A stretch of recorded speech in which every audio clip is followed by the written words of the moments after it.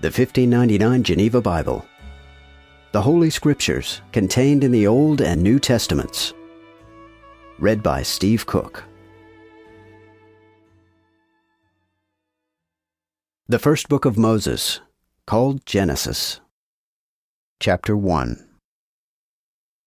In the beginning, God created the heaven and the earth. And the earth was without form and void, and darkness was upon the deep. And the Spirit of God moved upon the waters. Then God said, "Let there be light." And there was light. And God saw the light, that it was good. And God separated the light from the darkness. And God called the light day, and the darkness he called night. So the evening and the morning were the first day. Again, God said, "Let there be a firmament in the midst of the waters, and let it separate the waters from the waters." Then God made the firmament, and separated the waters which were under the firmament from the waters which were above the firmament. And it was so. And God called the firmament heaven. So the evening and the morning were the second day. God said again, "Let the waters under the heaven be gathered into one place, and let the dry land appear." And it was so. And God called the dry land earth. And he called the gathering together of the waters seas. And God saw that it was good. Then God said, "Let the earth bud forth the bud of the herb, that seedeth seed, the fruitful tree, which beareth fruit according to his kind, which hath his seed in itself upon the earth." And it was so. And the earth brought forth the bud of the herb, that seedeth seed according to his kind, also the tree that beareth fruit, which hath his seed in itself according to his kind. And God saw that it was good. So the evening and the morning were the third day. And God said, "Let there be lights in the firmament of the heaven, to separate the day from the night. And let them be for signs, and for seasons, and for days and years. And let them be for lights in the firmament of the heaven, to give light upon the earth." And it was so. God then made two great lights, the greater light to rule the day, and the lesser light to rule the night. He made also the stars. And God set them in the firmament of the heaven, to shine upon the earth, and to rule in the day and in the night, and to separate the light from the darkness. And God saw that it was good. So the evening and the morning were the fourth day. Afterward God said, "Let the waters bring forth in abundance every creeping thing that hath life, and let the fowl fly upon the earth in the open firmament of the heaven." Then God created the great whales, and everything living and moving, which the waters brought forth in abundance, according to their kind, and every feathered fowl according to his kind. And God saw that it was good. Then God blessed them, saying, "Bring forth fruit and multiply, and fill the waters in the seas, and let the fowl multiply in the earth." So the evening and the morning were the fifth day. Moreover God said, "Let the earth bring forth the living thing according to his kind, cattle, and that which creepeth, and the beast of the earth according to his kind." And it was so. And God made the beast of the earth according to his kind, and the cattle according to his kind, and every creeping thing of the earth according to his kind. And God saw that it was good. Furthermore, God said, "Let us make man in our image, according to our likeness, and let them rule over the fish of the sea, and over the fowl of the heaven, and over the beasts, and over all the earth, and over everything that creepeth and moveth on the earth." Thus God created the man in his image. In the image of God created he him. He created them, male and female. And God blessed them, and God said to them, "Bring forth fruit, and multiply, and fill the earth, and subdue it, and rule over the fish of the sea, and over the fowl of the heaven, and over every beast that moveth upon the earth. And God said, Behold, I have given unto you every herb-bearing seed, which is upon all the earth, and every tree, wherein is the fruit of a tree bearing seed, that shall be to you for meat. Likewise to every beast of the earth, and to every fowl of the heaven, and to everything that moveth upon the earth, which hath life in itself, every green herb shall be for meat. And it was so. And God saw all that he had made, and lo, it was very good. So the evening and the morning were the 6th day. Genesis chapter 2. Thus the heavens and the earth were finished, and all the host of them. For in the 7th day God ended his work which he had made, and the 7th day he rested from all his work which he had made. So God blessed the 7th day, and sanctified it, because that in it he had rested from all his work, which God created and made. These are the generations of the heavens and of the earth, when they were created in the day that the Lord God made the earth and the heavens. And every plant of the field, before it was in the earth, and every herb of the field, before it grew. For the Lord God had not caused it to rain upon the earth, neither was there a man to till the ground. But a mist went up from the earth, and watered all the earth. The Lord God also made the man of the dust of the ground, and breathed in his face breath of life. And the man was a living soul. And the Lord God planted a garden eastward in Eden, and there he put the man whom he had made. For out of the ground made the Lord God to grow every tree pleasant to the sight, and good for meat. The tree of life also in the midst of the garden, and the tree of knowledge of good and of evil. And out of Eden went a river to water the garden, and from thence it was divided, and became into 4 heads. The name of one is Pishon. The same compasseth the whole land of Havilah, where is gold.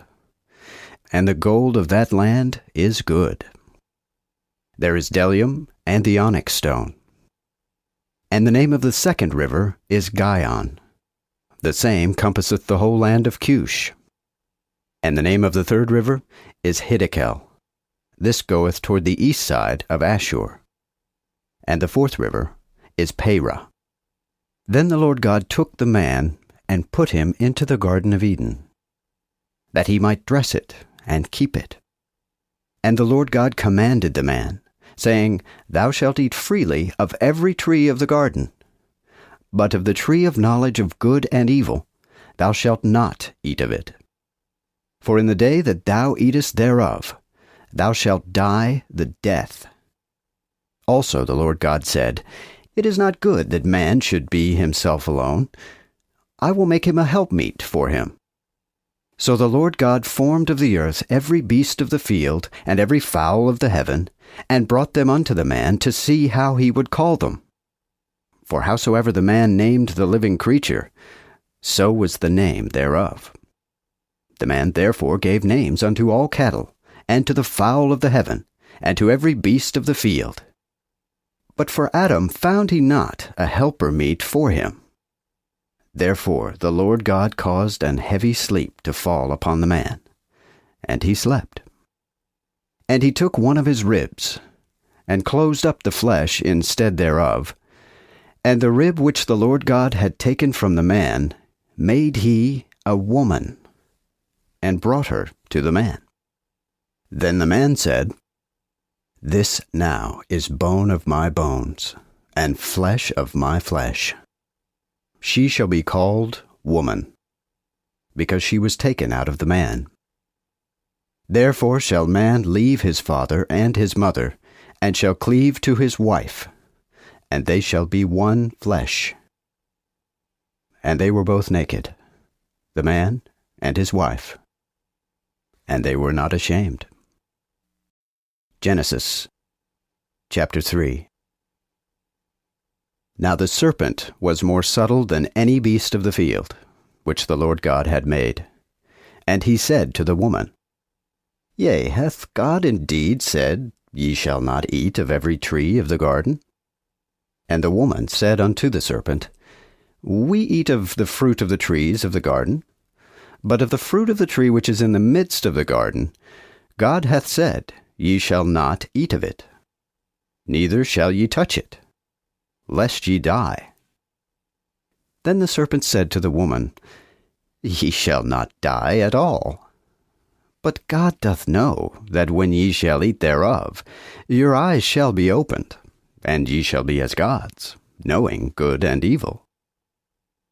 So the woman, seeing that the tree was good for meat, and that it was pleasant to the eyes, and a tree to be desired, to get knowledge, took of the fruit thereof, and did eat, and gave also to her husband with her, and he did eat. Then the eyes of them both were opened, and they knew that they were naked. And they sewed fig tree leaves together, and made themselves breeches. Afterward they heard the voice of the Lord God walking in the garden, in the cool of the day. And the man and his wife hid themselves from the presence of the Lord God among the trees of the garden. But the Lord God called to the man, and said unto him, Where art thou? Who said, I heard thy voice in the garden, and was afraid, because I was naked, therefore I hid myself. And he said, Who told thee that thou wast naked? Hast thou eaten of the tree whereof I commanded thee that thou shouldest not eat? Then the man said, The woman, which thou gavest to be with me, she gave me of the tree, and I did eat. And the Lord God said to the woman, Why hast thou done this? And the woman said, The serpent beguiled me, and I did eat. Then the Lord God said to the serpent, Because thou hast done this, thou art cursed above all cattle, and above every beast of the field. Upon thy belly shalt thou go, and dust shalt thou eat all the days of thy life. I will also put enmity between thee and the woman, and between thy seed and her seed. He shall break thine head, and thou shalt bruise his heel. Unto the woman he said, I will greatly increase thy sorrows, and thy conceptions. In sorrow shalt thou bring forth children, and thy desire shall be subject to thine husband, and he shall rule over thee. Also to Adam he said, Because thou hast obeyed the voice of thy wife, and hast eaten of the tree whereof I commanded thee, saying, Thou shalt not eat of it, cursed is the earth for thy sake. In sorrow shalt thou eat of it all the days of thy life. Thorns also and thistles shall it bring forth to thee. And thou shalt eat the herb of the field. In the sweat of thy face shalt thou eat bread till thou return to the earth. For out of it wast thou taken, because thou art dust, and to dust shalt thou return. And the man called his wife's name Eve, because she was the mother of all living. Unto Adam also and to his wife did the Lord God make coats of skins, and clothed them. And the Lord God said, Behold, the man is become as one of us, to know good and evil. And now lest he put forth his hand, and take also of the tree of life, and eat, and live forever. Therefore the Lord God sent him forth from the Garden of Eden, to till the earth, whence he was taken. Thus he cast out the man. And at the east side of the Garden of Eden he set the cherubims, and the blade of a sword shaken, to keep the way of the tree of life. Genesis chapter 4. Afterward the man knew Eve his wife, which conceived and bare Cain, and said, I have obtained a man by the Lord. And again she brought forth his brother, Abel. And Abel was a keeper of sheep, and Cain was a tiller of the ground. And in process of time it came to pass that Cain brought an oblation of the Lord unto the fruit of the ground. And Abel also himself brought of the first fruits of his sheep, and of the fat of them. And the Lord had respect unto Abel, and to his offering. But unto Cain, and to his offering, he had no regard.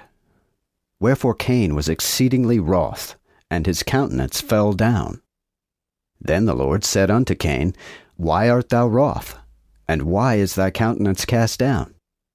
If thou do well, shalt thou not be accepted? And if thou doest not well, sin lieth at the door. Also unto thee his desire shall be subject, and thou shalt rule over him. Then Cain spake unto Abel his brother. And when they were in the field, Cain rose up against Abel his brother, and slew him. Then the Lord said unto Cain, Where is Abel thy brother? Who answered, I cannot tell. Am I my brother's keeper? Again he said, What hast thou done? The voice of thy brother's blood crieth unto me from the earth. Now therefore thou art cursed from the earth, which hath opened her mouth to receive thy brother's blood from thine hand. When thou shalt till the ground, it shall not henceforth yield unto thee her strength. A vagabond and a runagate shalt thou be in the earth. Then Cain said to the Lord, My punishment is greater than I can bear. Behold, thou hast cast me out this day from the earth, and from thy face shall I be hid, and shall be a vagabond and a runagate in the earth. And whosoever findeth me shall slay me. Then the Lord said unto him, Doubtless whoever slayeth Cain, he shall be punished sevenfold. And the Lord set a mark upon Cain, lest any man finding him should kill him. Then Cain went out from the presence of the Lord, and dwelt in the land of Nod, toward the east side of Eden. Cain also knew his wife, which conceived and bore Enoch. And he built a city, and called the name of the city by the name of his son, Enoch. And to Enoch was born Irad, and Irad begat Mehujael, and Mehujael begat Methushael, and Methushael begat Lamech. And Lamech took to him 2 wives. The name of the one was Ada, and the name of the other Zillah. And Ada bare Jabal, who is the father of such as dwell in the tents, and of such as have cattle. And his brother's name was Jubal, who is the father of all that play on the harp and organs. And Zillah also bore Tubal-Cain, who wrought cunningly every craft of brass and of iron. And the sister of Tubal-Cain was Naamah. Then Lamech said unto his wives Ada and Zillah, Hear my voice, ye wives of Lamech. Hearken unto my speech. For I would slay a man in my wound, and a young man to mine hurt. If Cain shall be avenged sevenfold, truly Lamech 70 times sevenfold. And Adam knew his wife again, and she bare a son. And she called his name Seth. For God, said she, hath appointed me another seed for Abel, because Cain slew him. And to the same Seth also there was born a son, and he called his name Enosh. Then began men to call upon the name of the Lord. Genesis chapter 5. This is the book of the generations of Adam. In the day that God created Adam, in the likeness of God made he him.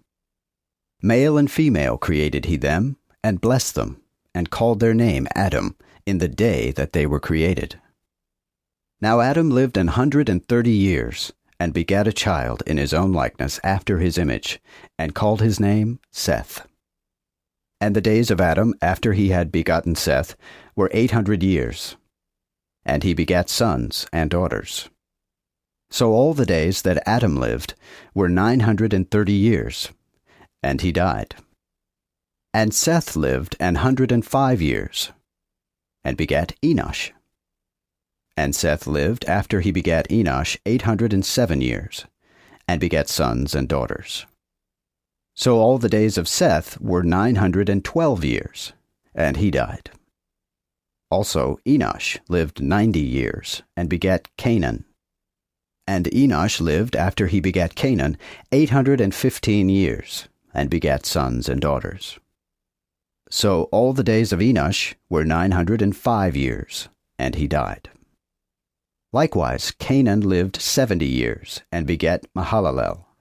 And Canaan lived after he begat Mahalalel 840 years, and begat sons and daughters.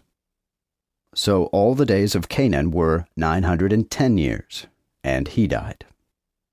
Mahalalel also lived 65 years, and begat Jared. Also Mahalalel lived after he begat Jared 830 years, and begat sons and daughters.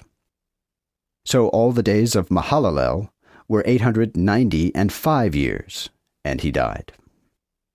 And Jared lived 162 years, and begat Enoch. Then Jared lived after he begat Enoch 800 years, and begat sons and daughters. So all the days of Jared were 962 years, and he died. Also Enoch lived 65 years, and begat Methuselah.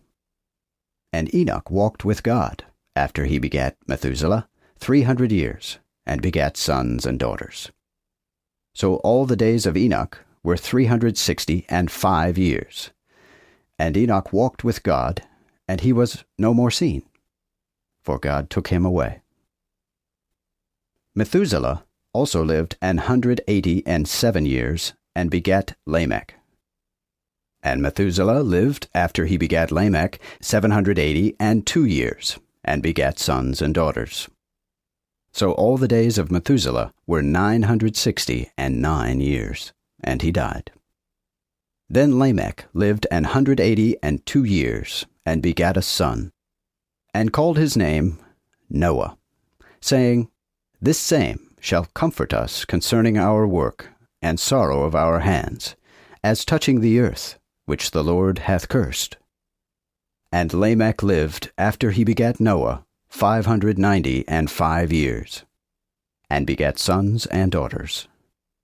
So all the days of Lamech were 777 years, and he died. And Noah was 500 years old. And Noah begat Shem, Ham, and Japheth. Genesis chapter 6. So when men began to be multiplied upon the earth, and there were daughters born unto them, then the sons of God saw the daughters of men that they were fair, and they took them wives of all that they liked. Therefore the Lord said, My spirit shall not always strive with man, because he is but flesh, and his days shall be 120 years. There were giants in the earth in those days. Yea, and after that the sons of God came unto the daughters of men, and they had borne them children.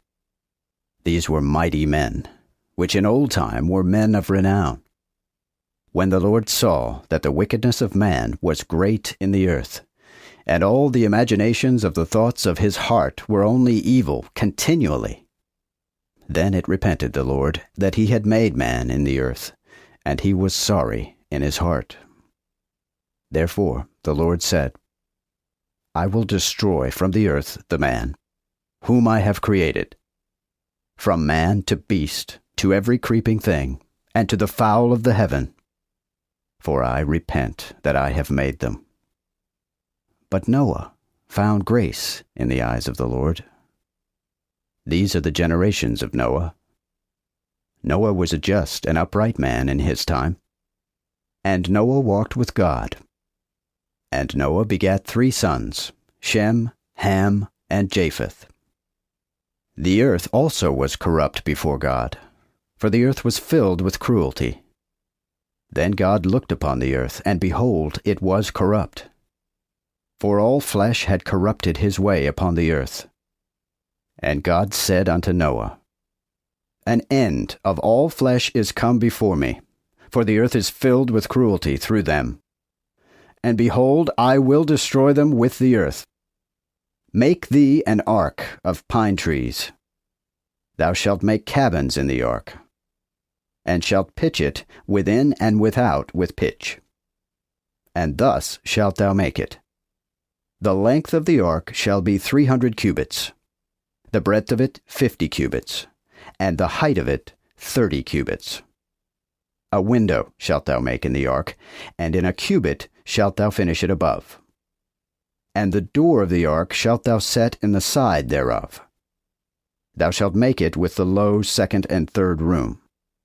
And I, behold, I will bring a flood of waters upon the earth to destroy all flesh, wherein is the breath of life under heaven. All that is in the earth shall perish. But with thee will I establish my covenant, and thou shalt go into the ark. Thou, and thy sons, and thy wife, and thy sons' wives with thee.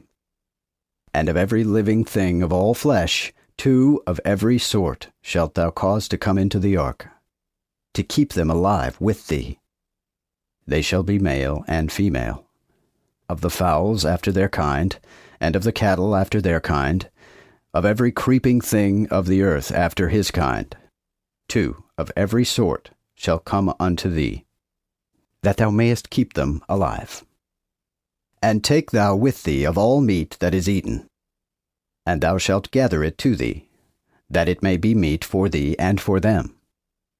Noah therefore did according unto all that God commanded him. Even so did he.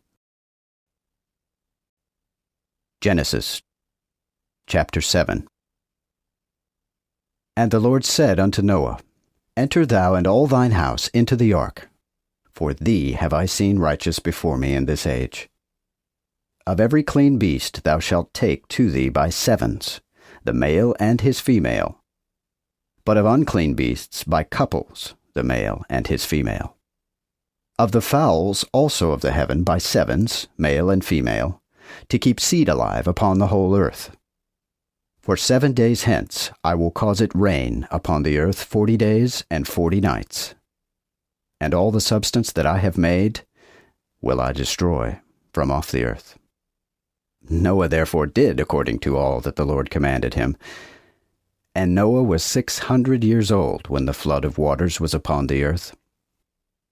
So Noah entered, and his sons, and his wife, and his sons' wives with him into the ark, because of the waters of the flood, of the clean beasts, and of the unclean beasts, and of the fowls, and of all that creepeth upon the earth. There came 2 and 2 unto Noah into the ark, male and female, as God had commanded Noah. And so after 7 days the waters of the flood were upon the earth. In the 600th year of Noah's life, in the 2nd month, the 17th day of the month, in the same day were all the fountains of the great deep broken up, and the windows of heaven were opened. And the rain was upon the earth 40 days and 40 nights. In the selfsame day entered Noah with Shem, and Ham, and Japheth, the sons of Noah, and Noah's wife, and the 3 wives of his sons, with them into the ark. They and every beast after his kind, and all cattle after their kind, and everything that creepeth and moveth upon the earth after his kind, and every fowl after his kind, even every bird of every feather. For they came to Noah into the ark, 2 and 2, of all flesh wherein is the breath of life. And they entering in came male and female of all flesh, as God had commanded him, and the Lord shut him in. Then the flood was 40 days upon the earth, and the waters were increased, and bare up the ark, which was lifted up above the earth. The waters also waxed strong, and were increased exceedingly upon the earth, and the ark went upon the waters. The waters prevailed so exceedingly upon the earth that all the high mountains that are under the whole heaven were covered. 15 cubits upward did the waters prevail, when the mountains were covered. Then all flesh perished that moved upon the earth, both fowl and cattle and beast, and everything that creepeth and moveth upon the earth, and every man. Everything in whose nostrils the spirit of life did breathe, whatsoever they were in the dry land, they died. So he destroyed everything that was upon the earth, from man to beast, to the creeping thing, and to the fowl of the heaven. They were even destroyed from the earth. And Noah only remained, and they that were with him in the ark.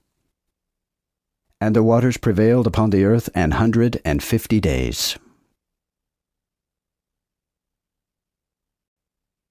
Genesis chapter 8. Now God remembered Noah and every beast, and all the cattle that were with him in the ark. Therefore God made a wind to pass upon the earth, and the waters ceased. The fountains also of the deep and the windows of heaven were stopped, and the rain from heaven was restrained. And the waters returned from above the earth, going and returning. And after the end of the 150th day, the waters abated. And in the 7th month, in the 17th day of the month, the ark rested upon the mountains of Ararat. And the waters were going and decreasing until the 10th month. In the 10th month, and in the 1st day of the month, were the tops of the mountains seen. So, after 40 days, Noah opened the window of the ark which he had made, and sent forth a raven, which went out, going forth and returning, until the waters were dried up upon the earth. Again he sent a dove from him, that he might see if the waters were diminished from off the earth. But the dove found no rest for the sole of her foot. Therefore she returned unto him into the ark, for the waters were upon the whole earth. And he put forth his hand, and received her, and took her to him into the ark. And he abode yet another 7 days, and again he sent forth the dove out of the ark. And the dove came to him in the evening, and lo, in her mouth was an olive leaf that she had plucked, whereby Noah knew that the waters were abated from off the earth. Notwithstanding, he waited yet another 7 days, and sent forth the dove, which returned not again unto him any more. And in the 601 year, in the 1st day of the 1st month, the waters were dried up from off the earth. And Noah removed the covering of the ark, and looked, and behold, the upper part of the ground was dry. And in the 2nd month, in the 27th day of the month, was the earth dry. Then God spake to Noah, saying, Go forth of the ark, thou, and thy wife, and thy sons, and thy sons' wives with thee. Bring forth with thee every beast that is with thee of all flesh, both fowl and cattle, and everything that creepeth and moveth upon the earth, that they may breed abundantly in the earth, and bring forth fruit, and increase upon the earth. So Noah came forth, and his sons, and his wife, and his sons' wives with him, every beast, every creeping thing, and every fowl, all that moveth upon the earth, after their kinds, went out of the ark. Then Noah built an altar to the Lord, and took of every clean beast, and of every clean fowl, and offered burnt offerings upon the altar. And the Lord smelled a savor of rest. And the Lord said in his heart, I will henceforth curse the ground no more for man's cause.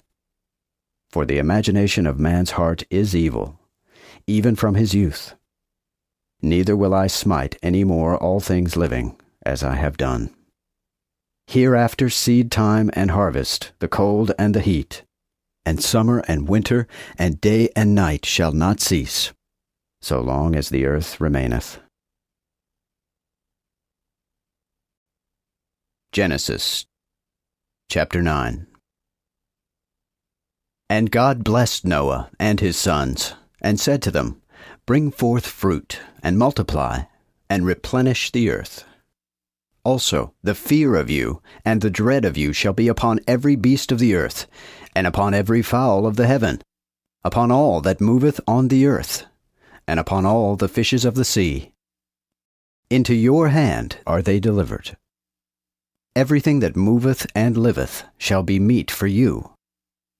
As the green herb have I given you all things.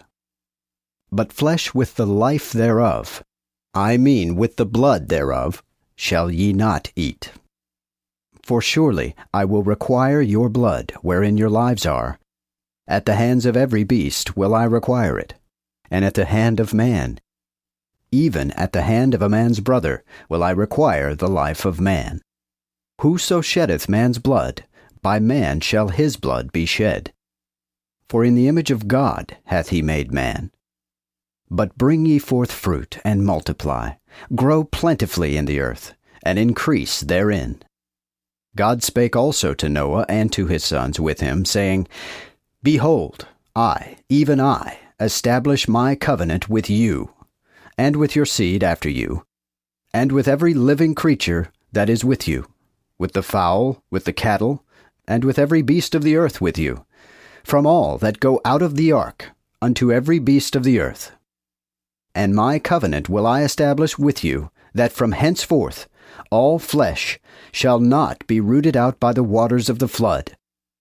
Neither shall there be a flood to destroy the earth any more. Then God said, This is the token of the covenant which I make between me and you, and between every living thing that is with you unto perpetual generations. I have set my bow in the cloud, and it shall be for a sign of the covenant between me and the earth. And when I shall cover the earth with a cloud, and the bow shall be seen in the cloud, then will I remember my covenant, which is between me and you, and between every living thing in all flesh. And there shall be no more waters of a flood to destroy all flesh. Therefore the bow shall be in the cloud, that I may see it, and remember the everlasting covenant between God and every living thing, in all flesh that is upon the earth. God said yet to Noah, This is the sign of the covenant, which I have established between me and all flesh that is upon the earth.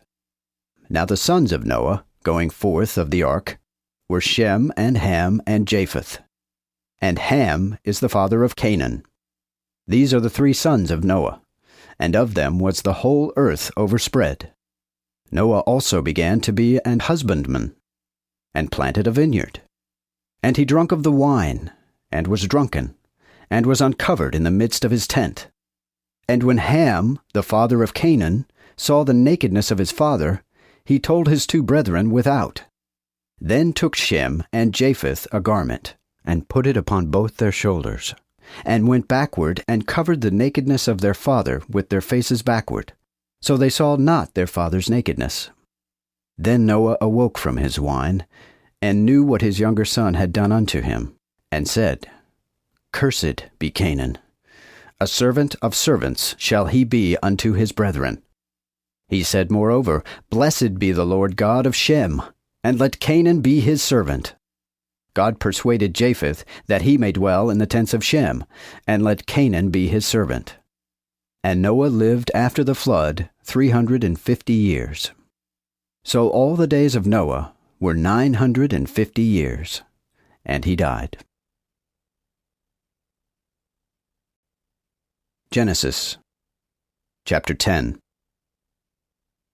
Now these are the generations of the sons of Noah, Shem, Ham, and Japheth, unto whom sons were born after the flood. The sons of Japheth were Gomer, and Magog, and Madai, and Javan, and Tubal, and Meshech, and Tyrus. And the sons of Gomer, Ashkenaz, and Riphath, and Togarmah. Also the sons of Javan, Elisha, and Tarshish, Kittim, and Dodanim. Of these were the isles of the Gentiles divided in their lands, every man after his tongue, and after their families in their nations. Moreover, the sons of Ham were Cush, and Mizraim, and Put, and Canaan. And the sons of Cush, Seba, and Havilah, and Sabta, and Raamah, and Sabteka. Also the sons of Raamah were Sheba, and Dedan. And Cush begat Nimrod, who began to be mighty in the earth. He was a mighty hunter before the Lord, wherefore it is said, as Nimrod the mighty hunter before the Lord. And the beginning of his kingdom was Babel, and Erech, and Akkad, and Calneh in the land of Shinar. Out of that land came Assyria, and built Nineveh, and the city Rehoboth, and Calah. Rezin also between Nineveh and Calah. This is a great city. And Mizraim begat Ludim, and Anamim, and Lehabim, and Naphtuim. Pathrusim also, and Casluim, out of whom came the Philistines, and the Caphtorims. Also Canaan begat Sidon, his firstborn, and Heth, and Jebusi, and Emori, and Girgashi, and Hivi, and Archi, and Sini, and Arvadi, and Zemari, and Hamathi. And afterward were the families of the Canaanites spread abroad. Then the border of the Canaanites was from Sidon, as thou comest to Gerar, until Gaza. And as thou goest unto Sodom and Gomorrah, and Admah, and Zeboim, even unto Lasha.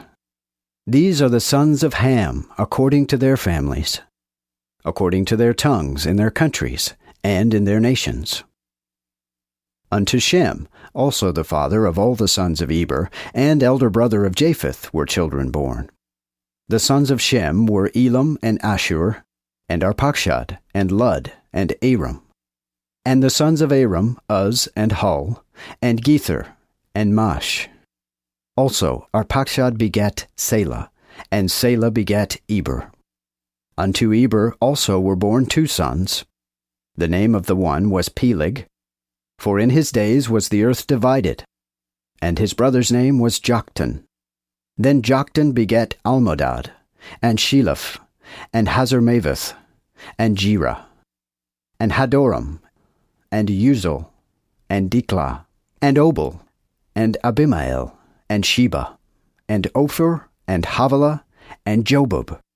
All these were the sons of Joktan, and their dwelling was from Mesha, as thou goest up to Sephar, a mount of the east.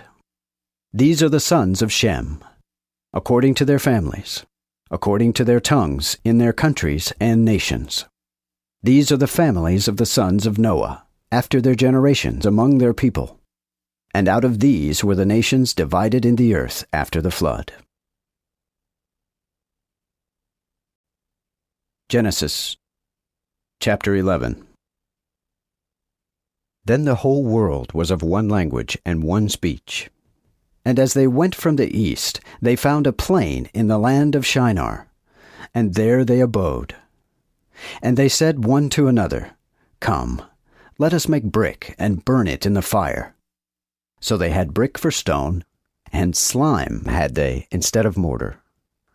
Also they said, Go to, let us build us a city and a tower, whose top may reach unto the heaven, that we may get us a name, lest we be scattered upon the whole earth. But the Lord came down to see the city and tower which the sons of men built. And the Lord said, Behold, the people is one, and they all have one language, and this they begin to do. Neither can they now be stopped from whatsoever they have imagined to do. Come on, let us go down, and there confound their language, that every one perceive not another's speech. So the Lord scattered them from thence upon all the earth, and they left off to build the city. Therefore the name of it was called Babel, because the Lord did there confound the language of all the earth. From thence then did the Lord scatter them upon all the earth. These are the generations of Shem. Shem was 100 years old, and begat Arpachshad 2 years after the flood. And Shem lived after he begat Arpachshad 500 years, and begat sons and daughters. Also Arpachshad lived 35 years, and begat Selah. And Arpachshad lived after he begat Selah 403 years, and begat sons and daughters.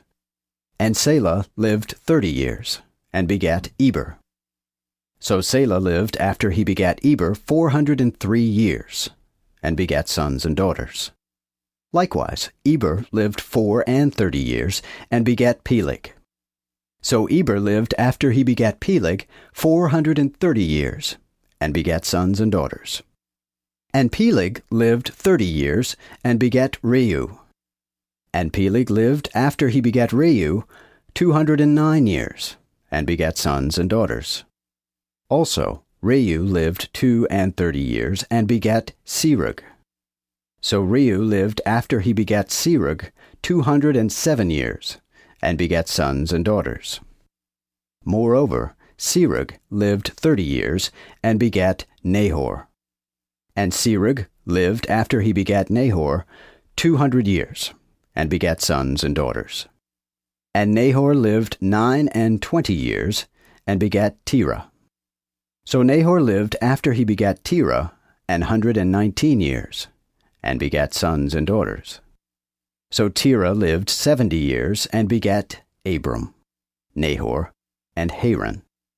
Now these are the generations of Terah. Terah begat Abram, Nahor, and Haran. And Haran begat Lot. Then Haran died before Terah his father, in the land of his nativity, in Ur of the Chaldeans. So Abram and Nahor took them wives. The name of Abram's wife was Sarai, and the name of Nahor's wife Milcah, the daughter of Haran, the father of Milcah, and the father of Iscah. But Sarai was barren, and had no child. Then Terah took Abram his son, and Lot the son of Haran, his son's son, and Sarai his daughter-in-law, his son Abram's wife, and they departed together from Ur of the Chaldeans, to go into the land of Canaan. And they came to Haran, and dwelt there. So the days of Terah were 205 years, and Terah died in Haran. Genesis chapter 12. For the Lord had said unto Abram, Get thee out of thy country, and from thy kindred, and from thy father's house, unto the land that I will show thee. And I will make of thee a great nation, and will bless thee, and make thy name great, and thou shalt be a blessing. I will also bless them that bless thee, and curse them that curse thee. And in thee shall all families of the earth be blessed. So Abram departed, even as the Lord spake unto him, and Lot went with him. And Abram was 75 years old when he departed out of Haran. Then Abram took Sarai his wife, and Lot his brother's son, and all their substance that they possessed, and the souls that they had gotten in Haran. And they departed to go to the land of Canaan, and to the land of Canaan they came. So Abram passed through the land unto the place of Shechem, and unto the plain of Moreh. And the Canaanite was then in the land. And the Lord appeared unto Abram, and said, Unto thy seed will I give this land. And there built he an altar unto the Lord, which appeared unto him. Afterward, removing thence unto a mountain eastward from Bethel, he pitched his tent, having Bethel on the west side, and Ai on the east. And there he built an altar unto the Lord, and called on the name of the Lord. Again Abram went forth, going and journeying toward the south. Then there came a famine in the land. Therefore Abram went down into Egypt, to sojourn there, for there was a great famine in the land. And when he drew near to enter into Egypt, he said to Sarai his wife, Behold now, I know that thou art a fair woman to look upon. Therefore it will come to pass that when the Egyptians see thee, they will say, She is his wife. So will they kill me, but they will keep thee alive. Say, I pray thee, that thou art my sister, that I may fare well for thy sake, and that my life may be preserved by thee. Now when Abram was come into Egypt, the Egyptians beheld the woman, for she was very fair, and the princes of Pharaoh saw her, and commended her unto Pharaoh. So the woman was taken into Pharaoh's house, who entreated Abram well for her sake, and he had sheep, and beeves, and he asses, and menservants, and maidservants, and she-asses, and camels. But the Lord plagued Pharaoh and his house with great plagues, because of Sarai, Abram's wife. Then Pharaoh called Abram, and said, Why hast thou done this unto me? Wherefore didst thou not tell me that she was thy wife? Why saidst thou, She is my sister, that I should take her to be my wife? Now therefore behold thy wife, take her, and go thy way. And Pharaoh gave men commandment concerning him. And they conveyed him forth, and his wife, and all that he had. Genesis chapter 13. Then Abram went up from Egypt, he and his wife, and all that he had, and Lot with him toward the south. And Abram was very rich in cattle, in silver, and in gold. And he went on his journey from the south toward Bethel, to the place where his tent had been at the meeting, between Bethel and Ai, unto the place of the altar which he had made there at the first. And there Abram called on the name of the Lord. And Lot also, who went with Abram, had sheep and cattle and tents, so that the land could not bear them, that they might dwell together. For their substance was great, so that they could not dwell together. Also there was debate between the herdsmen of Abram's cattle and the herdsmen of Lot's cattle. And the Canaanites and the Perizzites dwelleth at that time in the land. Then said Abram unto Lot, Let there be no strife, I pray thee, between thee and me, neither between mine herdsmen and thine herdsmen, for we be brethren. Is not the whole land before thee? Depart, I pray thee, from me. If thou wilt take the left hand, then I will go to the right. Or if thou go to the right hand, then I will take the left.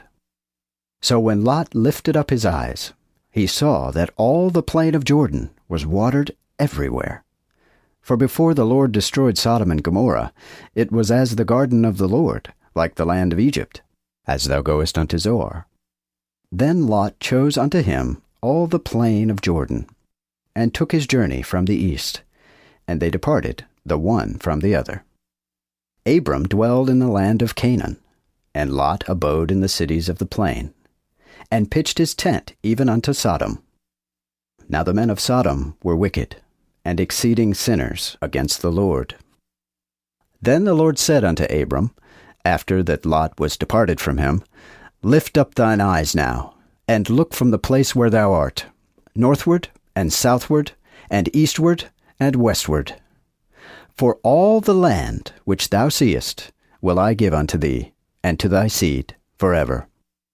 And I will make thy seed as the dust of the earth, so that if a man can number the dust of the earth, then shall thy seed be numbered. Arise, walk through the land, in the length thereof, and breadth thereof, for I will give it unto thee. Then Abram removed his tent, and came and dwelled in the plain of Mamre, which is in Hebron, and built there an altar unto the Lord. Genesis chapter 14. And in the days of Amraphel, king of Shinar, Arioch, king of Elasar, Kedorlaomer, king of Elam, and Tidal, king of the nations, these men made war with Bera, king of Sodom, and with Bersha, king of Gomorrah, Shinab, king of Admah, and Shemeber, king of Zeboim, and the king of Bela, which is Zoar. All these joined together in the valley of Siddim, which is the Salt Sea. 12 years were they subject to Kedorlaomer, but in the 13th year they rebelled. And in the 14th year came Kedorlaomer, and the kings that were with him, and smote the Rephaims in Ashtaroth Karnaim, and the Zuzims in Ham, and the Emims in Shaveh Kiriathaim, and the Horites in their Mount Seir, unto the plain of El-Paran, which is by the wilderness. And they returned and came to En-Mishpat, which is Kadesh, and smote all the country of the Amalekites, and also the Amorites that dwelled in Hazezon Tamar. Then went out the king of Sodom, and the king of Gomorrah, and the king of Admah, and the king of Zeboim, and the king of Bela, which is Zoar. And they joined battle with them in the valley of Siddim, to wit, with Kedorlaomer king of Elam, and Tidal king of nations, and Amraphel king of Shinar, and Arioch king of Elasar, 4 kings against 5. Now the valley of Siddim was full of slime pits. And the kings of Sodom and Gomorrah fled and fell there. And the residue fled to the mountain. And they took all the substance of Sodom and Gomorrah, and all their victuals, and went their way. They took Lot also, Abram's brother's son, and his substance, for he dwelt at Sodom, and departed. Then came one that had escaped, and told Abram the Hebrew, which dwelt in the plain of Mamre the Amorite, brother of Eshcol, and brother of Aner, which were confederate with Abram. When Abram heard that his brother was taken, he brought forth of them that were born and brought up in his house 318, and pursued them unto Dan. Then he and his servants divided themselves against them by night, and smote them, and pursued them unto Hobah, which is on the left side of Damascus. And he recovered all the substance, and also brought again his brother Lot, and his goods, and the women also, and the people. After that he returned from the slaughter of Chedorlaomer, and of the kings that were with him came the king of Sodom forth to meet him in the valley of Shaveh, which is the king's dale. And Melchizedek, king of Salem, brought forth bread and wine, and he was a priest of the Most High God. Therefore he blessed him, saying, Blessed art thou, Abram, of God Most High, possessor of heaven and earth. And blessed be the Most High God, which hath delivered thine enemies into thine hand.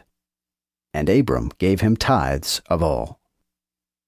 Then the king of Sodom said to Abram, Give me the persons, and take the goods to thyself.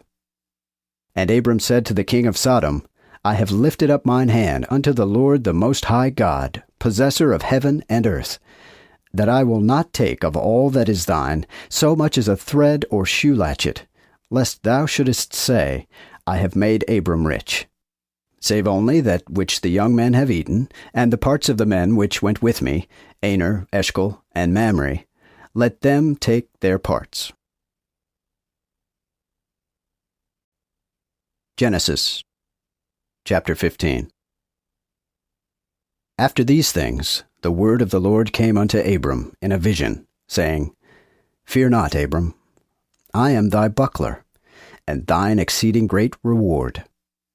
And Abram said, O Lord God, what wilt thou give me, seeing I go childless, and the steward of mine house is this Eliezer of Damascus?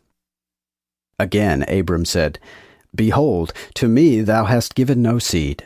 Wherefore, lo, a servant of mine house shall be mine heir. Then, behold, the word of the Lord came unto him, saying, This man shall not be thine heir, but one that shall come out of thine own bowels. He shall be thine heir. Moreover, he brought him forth, and said, Look up now unto heaven, and tell the stars if thou be able to number them. And he said unto him, So shall thy seed be. And Abram believed the Lord, and he counted that to him for righteousness. Again he said unto him, I am the Lord, that brought thee out of Ur of the Chaldeans, to give thee this land to inherit it. And he said, O Lord God, whereby shall I know that I shall inherit it? Then he said unto him, Take me an heifer of 3 years old, and a she-goat of 3 years old, and a ram of 3 years old, a turtle-dove also, and a pigeon. So he took all these unto him, and divided them in the midst, and laid every piece one against another. But the birds divided he not. Then fowls fell on the carcasses, and Abram drove them away. And when the sun went down, there fell an heavy sleep unto Abram. And lo, a very fearful darkness fell upon him. Then he said to Abram, Know for a surety that thy seed shall be a stranger in a land that is not theirs 400 years, and shall serve them, and they entreat them evil. Notwithstanding, the nation whom they shall serve will I judge, and afterward shall they come out with great substance. But thou shalt go unto thy fathers in peace, and shalt be buried in a good age. And in the 4th generation they shall come hither again, for the wickedness of the Amorites is not yet full. Also, when the sun went down, there was a darkness, and behold, a smoking furnace, and a firebrand, which went between those pieces. In that same day the Lord made a covenant with Abram, saying, Unto thy seed have I given this land, from the river of Egypt unto the great river Euphrates. Then Kenites, and the Kenizzites, and the Cadmonites, and the Hittites, and the Perizzites, and the Rephaims, the Amorites also, and the Canaanites, and the Girgashites, and the Jebusites. Genesis chapter 16. Now Sarai, Abram's wife, bore him no children, and she had a maid, an Egyptian, Hagar by name. And Sarai said unto Abram, Behold now, the Lord hath restrained me from childbearing. I pray thee, go unto my maid. It may be that I shall receive a child by her. And Abram obeyed the voice of Sarai. Then Sarai, Abram's wife, took Hagar her maid, the Egyptian, after Abram had dwelled 10 years in the land of Canaan, and gave her to her husband Abram for his wife. And he went in unto Hagar, and she conceived. And when she saw that she had conceived, her dame was despised in her eyes. Then Sarai said to Abram, Thou doest me wrong. I have given my maid into thy bosom, and she seeth that she hath conceived, and I am despised in her eyes. The Lord judge between me and thee. Then Abram said to Sarai, Behold, thy maid is in thine hand. Do with her as it pleaseth thee. Then Sarai dealt roughly with her, wherefore she fled from her. But the angel of the Lord found her beside a fountain, in the way of Shur, and he said, Hagar, Sarai's maid, whence comest thou, and whither wilt thou go? And she said, I flee from my dame Sarai. Then the angel of the Lord said to her, Return to thy dame, and humble thyself under her hands. Again the angel of the Lord said unto her, I will so greatly increase thy seed, that it shall not be numbered for multitude. Also the angel of the Lord said unto her, See, thou art with child, and shalt bear a son, and shalt call his name Ishmael, for the Lord hath heard thy tribulation. And he shall be a wild man. His hand shall be against every man, and every man's hand against him. And he shall dwell in the presence of all his brethren. Then she called the name of the Lord that spake unto her. Thou God, lookest on me, for she said, Have I not also here looked after him that seeth me? Wherefore the well was called Beer Lahai Roi. Lo, it is between Kadesh and Bered. And Hagar bare Abram a son. And Abram called his son's name which Hagar bare, Ishmael. And Abram was 86 years old, when Hagar bare him Ishmael.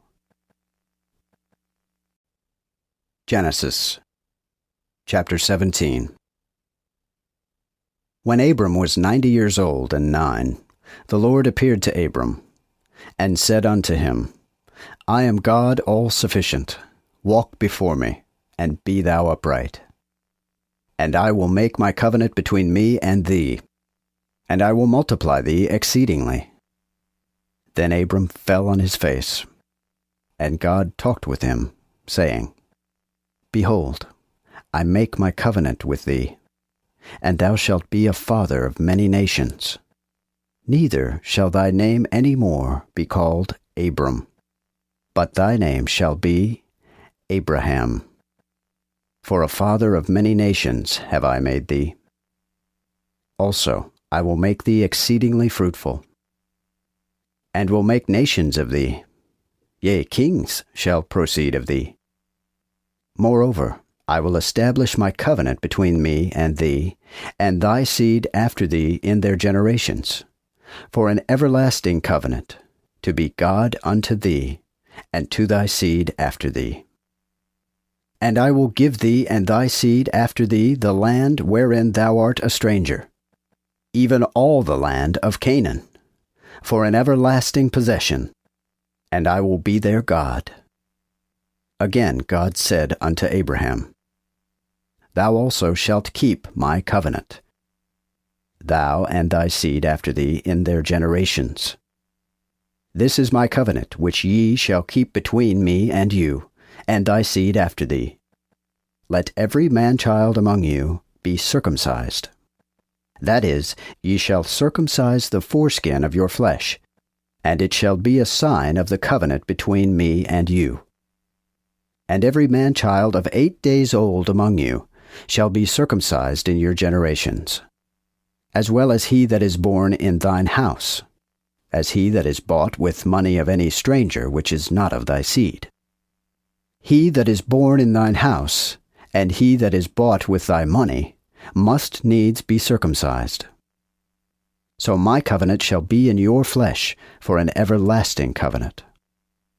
But the uncircumcised man-child, in whose flesh the foreskin is not circumcised, even that person shall be cut off from his people, because he hath broken my covenant. Afterward God said unto Abraham, Sarai thy wife shalt thou not call her Sarai, but Sarah shall be her name. And I will bless her, and will also give thee a son of her. Yea, I will bless her, and she shall be the mother of nations.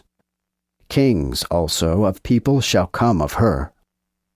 Then Abraham fell upon his face, and laughed, and said in his heart, Shall a child be born unto him that is 100 years old? And shall Sarah that is 90 years old bear? And Abraham said unto God, O that Ishmael might live in thy sight. Then God said, Sarah, thy wife, shall bear thee a son indeed, and thou shalt call his name Isaac. And I will establish my covenant with him for an everlasting covenant, and with his seed after him.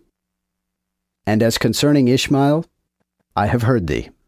Lo, I have blessed him, and will make him fruitful, and will multiply him exceedingly. 12 princes shall he beget, and I will make a great nation of him. But my covenant will I establish with Isaac, which Sarah shall bear unto thee the next year at this season. And he left off talking with him, and God went up from Abraham. Then Abraham took Ishmael his son, and all that were born in his house, and all that was bought with his money, that is, every man-child among the men of Abraham's house, and he circumcised the foreskin of their flesh in that selfsame day, as God had commanded him. Abraham also himself was 90 years old and 9, when the foreskin of his flesh was circumcised. And Ishmael his son was 13 years old, when the foreskin of his flesh was circumcised. The selfsame day was Abraham circumcised, and Ishmael his son. And all the men of his house, both born in his house, and bought with money of the stranger, were circumcised with him. Genesis chapter 18. Again the Lord appeared unto him in the plain of Mamre, as he sat in his tent door about the heat of the day. And he lifted up his eyes, and looked, and lo, 3 men stood by him. And when he saw them, he ran to meet them from the tent door, and bowed himself to the ground. And he said, Lord, if I have now found favor in thy sight, go not, I pray thee, from thy servant. Let a little water, I pray you, be brought, and wash your feet, and rest yourselves under the tree. And I will bring a morsel of bread, that you may comfort your hearts. Afterward ye shall go your ways, for therefore are ye come to your servant. And they said, Do even as thou hast said. Then Abraham made haste into the tent unto Sarah, and said, Make ready at once 3 measures of fine meal, knead it, and make cakes upon the hearth. And Abraham ran to the beasts, and took a tender and good calf, and gave it to the servant, who hasted to make it ready. And he took butter and milk, and the calf which he had prepared, and set before them, and stood himself by them under the tree, and they did eat. Then they said unto him, Where is Sarah thy wife? And he answered, Behold, she is in the tent. And he said, I will certainly come again unto thee, according to the time of life. And lo, Sarah thy wife shall have a son. And Sarah heard in the tent door, which was behind him. Now Abraham and Sarah were old and stricken in age, and it ceased to be with Sarah after the manner of women. Therefore Sarah laughed within herself, saying, After I am waxed old, and my Lord also shall I have lust? And the Lord said unto Abraham, Wherefore did Sarah thus laugh, saying, Shall I certainly bear a child which am old? Shall anything be hard to the Lord? As the time appointed will I return unto thee, even according to the time of life, and Sarah shall have a son. But Sarah denied, saying, I laughed not, for she was afraid. And he said, It is not so, for thou laughedst. Afterward the men did rise up from thence, and looked toward Sodom, and Abraham went with them to bring them on the way.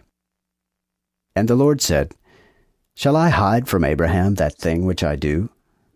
Seeing that Abraham shall be indeed a great and mighty nation, and all the nations of the earth shall be blessed in him? For I know him, that he will command his sons and his household after him, that they keep the way of the Lord to do righteousness and judgment, that the Lord may bring upon Abraham that he hath spoken unto him. Then the Lord said, Because the cry of Sodom and Gomorrah is great, and because their sin is exceedingly grievous, I will go down now, and see whether they have done altogether according to that cry, which is come unto me, and if not, that I may know. And the men turned thence, and went toward Sodom. But Abraham stood yet before the Lord. Then Abraham drew near, and said, Wilt thou also destroy the righteous with the wicked? If there be 50 righteous within the city, wilt thou destroy and not spare the place for the 50 righteous that are therein? Be it far from thee from doing this thing, to slay the righteous with the wicked, and that the righteous should be even as the wicked. Be it far from thee. Shall not the judge of all the world do right?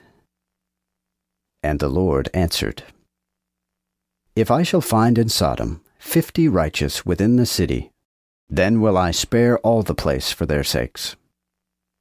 Then Abraham answered and said, Behold now, I have begun to speak unto my Lord, and I am but dust and ashes. If there shall lack 5 of 50 righteous, wilt thou destroy all the city for 5? And he said, If I find there 45, I will not destroy it. And he yet spake to him again, and said, What if there shall be found 40 there? Then he answered, I will not do it for 40's sake. Again he said, Let not my Lord now be angry that I speak. What if 30 be found there? Then he said, I will not do it, if I find 30 there. Moreover, he said, Behold now, I have begun to speak unto my Lord. What if 20 be found there? And he answered, I will not destroy it for 20's sake. Then he said, Let not my Lord be now angry, and I will speak but this once. What if 10 be found there? And he answered, I will not destroy it for 10's sake. And the Lord went his way, when he had left communing with Abraham. And Abraham returned unto his place. Genesis chapter 19. And in the evening there came 2 angels to Sodom, and Lot sat at the gate of Sodom. And Lot saw them, and rose up to meet them. And he bowed himself with his face to the ground. And he said, See, my lords, I pray you turn in now into your servant's house, and tarry all night, and wash your feet, and ye shall rise up early and go your ways. Who said, Nay, but we will abide in the street all night. Then he pressed upon them earnestly, and they turned in to him, and came to his house. And he made them a feast, and did bake unleavened bread, and they did eat. But before they went to bed, the men of the city, even the men of Sodom, compassed the house round about, from the young even to the old, all the people from all quarters, who crying unto Lot said to him, Where are the men which came to thee this night? Bring them out unto us, that we may know them. Then Lot went out at the door unto them, and shut the door after him, and said, I pray you, my brethren, do not so wickedly. Behold now, I have 2 daughters, which have not known man. Them will I bring out now unto you, and do them as seemeth you good. Only unto these men do nothing, for therefore are they come under the shadow of my roof. Then they said, Away hence.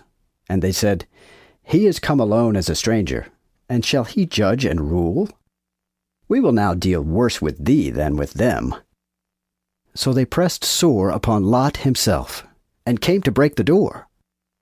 But the men put forth their hand, and pulled Lot into the house to them, and shut to the door. Then they smote the men that were at the door of the house with blindness, both small and great, so that they were weary in seeking the door. Then the men said unto Lot, Whom hast thou yet here? Either son-in-law, or thy sons, or thy daughters, or whatsoever thou hast in the city, bring it out of this place. For we will destroy this place, because the cry of them is great before the Lord, and the Lord hath sent us to destroy it. Then Lot went out and spake unto his sons-in-law, which married his daughters, and said, Arise, get you out of this place, for the Lord will destroy the city. But he seemed to his sons-in-law as though he had mocked. And when the morning arose, the angels hasted Lot, saying, Arise, take thy wife and thy 2 daughters, which are here, lest thou be destroyed in the punishment of the city. And as he prolonged the time, the men caught both him and his wife, and his 2 daughters by the hands, the Lord being merciful unto him. And they brought him forth, and set him without the city. And when they had brought them out, the angel said, Escape for thy life, look not behind thee, neither tarry thou in all the plain. Escape into the mountain, lest thou be destroyed. And Lot said unto them, Not so, I pray thee, my lord. Behold now, thy servant hath found grace in thy sight, and thou hast magnified thy mercy, which thou hast showed unto me in saving my life. And I cannot escape in the mountain, lest some evil take me, and I die. See now this city hereby to flee unto, which is a little one. O let me escape thither. Is it not a little one, and my soul shall live? Then he said unto him, Behold, I have received thy request also concerning this thing, that I will not overthrow this city, for the which thou hast spoken. Haste thee, save thee there, for I can do nothing till thou come thither. Therefore the name of the city was called Zoar. The sun did rise upon the earth when Lot entered into Zoar. Then the Lord rained upon Sodom and upon Gomorrah brimstone and fire from the Lord out of heaven, and overthrew those cities, and all the plain, and all the inhabitants of the cities, and that grew upon the earth. Now his wife behind him looked back, and she became a pillar of salt. And Abraham, rising up early in the morning, went to the place where he had stood before the Lord. And looking toward Sodom and Gomorrah, and toward all the land of the plain, behold, he saw the smoke of the land mounting up as the smoke of a furnace. But yet when God destroyed the cities of the plain, God thought upon Abraham, and sent Lot out from the midst of the destruction when he overthrew the cities wherein Lot dwelled. Then Lot went up out of Zoar, and dwelt in the mountain with his 2 daughters, for he feared to tarry in Zoar, but dwelt in a cave, he and his 2 daughters. And the elder said unto the younger, Our father is old, and there is not a man in the earth to come in to us after the manner of all the earth. Come, we will make our father drink wine, and lie with him, that we may preserve seed of our father. So they made their father drink wine that night. And the elder went and lay with her father. But he perceived not, neither when she lay down, neither when she rose up. And on the morrow the elder said to the younger, Behold, yesternight lay I with my father. Let us make him drink wine this night also, and go thou and lie with him, that we may preserve seed of our father. So they made their father drink wine that night also. And the younger arose and lay with him. But he perceived it not, when she lay down, neither when she rose up. Thus were both the daughters of Lot with child by their father. And the elder bare a son. And she called his name Moab. The same is the father of the Moabites unto this day. And the younger bare a son also. And she called his name Ben-Ammi.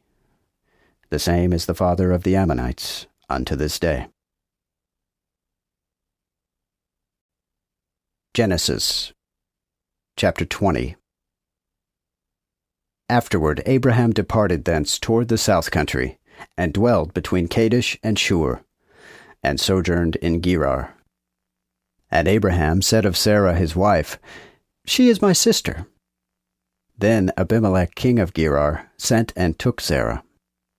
But God came to Abimelech in a dream by night, and said to him, Behold, thou art but dead, because of the woman which thou hast taken, for she is a man's wife. Notwithstanding, Abimelech had not yet come near her. And he said, Lord, wilt thou slay even the righteous nation? Said not he unto me, She is my sister? Yea, and she herself said, He is my brother. With an upright mind and innocent hands have I done this. And God said unto him by a dream, I know that thou didst this even with an upright mind, and I kept thee also that thou shouldest not sin against me. Therefore suffered I thee not to touch her. Now then deliver the man his wife again, for he is a prophet, and he shall pray for thee, that thou mayest live. But if thou deliver her not again, be sure that thou shalt die the death, thou and all that thou hast. Then Abimelech, rising up early in the morning, called all his servants, and told all these things unto them, and the men were sore afraid. Afterward Abimelech called Abraham, and said unto him, What hast thou done unto us? And what have I offended thee, that thou hast brought on me and on my kingdom this great sin? Thou hast done things unto me that ought not to be done. So Abimelech said unto Abraham, What sawest thou that thou hast done this thing? Then Abraham answered, Because I thought thus, Surely the fear of God is not in this place, and they will slay me for my wife's sake. Yet in very deed she is my sister, for she is the daughter of my father, but not the daughter of my mother. And she is my wife. Now when God caused me to wander out of my father's house, I said then to her, This is thy kindness, that thou shalt show unto me in all places where we come. Say thou of me, He is my brother. Then took Abimelech sheep and beeves, and men servants, and woman servants, and gave them unto Abraham, and restored him Sarah his wife. And Abimelech said, Behold, my land is before thee, dwell where it pleaseth thee. Likewise to Sarah he said, Behold, I have given thy brother 1,000 pieces of silver. Behold, he is the veil of thine eyes to all that are with thee, and to all others. And she was thus reproved. Then Abraham prayed unto God, and God healed Abimelech, and his wife, and his women servants, and they bare children. For the Lord had shut up every womb of the house of Abimelech, because of Sarah, Abraham's wife.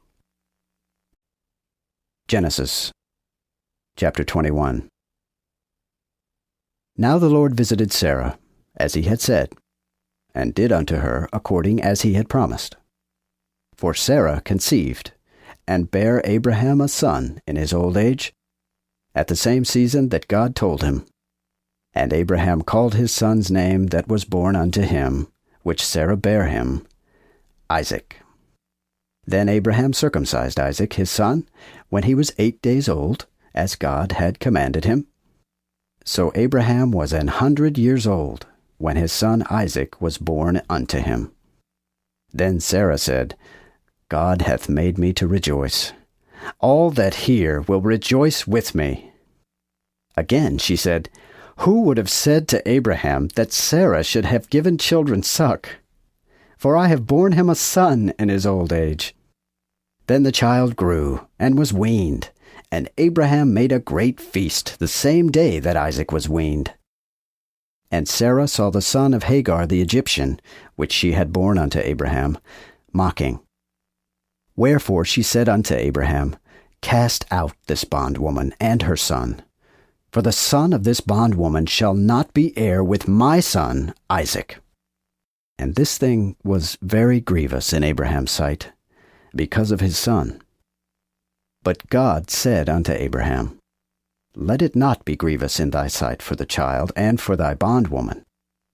In all that Sarah shall say unto thee, hear her voice, for in Isaac shall thy seed be called. As for the son of the bondwoman, I will make him a nation also, because he is thy seed. So Abraham arose up early in the morning, and took bread and a bottle of water, and gave it unto Hagar, putting it on her shoulder, and the child also, and sent her away, who departing wandered in the wilderness of Beersheba. And when the water of the bottle was spent, she cast the child under a certain tree. Then she went and sat her over against him, afar off, about a bow shoot. For she said, I will not see the death of the child. And she sat down over against him, and lifted up her voice, and wept. Then God heard the voice of the child, and the angel of God called to Hagar from heaven, and said unto her, What aileth thee, Hagar? Fear not, for God hath heard the voice of the child where he is. Arise, take up the child, and hold him in thine hand. For I will make him a great people. And God opened her eyes, and she saw a well of water. So she went and filled the bottle with water, and gave the boy drink. So God was with the child, and he grew and dwelt in the wilderness, and was an archer. And he dwelt in the wilderness of Paran. And his mother took him a wife out of the land of Egypt. And at the same time Abimelech and Phicol his chief captain spake unto Abraham, saying, God is with thee in all that thou doest. Now therefore swear unto me here by God, that thou wilt not hurt me, nor my children, nor my children's children. Thou shalt deal with me and with the country where thou hast been a stranger, according unto the kindness that I have showed thee. Then Abraham said, I will swear.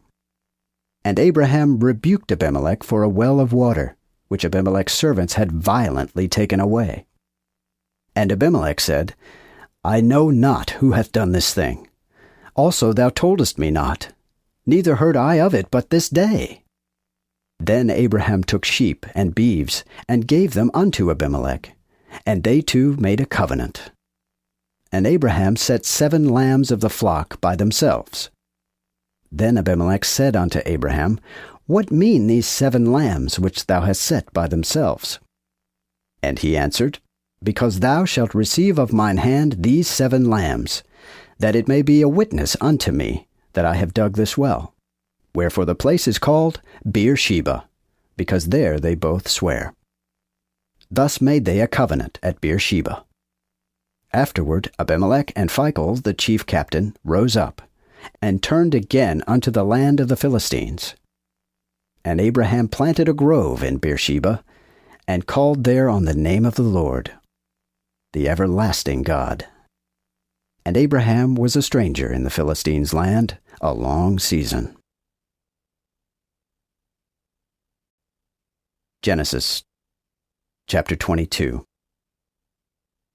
And after these things God did prove Abraham, and said unto him, Abraham, who answered, Here am I.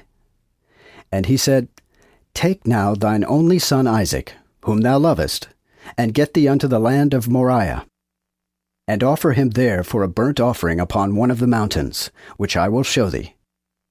Then Abraham rose up early in the morning, and saddled his ass, and took 2 of his servants with him, and Isaac his son, and clove wood for the burnt offering, and rose up and went to the place which God had told him. Then the 3rd day Abraham lifted up his eyes, and saw the place afar off, and said unto his servants, Abide you here with the ass, for I and the child will go yonder and worship, and come again unto you. Then Abraham took the wood of the burnt offering, and laid it upon Isaac his son, and he took the fire in his hand, and the knife. And they went both together. Then spake Isaac unto Abraham his father, and said, My father. And he answered, Here am I, my son.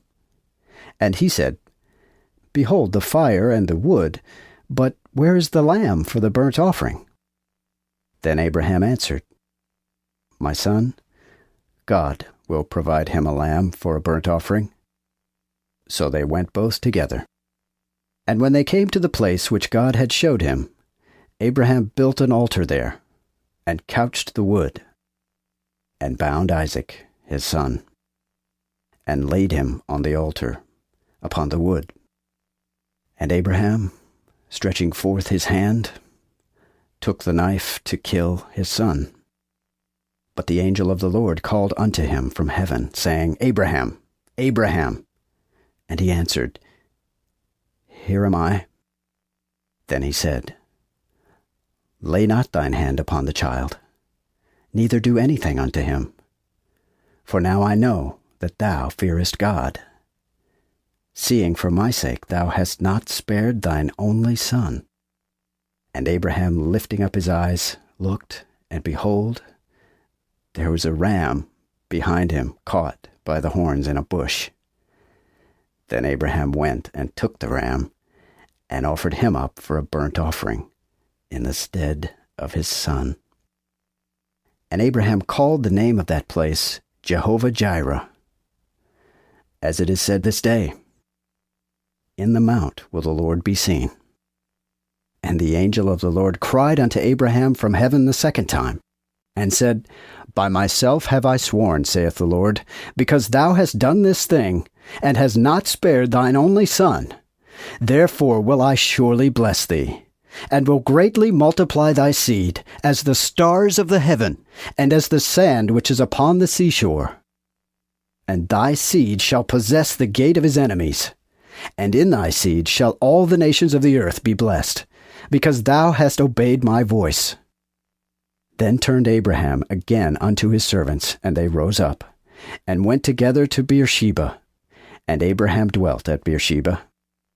And after these things one told Abraham, saying, Behold Milcah, she hath also borne children unto thy brother Nahor, to wit, Huz his eldest son, and Buz his brother, and Kemuel the father of Aram, and Kesed, and Hazo, and Pildash, and Jidlaph, and Bethuel. And Bethuel begat Rebekah. These 8 did Milcah bear to Nahor, Abraham's brother. And his concubine called Reumah, she bare also Tebah, and Gaham, and Thaish, and Maacah. Genesis chapter 23. When Sarah was 127 years old, so long lived she, then Sarah died in Kiriath Arba. The same is Hebron in the land of Canaan. And Abraham came to mourn for Sarah, and to weep for her. Then Abraham rose up from the sight of his corpse, and talked with the Hittites, saying, I am a stranger, and a foreigner among you. Give me a possession of burial with you, that I may bury my dead out of my sight. Then the Hittites answered Abraham, saying unto him, Hear us, my lord, thou art a prince of God among us. In the chiefest of our sepulchres bury the dead. None of us shall forbid thee his sepulchre, but thou mayest bury thy dead therein. Then Abraham stood up, and bowed himself before the people of the land of the Hittites. And he communed with them, saying, If it be your mind that I shall bury my dead out of my sight, hear me, and entreat for me to Ephron, the son of Zohar, that he would give me the cave of Machpelah, which he hath in the end of his field, that he would give it me for as much money as it is worth, for a possession to bury in among you. For Ephron dwelt among the Hittites. Then Ephron the Hittite answered Abraham in the audience of all the Hittites that went in at the gates of his city, saying, No, my lord, hear me. The field give I thee, and the cave that therein is, I give it thee. Even in the presence of the sons of my people give I it thee to bury thy dead. Then Abraham bowed himself before the people of the land, and spake unto Ephron in the audience of the people of the country, saying, Seeing thou wilt give it, I pray thee, hear me. I will give the price of the field. Receive it of me, and I will bury my dead there. Ephron then answered Abraham, saying unto him, My lord, hearken unto me. The land is worth 400 shekels of silver. What is that between me and thee? Bury therefore thy dead. So Abraham hearkened unto Ephron. And Abraham weighed to Ephron the silver, which he had named in the audience of the Hittites, even 400 silver shekels of current money among merchants. So the field of Ephron, which was in Machpelah, and over against Mamre, even the field and the cave that was therein, and all the trees that were in the field, which were in all the borders round about, was made sure unto Abraham for a possession, in the sight of the Hittites, even of all that went in at the gates of his city. And after this, Abraham buried Sarah, his wife, in the cave of the field of Machpelah, over against Mamre. The same is Hebron, in the land of Canaan. Thus the field and the cave that is therein was made sure unto Abraham for a possession of burial by the Hittites. Genesis chapter 24. Now Abraham was old, and stricken in years, and the Lord had blessed Abraham in all things. Therefore Abraham said unto his eldest servant of his house, which had the rule over all that he had, Put now thine hand under my thigh, and I will make thee swear by the Lord God of the heaven, and God of the earth, that thou shalt not take a wife unto my son of the daughters of the Canaanites among whom I dwell. But thou shalt go unto my country, and to my kindred, and take a wife unto my son Isaac. And the servant said to him, What if the woman will not come with me to this land? Shall I bring thy son again unto the land from whence thou camest? To whom Abraham answered, Beware that thou bring not my son thither again. The Lord God of heaven, who took me from my father's house, and from the land where I was born, and that spake unto me, and that sware unto me, saying, Unto thy seed will I give this land.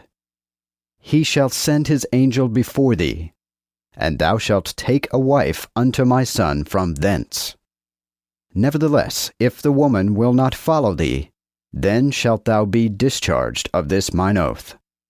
Only bring not my son thither again. Then the servant put his hand under the thigh of Abraham his master, and sware to him for this matter. So the servant took 10 camels of the camels of his master, and departed, for he had all his master's goods in his hand. And so he arose, and went to Aram Naharaim, unto the city of Nahor.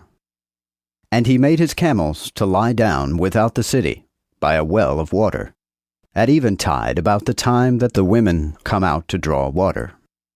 And he said, O Lord God of my master Abraham, I beseech thee, send me good speed this day, and show mercy unto my master Abraham. Lo, I stand by the well of water, while the men's daughters of this city come out to draw water. Grant therefore that the maid to whom I say, Bow down thy pitcher, I pray thee, that I may drink. If she say, Drink, and I will give thy camels drink also. may be she that thou hast ordained for thy servant Isaac. And thereby shall I know that thou hast showed mercy on my master. And now, yet he had left speaking, behold, Rebekah came out, the daughter of Bethuel, son of Milcah, the wife of Nahor, Abraham's brother, and her pitcher upon her shoulder. And the maid was very fair to look upon, a virgin and unknown of man. And she went down to the well, and filled her pitcher, and came up. Then the servant ran to meet her, and said, Let me drink, I pray thee, a little water of thy pitcher. And she said, Drink, sir. And she hasted, and let down her pitcher upon her hand, and gave him drink. And when she had given him drink, she said, I will draw water for thy camels also, until they have drunken enough. And she poured out her pitcher into the trough speedily, and ran again unto the well to draw water. And she drew for all his camels. So the man wondered at her, and held his peace, to know whether the Lord had made his journey prosperous or not.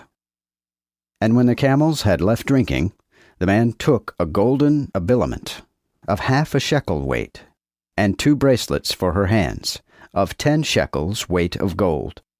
And he said, Whose daughter art thou?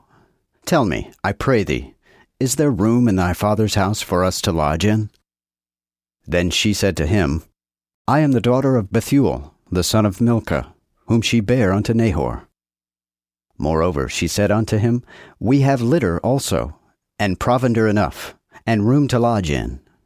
And the man bowed himself, and worshipped the Lord, and said, Blessed be the Lord God of my master Abraham, which hath not withdrawn his mercy and his truth from my master. For when I was in the way, the Lord brought me to my master's brethren's house. And the maid ran and told them of her mother's house according to these words. Now Rebekah had a brother called Laban, and Laban ran unto the man, to the well. For when he had seen the earrings and bracelets in his sister's hands, and when he heard the words of Rebekah his sister, saying, Thus said the man unto me, then he went to the man, and lo, he stood by the camels at the well. And he said, Come in, thou blessed of the Lord. Wherefore standest thou without seeing I have prepared the house, and room for the camels?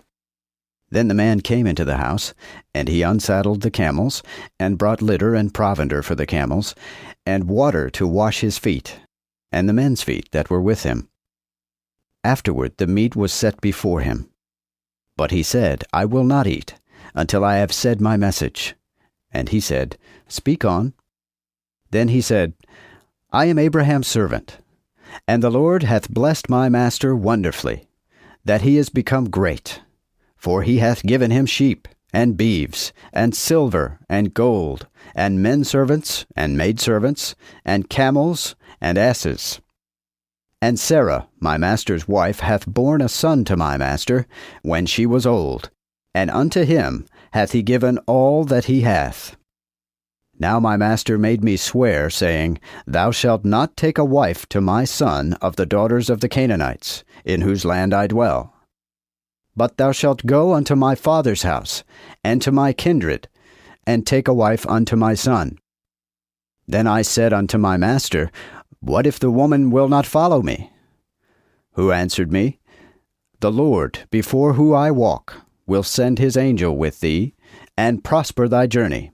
And thou shalt take a wife for my son, of my kindred, and my father's house. Then shalt thou be discharged of mine oath, when thou comest to my kindred. And if they give thee not one, thou shalt be free from mine oath. So I came this day to the well, and said, O Lord, the God of my master Abraham, if thou now prosper my journey which I go, behold, I stand by the well of water, when a virgin cometh forth to draw water, and I say to her, Give me, I pray thee, a little water of thy pitcher to drink. And she said to me, Drink thou, and I will also draw for thy camels. Let her be the wife, which the Lord hath prepared for thy master's son. And before I had made an end of speaking in mine heart, behold, Rebekah came forth, and her pitcher on her shoulder, and she went down to the well, and drew water. Then I said unto her, Give me drink, I pray thee. And she made haste, and took down her pitcher from her shoulder, and said, Drink, and I will give thy camels drink also. So I drank, and she gave the camels drink also. Then I asked her, and said, Whose daughter art thou? And she answered, The daughter of Bethuel, Nahor's son, whom Milcah bare unto him. Then I put the habiliment upon her face, and the bracelets upon her hands. And I bowed down and worshipped the Lord, and blessed the Lord God of my master Abraham, which had brought me the right way to take my master's brother's daughter unto his son. Now therefore, if ye will deal mercifully and truly with my master, tell me. And if not, tell me, that I may turn me to the right hand or to the left. Then answered Laban and Bethuel, and said, This thing is proceeded of the Lord. We cannot therefore say unto thee, Neither evil nor good. Behold, Rebekah is before thee. Take her, and go, that she may be thy master's son's wife, even as the Lord hath said. And when Abraham's servant heard their words, he bowed himself toward the earth unto the Lord. Then the servant took forth jewels of silver, and jewels of gold, and raiment, and gave to Rebekah. Also unto her brother, and to her mother he gave gifts. Afterward they did eat and drink, both he and the men that were with him, and tarried all night. And when they rose up in the morning, he said, Let me depart unto my master. Then her brother and her mother answered, Let the maid abide with us, at the least 10 days, then shall she go. But he said unto them, Hinder you me not. Seeing the Lord hath prospered my journey, send me away, that I may go to my master. Then they said, We will call the maid, and ask her consent. And they called Rebekah, and said unto her, Wilt thou go with this man? And she answered, I will go. So they let Rebekah their sister go, and her nurse, with Abraham's servant and his men. And they blessed Rebekah, and said unto her, Thou art our sister, grow into 1,000 thousands, and thy seed possess the gate of his enemies. Then Rebekah arose, and her maids, and rode upon the camels, and followed the man. And the servant took Rebekah and departed. Now Isaac came from the way of Beer-lahai-roi, for he dwelt in the south country. And Isaac went out to pray in the field toward the evening, who lift up his eyes and looked, and behold, the camels came. Also Rebekah lift up her eyes, and when she saw Isaac, she lighted down from the camel. For she had said to the servant, Who is yonder man that cometh in the field to meet us? And the servant had said, It is my master. So she took a veil and covered her.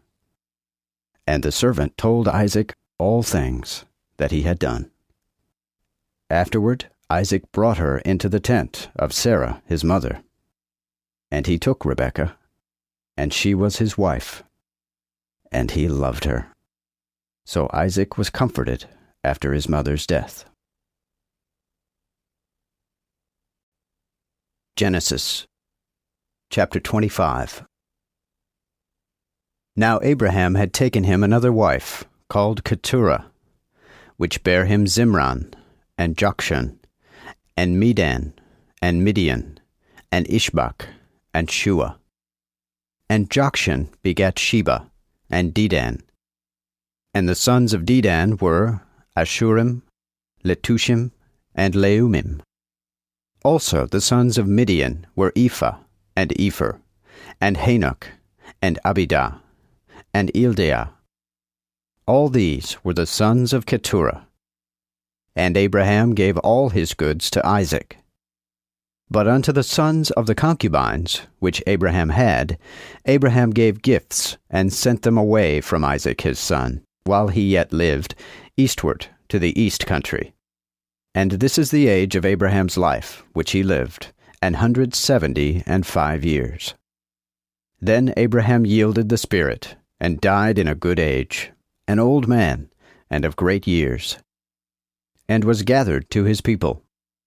And his sons Isaac and Ishmael buried him in the cave of Machpelah, in the field of Ephron, son of Zohar the Hittite, before Mamre, which field Abraham bought of the Hittites, where Abraham was buried with Sarah his wife. And after the death of Abraham, God blessed Isaac his son, and Isaac dwelt by Beer-lahai-roi. Now these are the generations of Ishmael, Abraham's son, whom Hagar the Egyptian, Sarah's handmaid, bare unto Abraham. And these are the names of the sons of Ishmael, name by name, according to their kindreds. The eldest son of Ishmael was Nebaioth, then Kedar, and Adbeel, and Mibsam, and Mishma, and Duma, and Mesa, Hadar, and Tema, Jeter, Naphish, and Kedemah. These are the sons of Ishmael, and these are their names, by their towns, and by their castles, to wit, 12 princes of their nations. And these are the years of the life of Ishmael, 137 years. And he yielded up the spirit, and died, and was gathered unto his people. And they dwelt from Havilah unto Shur, that is towards Egypt, as thou goest to Ashur. Ishmael dwelt in the presence of all his brethren. Likewise, these are the generations of Isaac, Abraham's son. Abraham begat Isaac. And Isaac was 40 years old when he took Rebekah to wife, the daughter of Bethuel the Aramite, of Padan Aram, and sister to Laban the Aramite. And Isaac prayed unto the Lord for his wife, because she was barren. And the Lord was entreated of him, and Rebekah his wife conceived. But the children strove together within her. Therefore she said, seeing it is so, Why am I thus? Wherefore she went to ask the Lord. And the Lord said to her, 2 nations are in thy womb, and 2 manner of people shall be divided out of thy bowels, and the one people shall be mightier than the other, and the elder shall serve the younger. Therefore, when her time of deliverance was fulfilled, behold, twins were in her womb. So he that came out first was red, and he was all over as rough as a garment. And they called his name Esau. And afterward came his brother out, and his hand held Esau by the heel. Therefore his name was called Jacob. Now Isaac was 80 years old when Rebekah bare them. And the boys grew, and Esau was a cunning hunter, and lived in the fields. But Jacob was a plain man, and dwelt in tents. And Isaac loved Esau, for venison was his meat. But Rebekah loved Jacob. Now Jacob sawed pottage, and Esau came from the field and was weary. Then Esau said to Jacob, Let me eat, I pray thee, of that pottage so red, for I am weary. Therefore was his name called Edom. And Jacob said, Sell me, even now thy birthright. And Esau said, Lo, I am almost dead. What is then this birthright to me? Jacob then said, Swear to me even now. And he sware to him, and sold his birthright unto Jacob. Then Jacob gave Esau bread, and pottage of lentils, and he did eat and drink, and rose up, and went his way. So Esau contemned his birthright. Genesis chapter 26. And there was a famine in the land, besides the first famine that was in the days of Abraham. Wherefore Isaac went to Abimelech, king of the Philistines, unto Gerar. For the Lord appeared unto him, and said, Go not down into Egypt, but abide in the land which I shall show thee. Dwell in this land, and I will be with thee, and will bless thee, for to thee and to thy seed I will give all these countries, and I will perform the oath which I swear unto Abraham thy father. Also, I will cause thy seed to multiply as the stars of heaven, and will give unto thy seed all these countries. And in thy seed shall all the nations of the earth be blessed. Because that Abraham obeyed my voice and kept mine ordinance, my commandments, my statutes, and my laws. So Isaac dwelt in Gerar. And the men of the place asked him of his wife, and he said, She is my sister.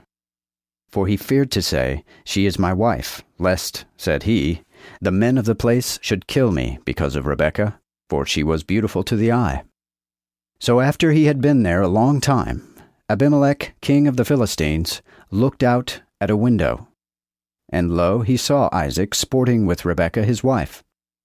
Then Abimelech called Isaac, and said, Lo, she is of surety thy wife. And why saidst thou, She is my sister? To whom Isaac answered, Because I thought this, It may be that I shall die for her. Then Abimelech said, Why hast thou done this unto us? One of the people had almost lain by thy wife. So shouldest thou have brought sin upon us. Then Abimelech charged all his people, saying, He that toucheth this man, or his wife, shall die the death.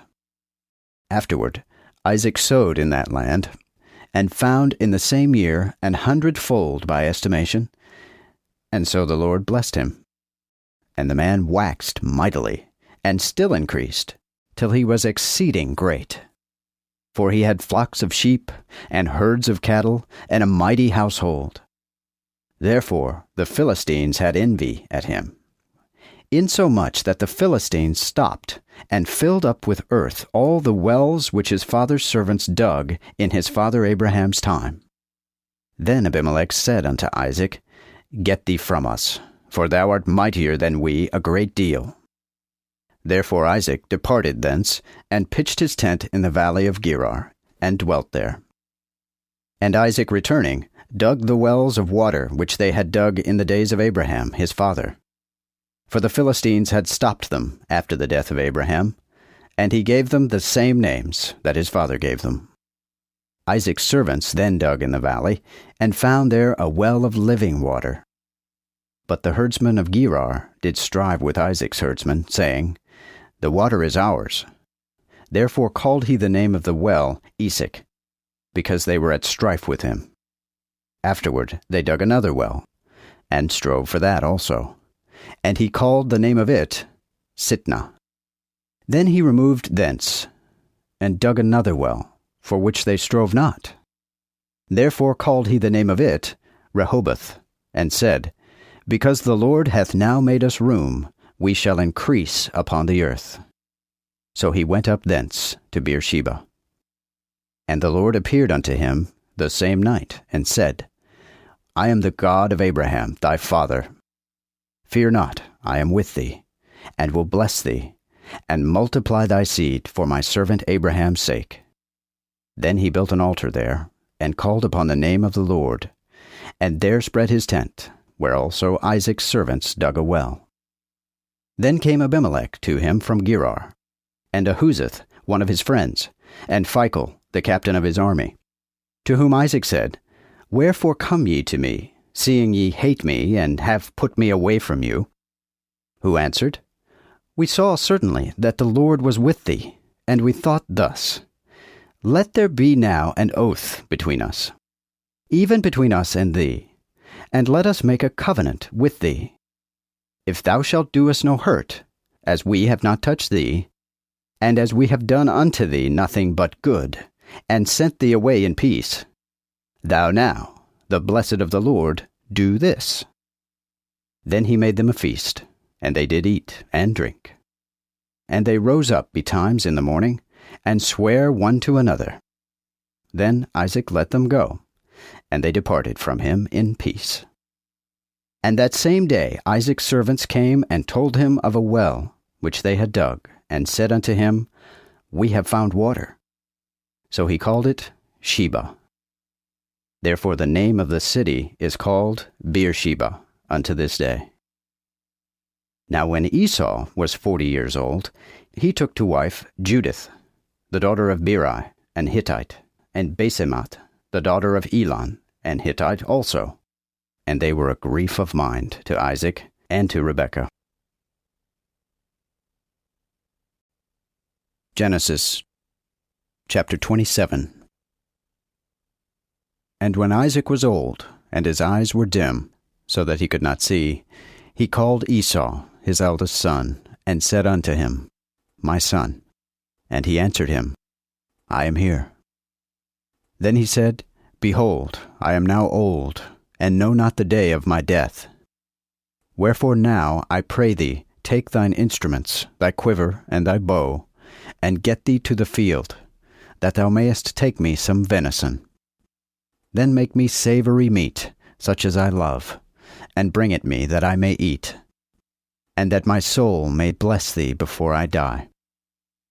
Now Rebekah heard when Isaac spake to Esau his son, and Esau went into the field to hunt for venison, and to bring it.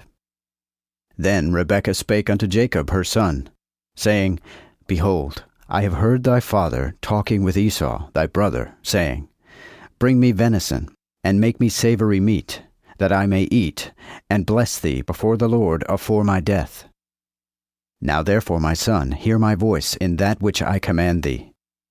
Get thee now to the flock, and bring me thence 2 good kids of the goats, that I may make pleasant meat of them for thy father, such as he loveth. Then thou shalt bring it to thy father, and he shall eat, to the intent that he may bless thee before his death. But Jacob said to Rebekah his mother, Behold, Esau my brother is rough, and I am smooth. My father may possibly feel me, and I shall seem to him as a mocker. So shall I bring a curse upon me, and not a blessing? But his mother said unto him, Upon me be thy curse, my son, only hear my voice, and go and bring me them. So he went, and set them, and brought them to his mother. And his mother made pleasant meat, such as his father loved. And Rebekah took fair clothes of her elder son Esau, which were in her house, and clothed Jacob her younger son. And she covered his hands, and the smooth of his neck, with the skins of the kids of the goats. Afterward she put the pleasant meat and bread which she had prepared in the hand of her son Jacob. And when he came to his father, he said, My father, who answered, I am here. Who art thou, my son?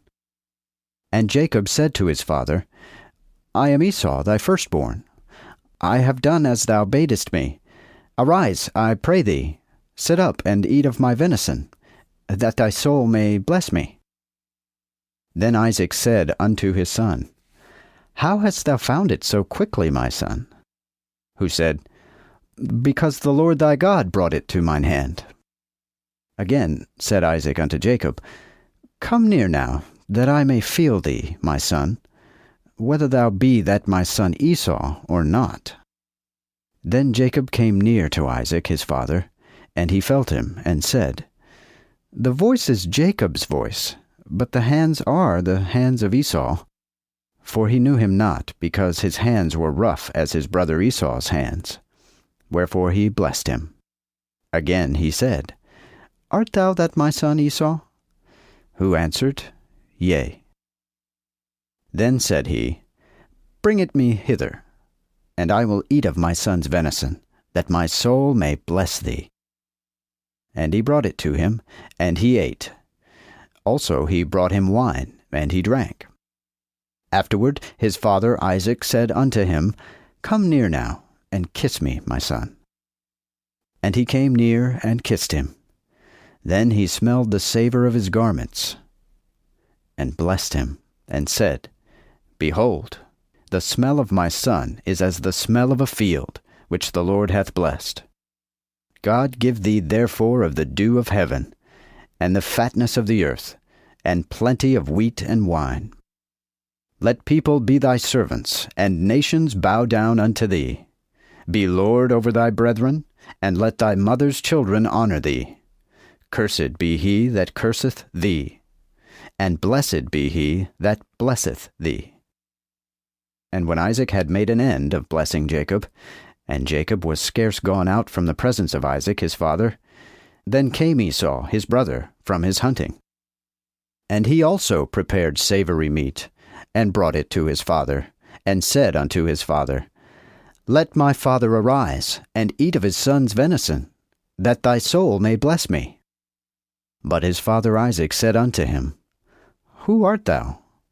And he answered, I am thy son, even thy firstborn, Esau. Then Isaac was stricken with a marvelous great fear, and said, Who and where is he that hunted venison, and brought it to me? And I have eaten of all before thou camest.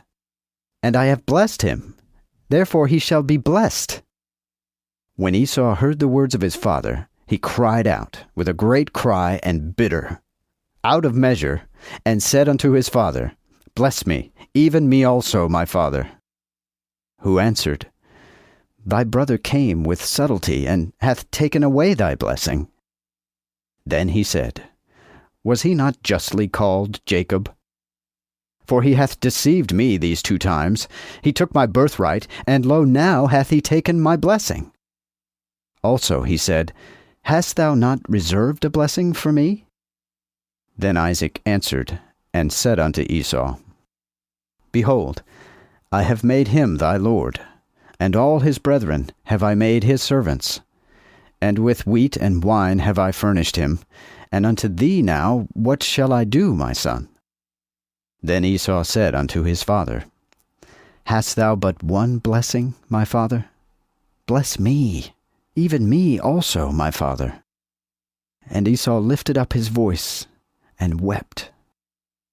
Then Isaac his father answered, and said unto him, Behold, the fatness of the earth shall be thy dwelling place, and thou shalt have of the dew of heaven from above. And by thy word shalt thou live, and shalt be thy brother's servant.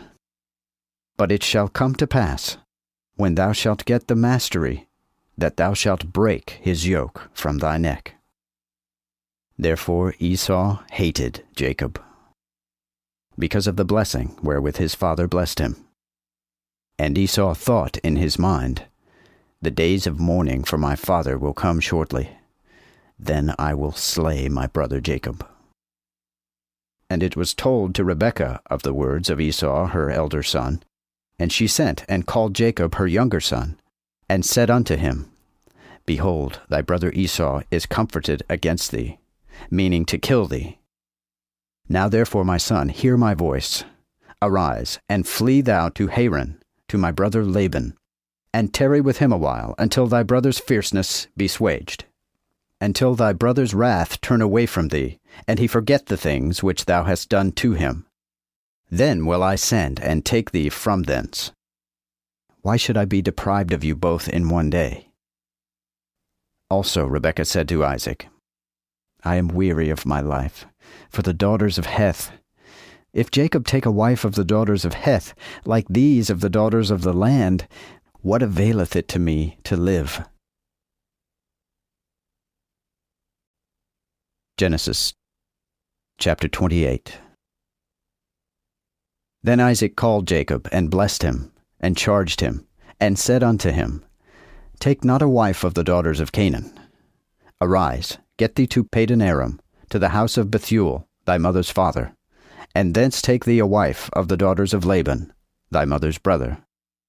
And God all-sufficient bless thee, and make thee to increase, and multiply thee, that thou mayest be a multitude of people, and give thee the blessing of Abraham, even to thee and to thy seed with thee, that thou mayest inherit the land, wherein thou art a stranger, which God gave unto Abraham.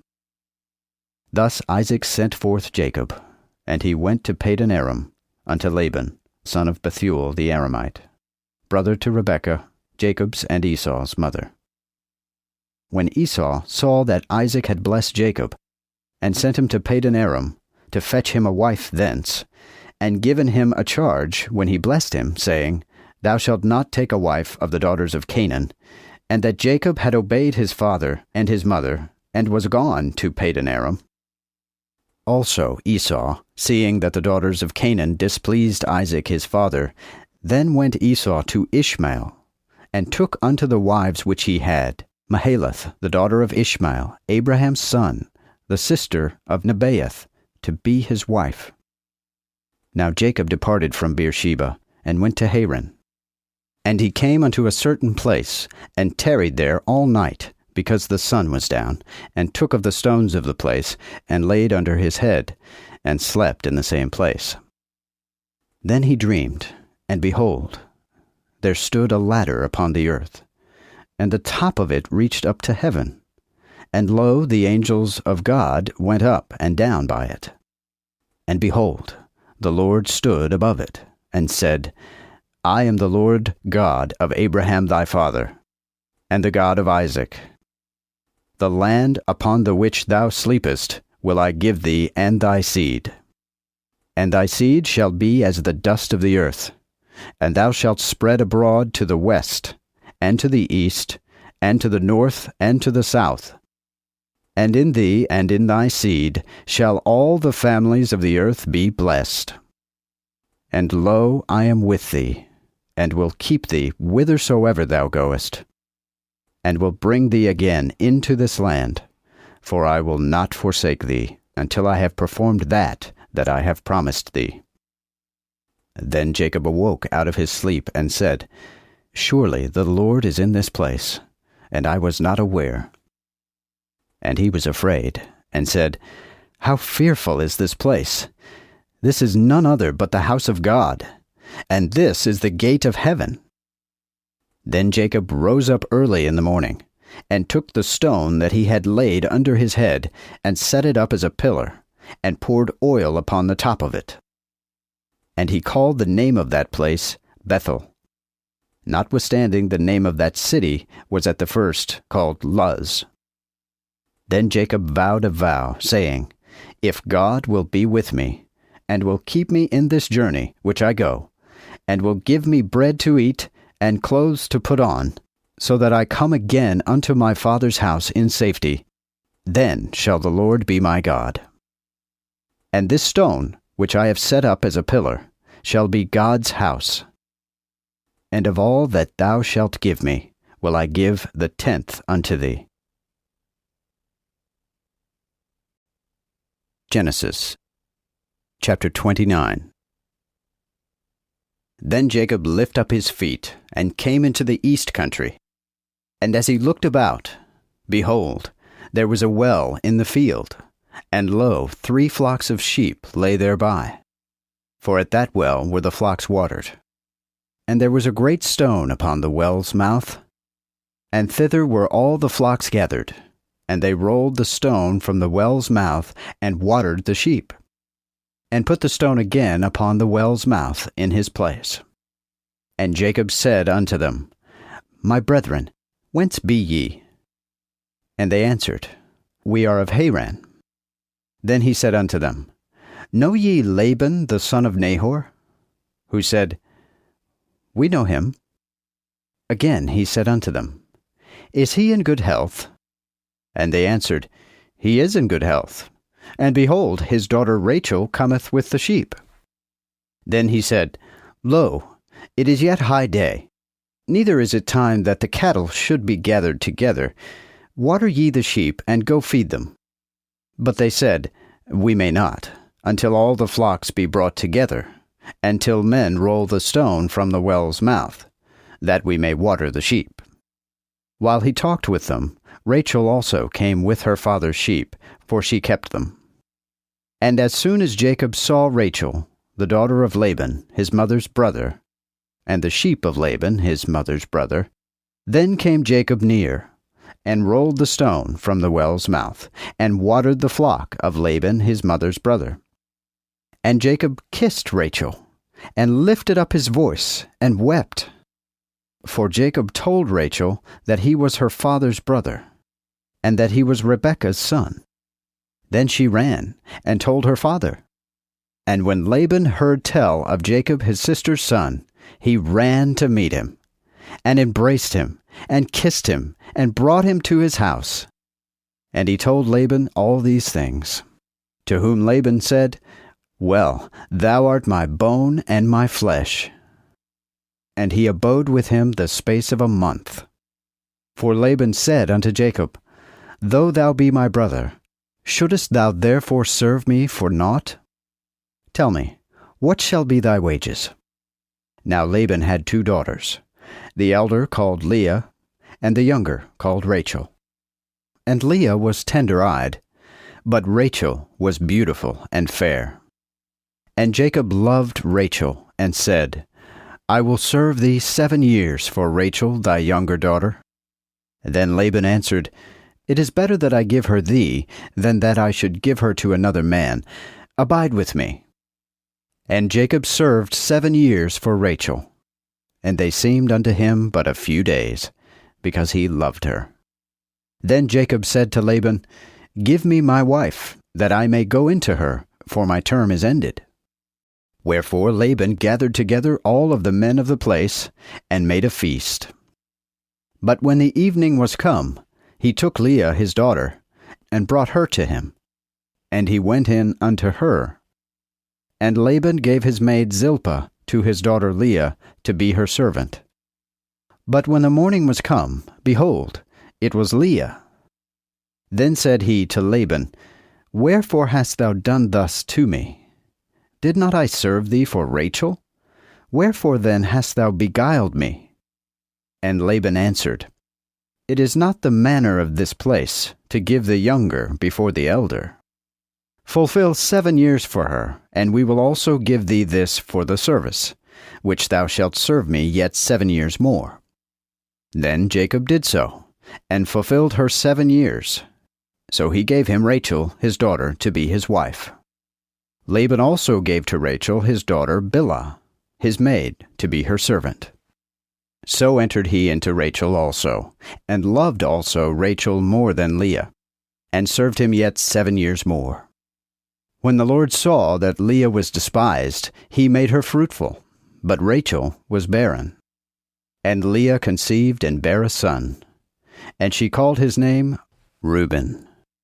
For she said, Because the Lord hath looked upon my tribulation, now therefore mine husband will love me.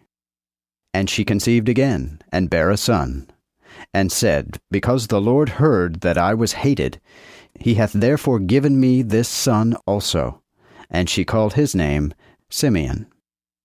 And she conceived again, and bare a son, and said, Now at this time will my husband keep me company, because I have borne him 3 sons.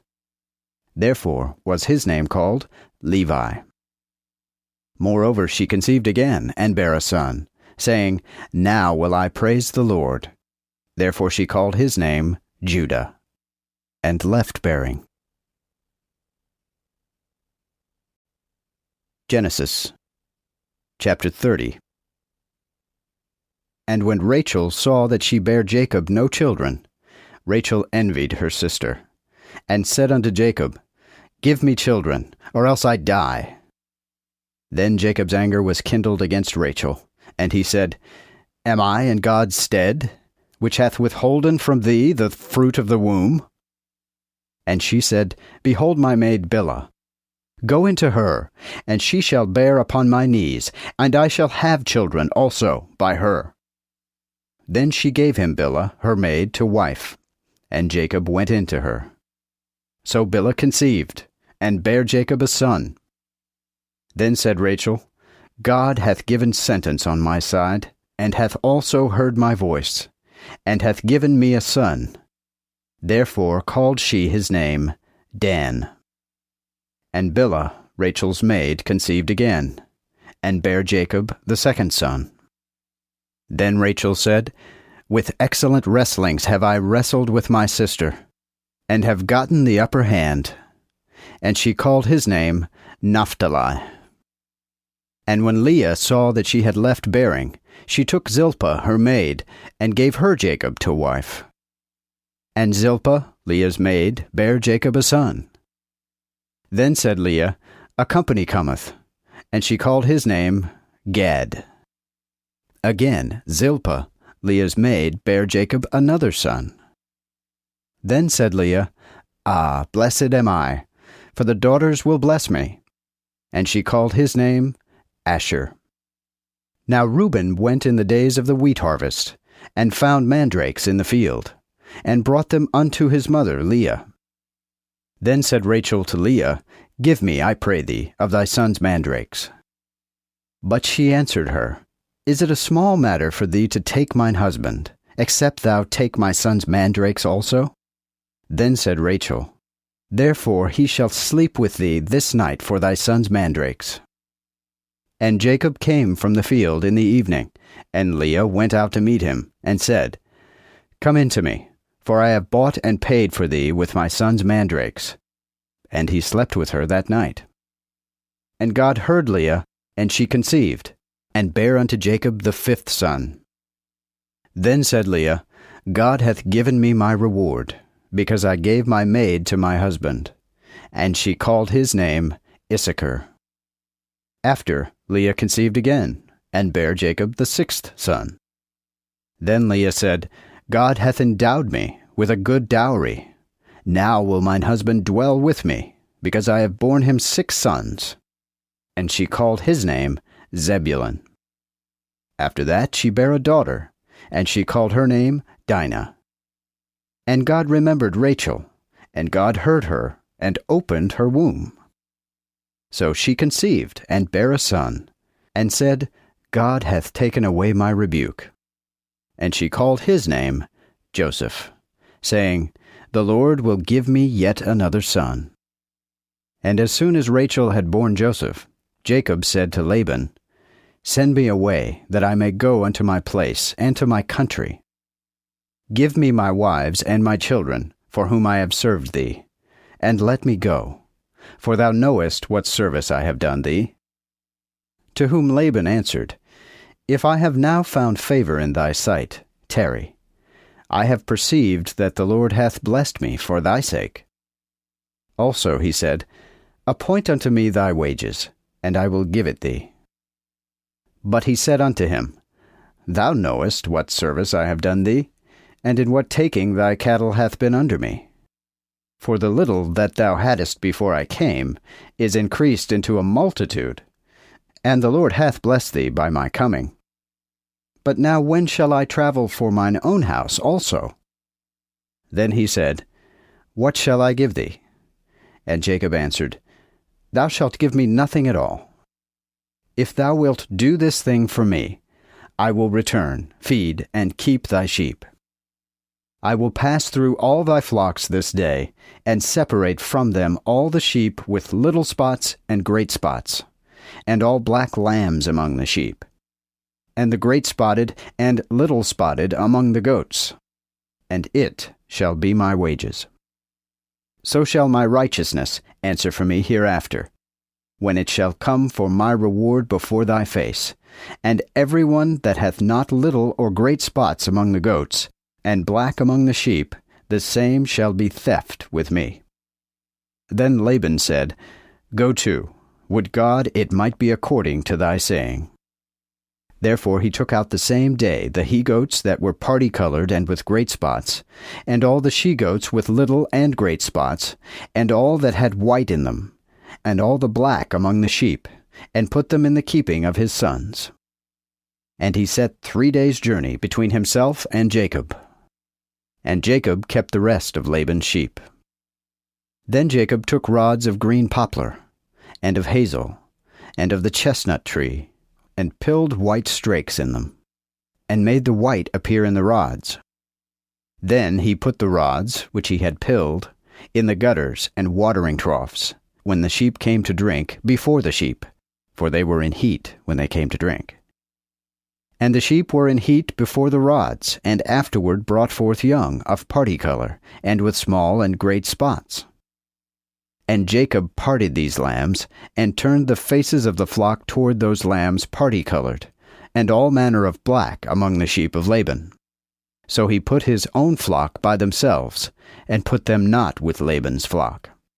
And in every ramming time of the stronger sheep, Jacob laid the rods before the eyes of the sheep in the gutters, that they might conceive before the rods. But when the sheep were feeble, he put them not in, and so the feebler were Laban's, and the stronger Jacob's.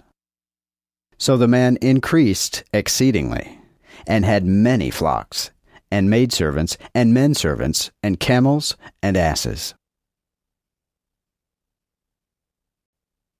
Genesis chapter 31.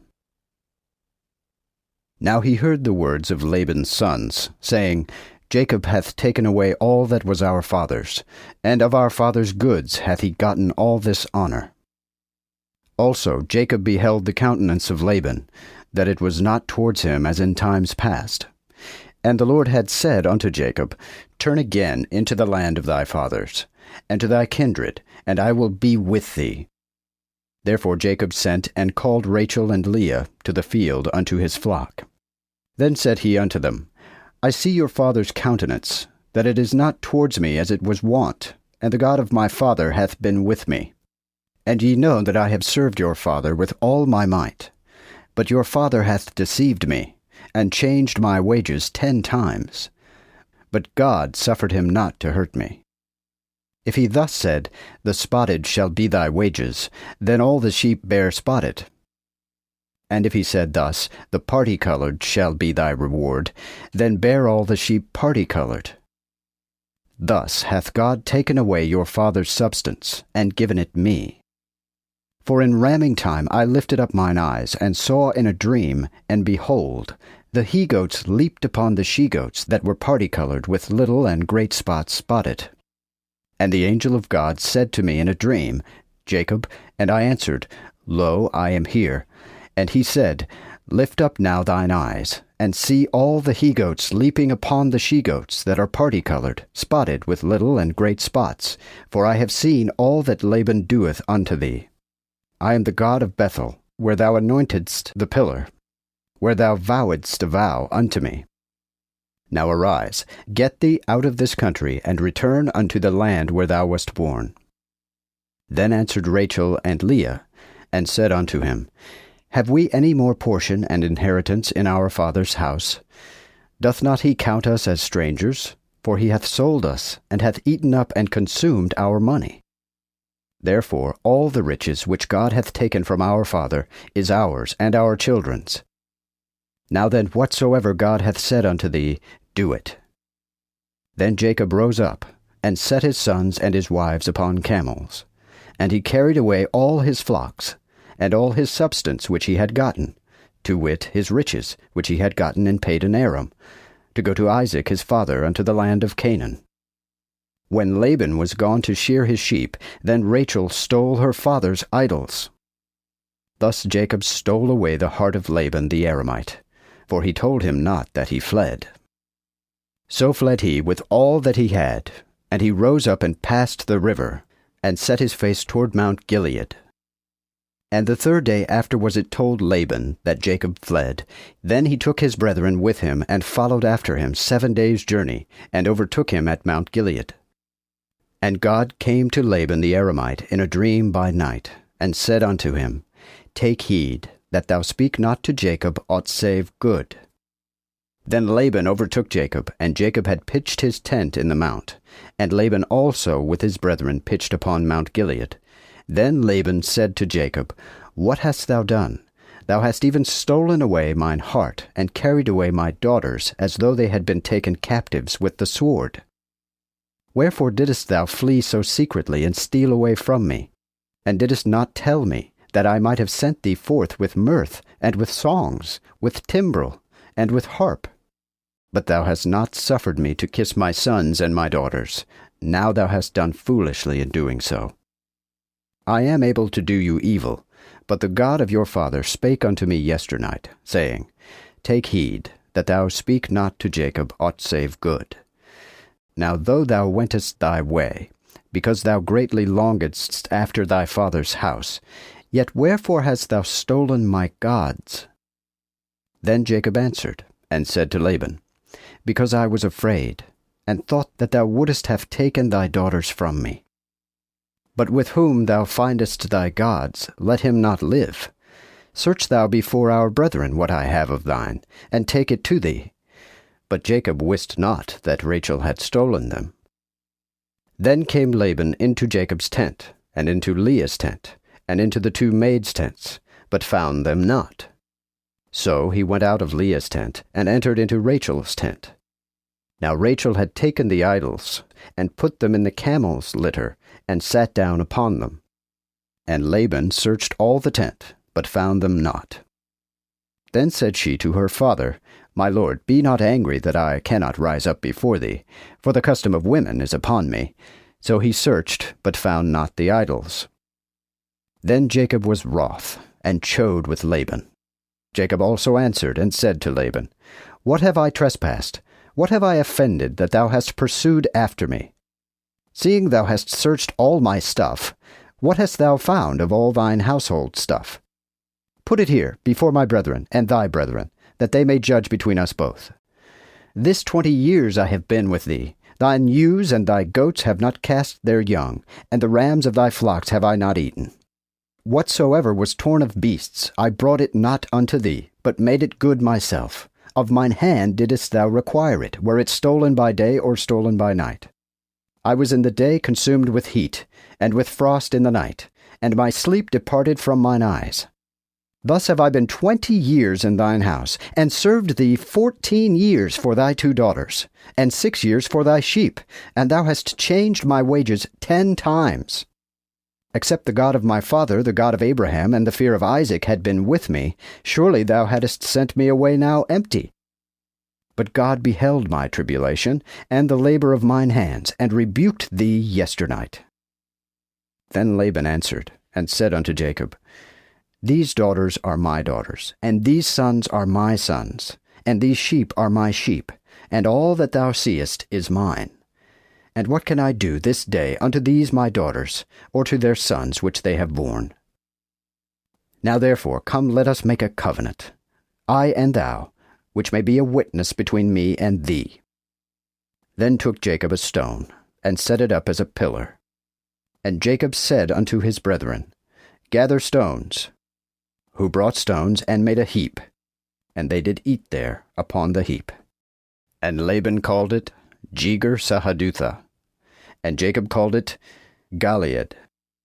For Laban said, This heap is witness between me and thee this day. Therefore he called the name of it Gilead. Also he called it Mizpah, because he said, The Lord look between me and he, when we shall be departed from one another.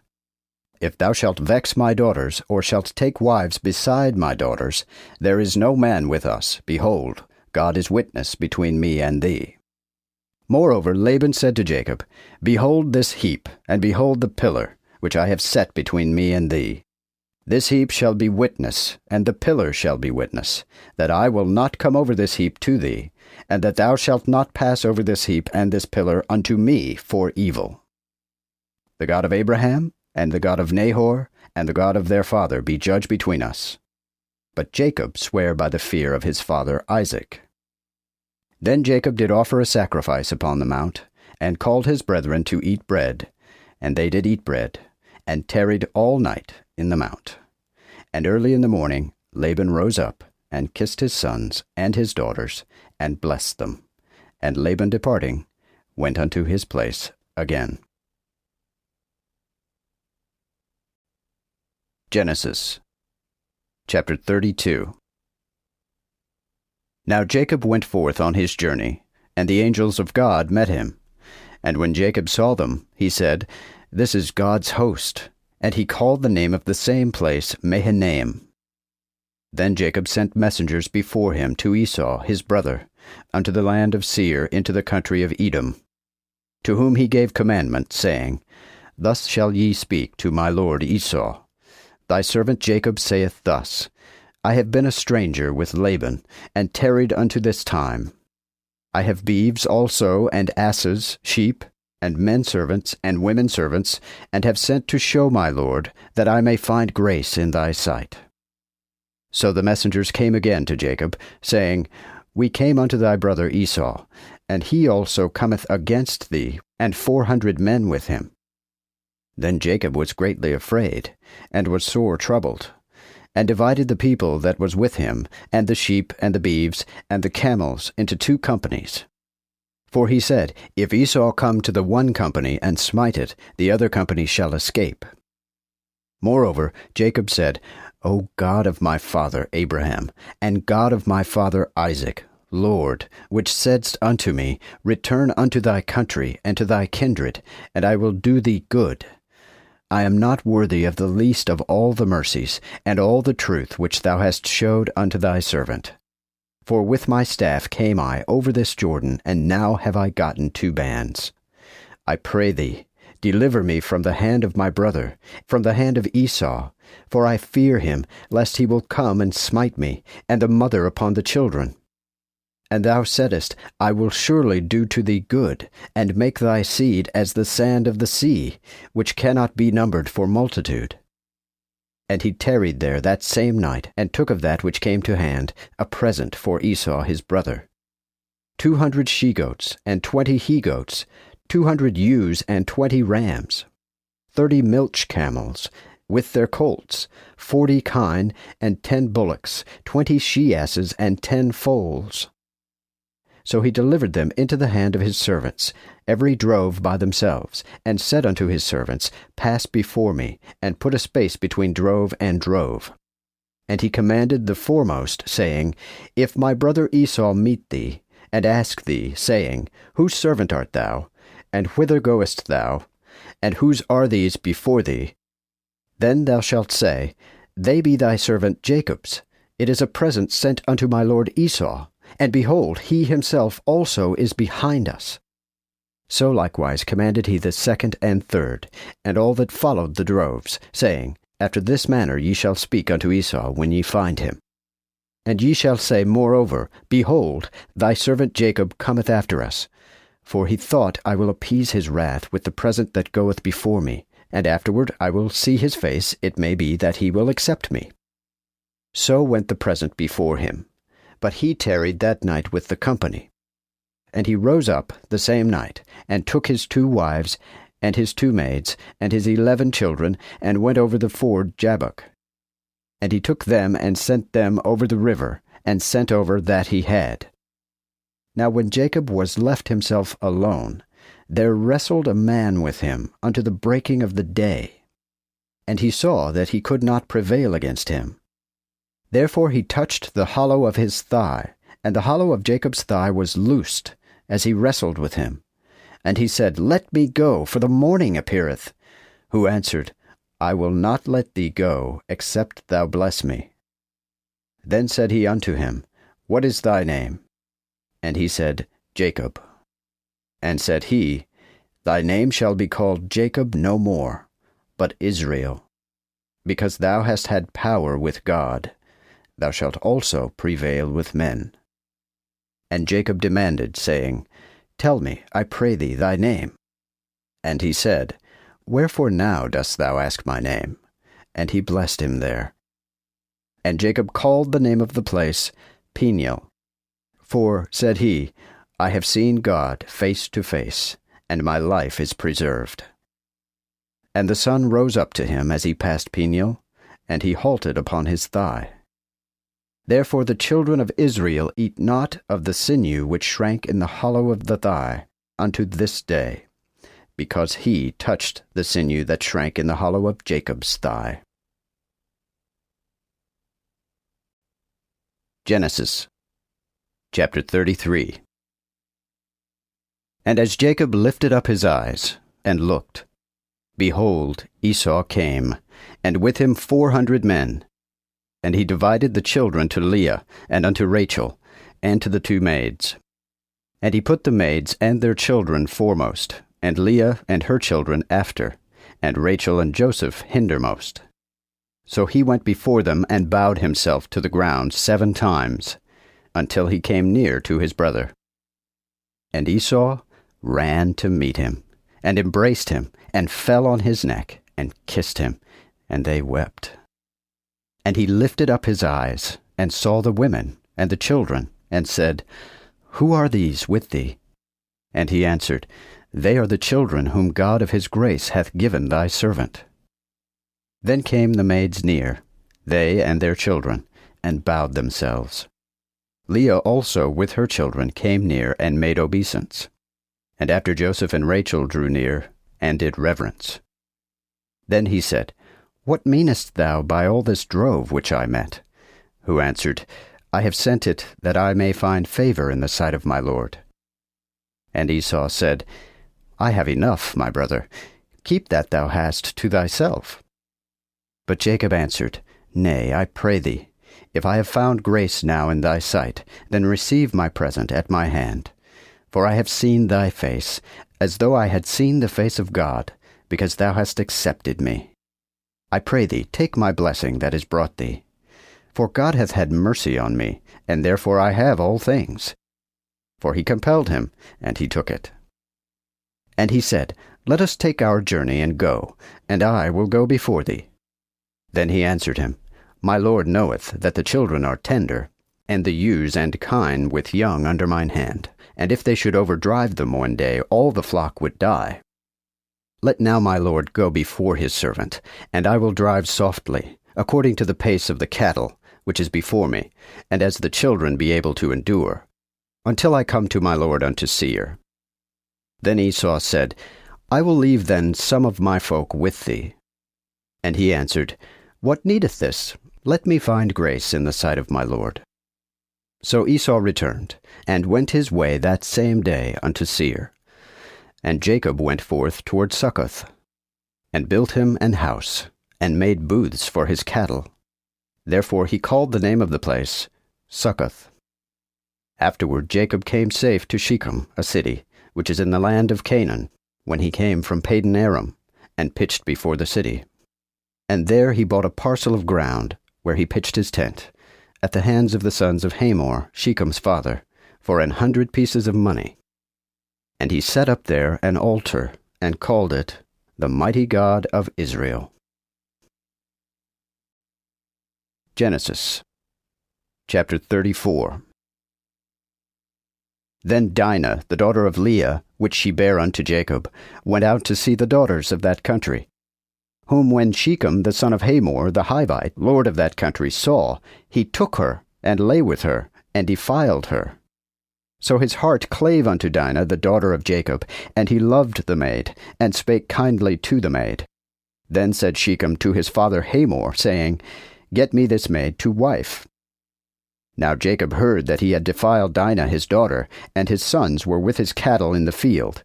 Therefore Jacob held his peace until they were come. Then Hamor the father of Shechem went out unto Jacob to commune with him. And when the sons of Jacob were come out of the field and heard it, it grieved the men, and they were very angry, because he had wrought villainy in Israel, in that he had lain with Jacob's daughter, which thing ought not to be done. And Hamor communed with them, saying, The soul of my son, Shechem, longeth for your daughter. Give her him to wife, I pray you. So make affinity with us, give your daughters unto us, and take our daughters unto you. And ye shall dwell with us, and the land shall be before you. Dwell, and do your business in it, and have your possessions therein. Shechem also said unto her father and unto her brethren, Let me find favor in your eyes, and I will give whatsoever ye shall appoint me. Ask of me abundantly both dowry and gifts, and I will give as ye appoint me, so that ye give me the maid to wife. Then the sons of Jacob answered Shechem and Hamor his father, talking deceitfully, because he had defiled their sister. And they said unto him, We cannot do this thing, to give our sister to an uncircumcised man, for that were a reproof unto us. But in this we will consent unto you, if ye will be as we are, that every man-child among you be circumcised. Then will we give our daughters to you, and we will take your daughters to us, and will dwell with you, and be one people.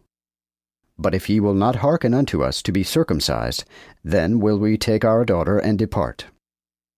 Now their words pleased Hamor, and Shechem Hamor's son. And the young man deferred not to do the thing, because he loved Jacob's daughter. He was also the most set by of all his father's house. Then Hamor and Shechem his son went unto the gate of their city, and communed with the men of their city, saying, These men are peaceable with us, and that they may dwell in the land, and do their affairs therein, for behold, the land hath room enough for them. Let us take their daughters to wives, and give them our daughters. Only herein will the men consent unto us for to dwell with us, and to be one people, If all the men children among us be circumcised, as they are circumcised, shall not their flocks and their substance and all their cattle be ours? Only let us consent herein unto them, and they will dwell with us. And unto Hamor and Shechem his son hearkened all that went out of the gate of his city, and all the men children were circumcised, even all that went out of the gate of his city. And on the third day, when they were sore, 2 of the sons of Jacob, Simeon and Levi, Dinah's brethren, took either of them his sword, and went into the city boldly, and slew every male. They slew also Hamor and Shechem his son with the edge of the sword, and took Dinah out of Shechem's house, and went their way. Again, the other sons of Jacob came upon the dead, and spoiled the city, because they had defiled their sister. They took their sheep, and their beeves, and their asses, and whatsoever was in the city, and in the fields. Also they carried away captive, and spoiled all their goods, and all their children and their wives, and all that was in the houses. Then Jacob said to Simeon and Levi, Ye have troubled me, and made me stink among the inhabitants of the land, as well the Canaanites, as the Perizzites. And I, being few in number, they shall gather themselves together against me, and slay me, and so shall I and my house be destroyed. And they answered, Should he abuse our sister as a whore? Genesis chapter 35. Then God said to Jacob, Arise, go up to Bethel, and dwell there, and make there an altar unto God, that appeared unto thee when thou fleddest from Esau thy brother. Then said Jacob unto his household, and to all that were with him, Put away the strange gods that are among you, and cleanse yourselves, and change your garments. For we will rise and go up to Bethel, and I will make an altar there unto God, which heard me in the day of my tribulation, and was with me in the way which I went. And they gave unto Jacob all the strange gods which were in their hands, and all their earrings which were in their ears, and Jacob hid them under an oak, which was by Shechem. Then they went on their journey, and the fear of God was upon the cities that were round about them, so that they did not follow after the sons of Jacob. So came Jacob to Luz, which is in the land of Canaan, the same as Bethel, he and all the people that were with him. And he built there an altar, and had called the place the God of Bethel, because that God appeared unto him there, when he fled from his brother. But Deborah, Rebekah's nurse, died, and was buried beneath Bethel under an oak, and he called the name of it Elon Bachuth. Again God appeared unto Jacob, after he came to Padan Aram, and blessed him. Moreover God said unto him, Thy name is Jacob. Thy name shall be no more called Jacob, but Israel shall be thy name. And he called his name Israel. And God said unto him, I am God all-sufficient. Grow and multiply. A nation and a multitude of nations shall spring of thee, and kings shall come out of thy loins. Also I will give the land which I gave to Abraham and Isaac unto thee, and unto thy seed after thee will I give that land. So God ascended from him in the place where he had talked with him. And Jacob set up a pillar in the place where he talked with him, a pillar of stone, and poured drink offerings thereon. Also he poured oil thereon, and Jacob called the name of that place where God spake with him, Bethel. Then they departed from Bethel. And when there was about half a day's journey of ground to come to Ephrath, Rachel travailed, and in travailing she was in peril. And when she was in the pains of her labor, the midwife said unto her, Fear not, for thou shalt have this son also. Then as she was about to yield up the ghost, for she died, she called his name Ben-Oni, but his father called him Benjamin. Thus died Rachel, and was buried in the way to Ephrath, which is Bethlehem. And Jacob set a pillar upon her grave. This is the pillar of Rachel's grave unto this day. Then Israel went forward, and pitched his tent beyond Migdal-eder. Now when Israel dwelt in that land, Reuben went and lay with Bilhah, his father's concubine, and it came to Israel's ear. And Jacob had 12 sons. The sons of Leah, Reuben, Jacob's eldest son, and Simeon, and Levi, and Judah, and Issachar, and Zebulun. The sons of Rachel, Joseph, and Benjamin. And the sons of Bilhah, Rachel's maid, Dan, and Naphtali. And the sons of Zilpah, Leah's maid, Gad, and Asher. These are the sons of Jacob, which were born him in Padan Aram. Then Jacob came unto Isaac his father, unto Mamre a city of Kiriath Arba, that is, Hebron, where Abraham and Isaac were strangers. And the days of Isaac were 180 years. And Isaac gave up the ghost, and died, and was gathered unto his people, being old and full of days, and his sons Esau and Jacob buried him. Genesis chapter 36. Now these are the generations of Esau, which is Edom. Esau took his wives of the daughters of Canaan, Adah the daughter of Elon the Hittite, and Aholibamah the daughter of Anah, the daughter of Zibeon and Hivite, and took Basemath, Ishmael's daughter, sister of Nebaioth, and Adah bare unto Esau Eliphaz, and Basemath bare Reuel. Also Aholibamah bare Jeush, and Jalem, and Korah. These are the sons of Esau, which were born to him in the land of Canaan. So Esau took his wives, and his sons, and his daughters, and all the souls of his house, and his flocks, and all his cattle, and all his substance, which he had gotten in the land of Canaan, and went into another country from his brother Jacob. For their riches were so great, that they could not dwell together, and the land wherein they were strangers could not receive them because of their flocks. Therefore dwelt Esau in Mount Seir. This Esau is Edom. So these are the generations of Esau, father of Edom, in Mount Seir. These are the names of Esau's sons: Eliphaz, the son of Adah, the wife of Esau, and Reuel, the son of Basemath, the wife of Esau. And the sons of Eliphaz were Teman, Omar, Zepho, Zepho, and Gatam, and Kenaz. And Timnah was concubine to Eliphaz, Esau's son, and bare unto Eliphaz Amalek.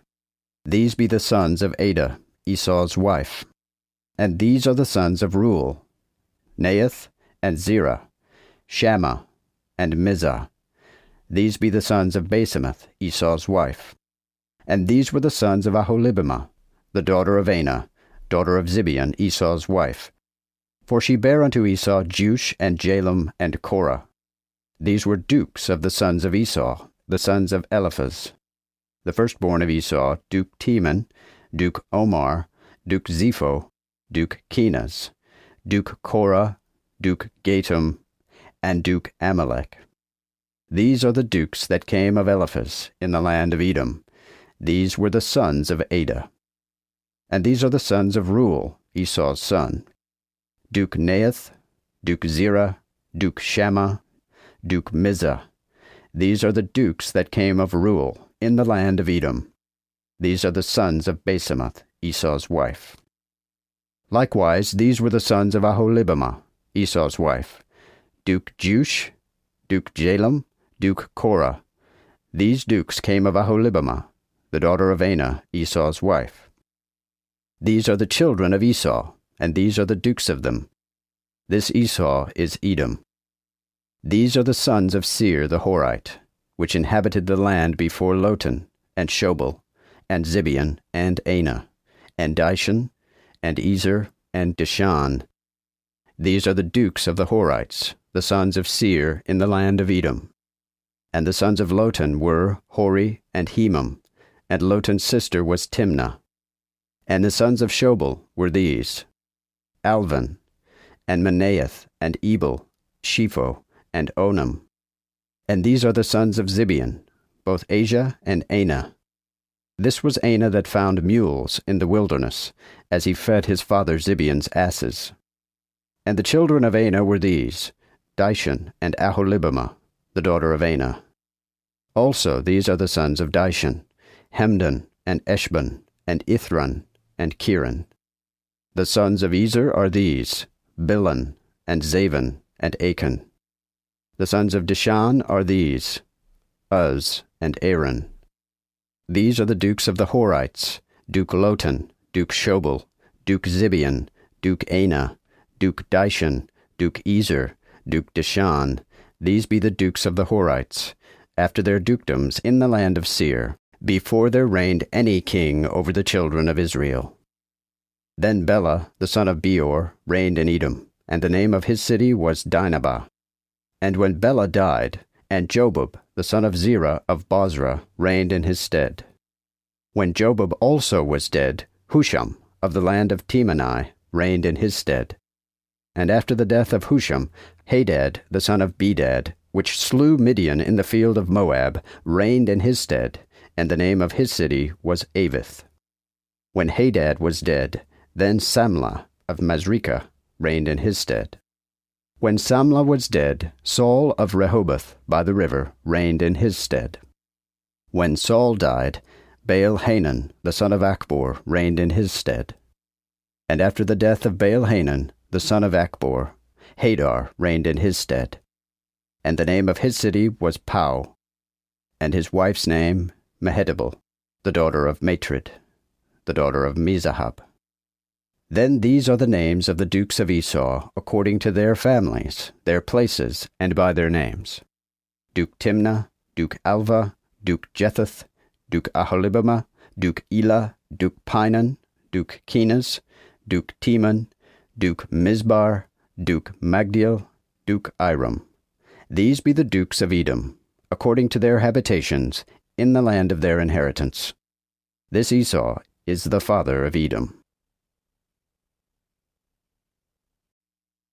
Genesis chapter 37. Jacob now dwelt in the land wherein his father was a stranger, in the land of Canaan. These are the generations of Jacob. When Joseph was 17 years old, he kept sheep with his brethren. And the child was with the sons of Bilhah, and with the sons of Zilpah, his father's wives. And Joseph brought unto their father their evil saying. Now Israel loved Joseph more than all his sons, because he begat him in his old age, and he made him a coat of many colors.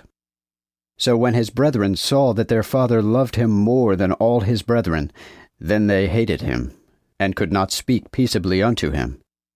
And Joseph dreamed a dream, and told his brethren, who hated him so much the more. For he said unto them, Hear, I pray you, this dream which I have dreamed.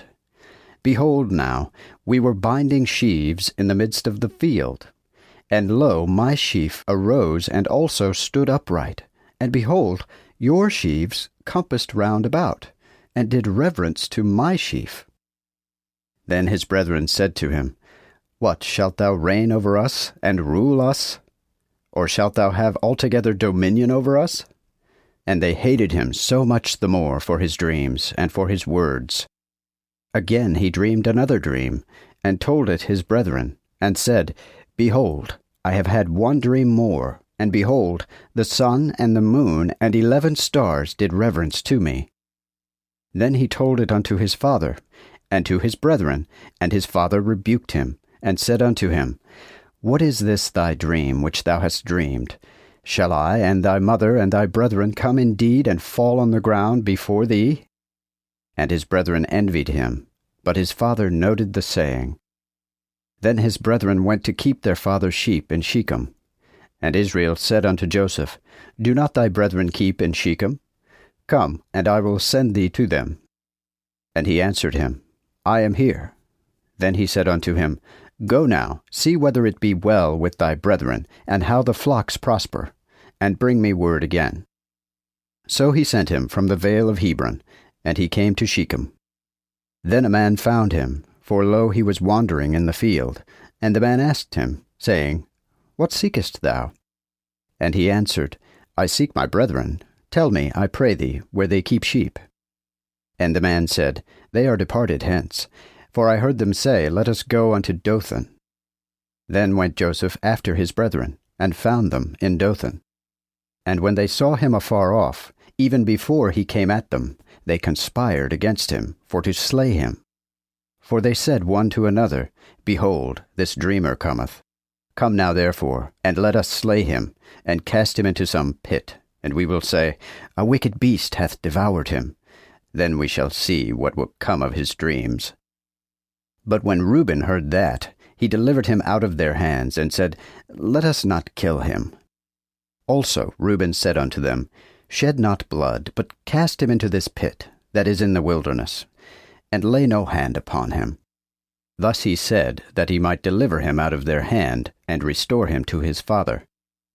Now when Joseph was come unto his brethren, they stripped Joseph out of his coat, his party-colored coat that was upon him, and they took him, and cast him into a pit, and the pit was empty, without water in it. Then they sat them down to eat bread, and lift up their eyes, and looked, and behold, there came a company of Ishmaelites from Gilead, and their camels laden with spicery, and balm, and myrrh, and were going to carry it down into Egypt. Then Judah said to his brethren, What availeth it if we slay our brother, though we keep his blood secret? Come, and let us sell him to the Ishmaelites, and let not our hands be upon him, for he is our brother, and our flesh. And his brethren obeyed.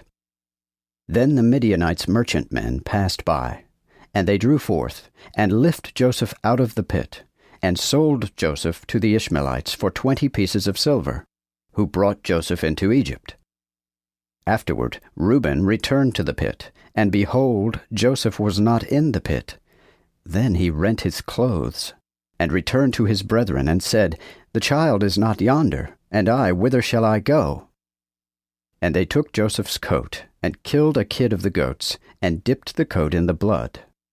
So they sent that party-colored coat, and they brought it unto their father, and said, This have we found. See now whether it be thy son's coat or no.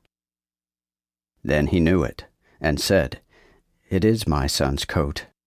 A wicked beast hath devoured him. Joseph is surely torn in pieces. And Jacob rent his clothes, and put sackcloth about his loins, and sorrowed for his son a long season. Then all his sons and his daughters arose up to comfort him. But he would not be comforted, but said, Surely I will go down into the grave unto my son mourning. So his father wept for him. And the Midianites sold him into Egypt unto Potiphar, an eunuch of Pharaoh's, and his chief steward. Genesis chapter 38. And at that time Judah went down from his brethren, and turned into a man called Hira, an Adullamite. And Judah saw there a daughter of a man called Shua, a Canaanite. And he took her to wife, and went into her.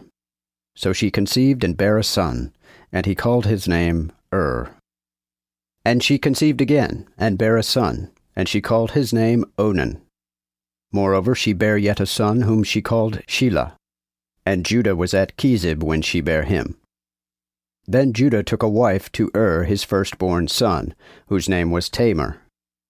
Now the firstborn of Judah, was wicked in the sight of the Lord. Therefore the Lord slew him.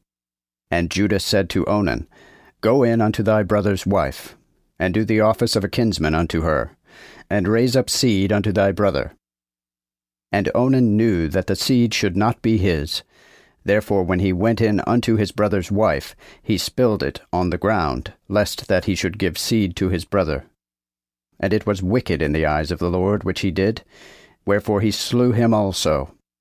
Then Judah said to Tamar his daughter-in-law, Remain a widow in thy father's house, till Shelah my son grow up. For he thought thus, lest he die as well as his brethren. So Tamar went and dwelt in her father's house. And in process of time also the daughter of Shua, Judah's wife, died. Then Judah, when he had left mourning, went up to his sheep-shearers to Timnah, he and his neighbor Hira the Adullamite. And it was told Tamar, saying, Behold, thy father-in-law goeth up to Timnath, to shear his sheep. Then she put her widow's garments off from her, and covered her with a veil, and wrapped herself, and sat down in Pitha-Enam, which is by the way to Timnah, because she saw that Shelah was grown, and she was not given unto him to wife. When Judah saw her, he judged her an whore, for she had covered her face. And he turned to the way towards her, and said, Come, I pray thee, let me lie with thee. For he knew not that she was his daughter-in-law. And she answered, What wilt thou give me for to lie with me? Then said he, I will send thee a kid of the goats from the flock. And she said, Well, if thou wilt give me a pledge till thou send it. Then he said, What is the pledge that I shall give thee? And she answered, Thy signet, and thy cloak, and thy staff that is in thine hand. So he gave it to her, and lay by her, and she was with child by him. Then she rose, and went and put her veil from her, and put on her widow's raiment. Afterward Judah sent a kid of the goats by the hand of his neighbor, the Adullamite, for to receive his pledge from the woman's hand, but he found her not. Then asked he the men of the place, saying, Where is the whore that sat in Enaim by the wayside? And they answered, There was no whore there. He came therefore to Judah again, and said, I cannot find her. And also the men of the place said, There was no whore there. Then Judah said, Let her take it to her, lest we be shamed. Behold, I sent this kid, and thou hast not found her. Now after 3 months, one told Judah, saying, Tamar thy daughter-in-law hath played the whore, and lo, with playing the whore, she is great with child. Then Judah said, Bring ye her forth, and let her be burnt. When she was brought forth, she sent to her father-in-law, saying, By the man unto whom these things pertain am I with child. And said also, Look, I pray thee, whose these are, the seal, and the cloak, and the staff? Then Judah knew them, and said, She is more righteous than I, for she hath done it because I gave her not to Shelah my son. So he lay with her no more. Now when the time was come that she should be delivered, behold, there were twins in her womb. And when she was in travail, the one put out his hand, and the midwife took and bound a red thread about his hand, saying, This is come out first. But when he plucked his hand back again, lo, his brother came out. And the midwife said, How hast thou broken the breach upon thee? And his name was called Perez. And afterward came out his brother, that had the red thread about his hand, and his name was called Zerah. Genesis chapter 39. Now Joseph was brought down into Egypt, and Potiphar, an eunuch of Pharaoh's, and his chief steward, an Egyptian, bought him at the hand of the Ishmaelites, which had brought him thither. And the Lord was with Joseph, and he was a man that prospered, and was in the house of his master the Egyptian.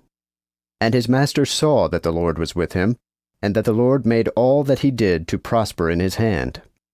So Joseph found favor in his sight, and served him, and made him ruler of his house, and put all that he had in his hand. And from that time that he had made him ruler over his house, and over all that he had, the Lord blessed the Egyptian's house for Joseph's sake. And the blessing of the Lord was upon all that he had in the house, and in the field. Therefore he left all that he had in Joseph's hand, and took account of nothing that was with him, save only of the bread which he did eat. And Joseph was a fair person, and well favored. Now therefore after these things his master's wife cast her eyes upon Joseph, and said, Lie with me. But he refused, and said to his master's wife, Behold, my master knoweth not what he hath in the house with me, but hath committed all that he had to mine hand. There is no man greater in this house than I, neither hath he kept anything from me, but only thee, because thou art his wife. How then can I do this great wickedness, and so sin against God? And albeit she spake to Joseph day by day, yet he hearkened not unto her, to lie with her, or to be in her company. Then on a certain day Joseph entered into the house to do his business, and there was no man of the household in the house. Therefore she caught him by his garment, saying, Sleep with me. But he left his garment in her hand, and fled, and got him out. Now when she saw that he had left his garment in her hand, and was fled out, she called unto the men of her house, and told them, saying, Behold, he hath brought in an Hebrew unto us to mock us. who came in to me for to have slept with me. But I cried with a loud voice. And when he heard that I lift up my voice and cried, he left his garments with me, and fled away, and got him out. So she laid up his garment by her, until her lord came home. Then she told him, according to these words, saying, The Hebrew servant which thou hast brought unto us came in to me, to mock me. But as soon as I lift up my voice and cried, he left his garment with me, and fled out. Then when his master heard the words of his wife, which she told him, saying, After this manner did thy servant to me, his anger was kindled. And Joseph's master took him and put him in prison, in the place where the king's prisoners lay bound, and there he was, in prison. But the Lord was with Joseph, and showed him mercy, and got him favor in the sight of the master of the prison. And the keeper of the prison committed to Joseph's hand all the prisoners that were in the prison, and whatsoever they did there, that did he. And the keeper of the prison looked unto nothing that was under his hand, seeing that the Lord was with him. For whatsoever he did, the Lord made it to prosper. Genesis chapter 40. And after these things, the butler of the king of Egypt and his baker offended their lord the king of Egypt. And Pharaoh was angry against his two officers, against the chief butler and against the chief baker. Therefore he put them in ward in his chief steward's house, in the prison and place where Joseph was bound. And the chief steward gave Joseph charge over them, and he served them, and they continued a season in ward.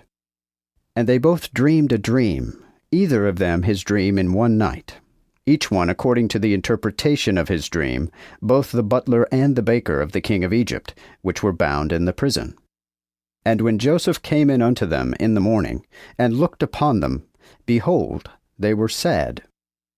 And he asked Pharaoh's officers that were with him in his master's ward, saying, Wherefore look ye so sadly today? Who answered him, We have dreamed, each one a dream, and there is none to interpret the same. Then Joseph said unto them, Are not interpretations of God? Tell them me now. So the chief butler told his dream to Joseph, and said unto him, In my dream, behold, a vine was before me, and in the vine were 3 branches. And as it budded, her flower came forth, and the clusters of grapes waxed ripe. And I had Pharaoh's cup in mine hand, and I took the grapes, and wrung them into Pharaoh's cup, and I gave the cup into Pharaoh's hand. Then Joseph said unto him, This is the interpretation of it. The 3 branches are 3 days. Within 3 days shall Pharaoh lift up thine head, and restore thee unto thine office. And thou shalt give Pharaoh's cup into his hand after the old manner, when thou wast his butler.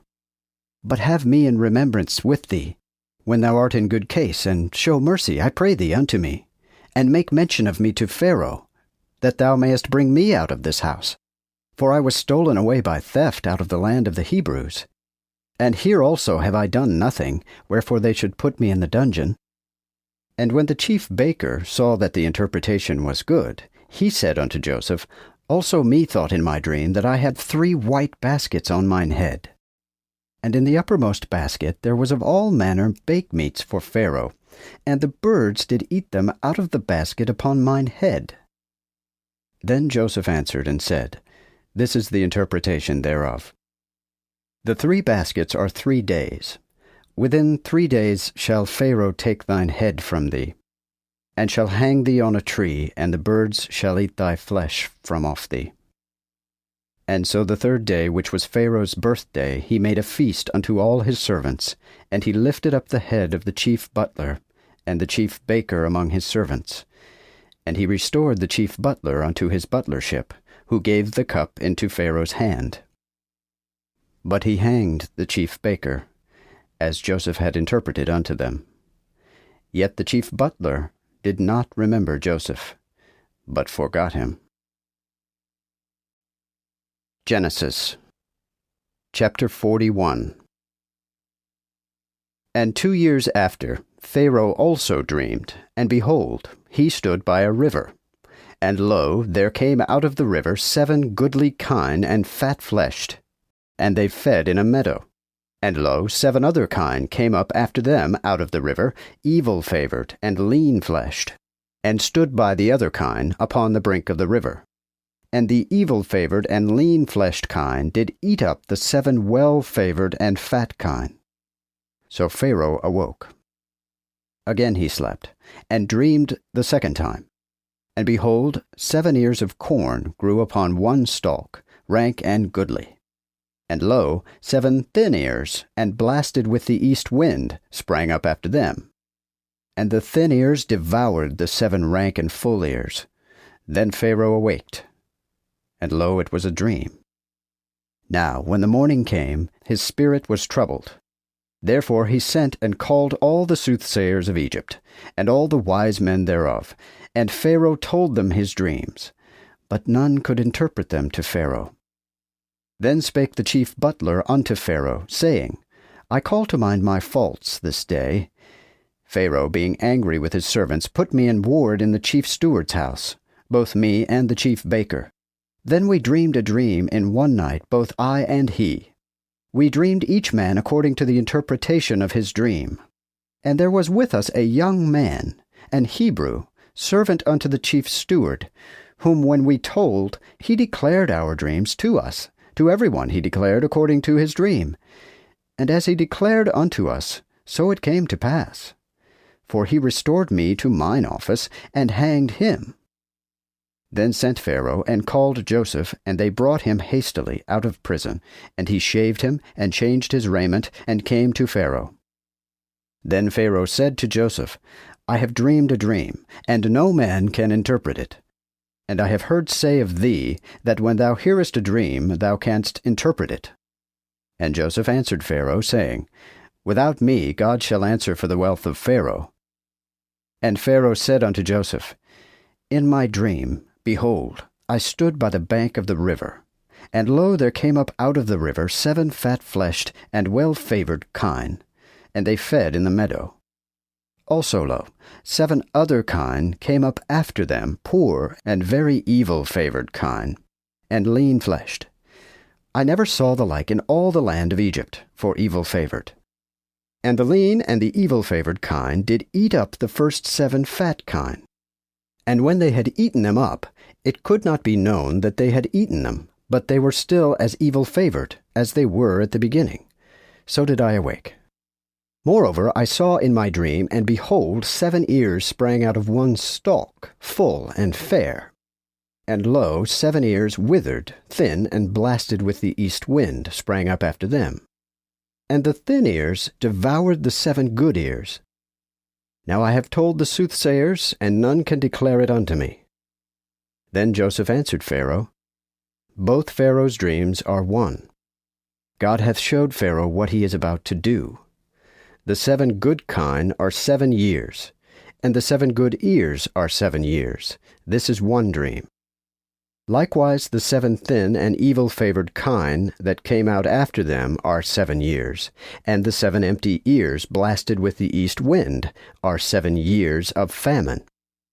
This is the thing which I have said unto Pharaoh, that God hath showed unto Pharaoh what he is about to do. Behold, there come 7 years of great plenty in all the land of Egypt. Again there shall arise after them 7 years of famine, so that all the plenty shall be forgotten in the land of Egypt, and the famine shall consume the land. Neither shall the plenty be known in the land, by reason of this famine that shall come after, for it shall be exceeding great. And therefore the dream was doubled unto Pharaoh the second time, because the thing is established by God, and God hasteth to perform it.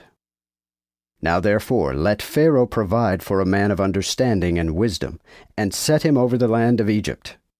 Let Pharaoh make and appoint officers over the land, and take up the 5th part of the land of Egypt in the 7 plenteous years. Also let them gather all the food of these good years that come, and lay up corn under the hand of Pharaoh for food in the cities, and let them keep it. So the food shall be for the provision of the land, against the 7 years of famine, which shall be in the land of Egypt, that the land perish not by famine. And the saying pleased Pharaoh and all his servants. Then said Pharaoh unto his servants, Can we find such a man as this, in whom is the Spirit of God? Then Pharaoh said to Joseph, Forasmuch as God hath showed thee all this, there is no man of understanding or wisdom like unto thee. Thou shalt be over mine house, and at thy word shall all my people be armed. Only in the king's throne will I be above thee. Moreover Pharaoh said to Joseph, Behold, I have set thee over all the land of Egypt. And Pharaoh took off his ring from his hand, and put it upon Joseph's hand, and arrayed him in garments of fine linen, and put a golden chain about his neck. So he sat him upon the best chariot that he had, save one. And they cried before him, Abrech, and placed him over all the land of Egypt. Again Pharaoh said unto Joseph, I am Pharaoh, and without thee shall no man lift up his hand or his foot in the land of Egypt. And Pharaoh called Joseph's name Zaphnath-Paneah. And he gave him to wife Asenath, the daughter of Potiphera, prince of On. Then went Joseph abroad in the land of Egypt. And Joseph was 30 years old when he stood before Pharaoh king of Egypt. And Joseph, departing from the presence of Pharaoh, went throughout all the land of Egypt. And in the 7 plenteous years the earth brought forth store. And he gathered up all the food of the 7 plenteous years which were in the land of Egypt, and laid up the food in the cities. The food of the field, that was round about every city, laid he up in the same. So Joseph gathered wheat, like unto the sand of the sea in multitude out of measure, until he left numbering, for it was without number. Now unto Joseph were born 2 sons, before the year of famine came, which Asenath, the daughter of Potiphera, prince of On, bare unto him. And Joseph called the name of the firstborn Manasseh. For God, saith he, hath made me forget all my labor and all my father's household. Also he called the name of the second Ephraim.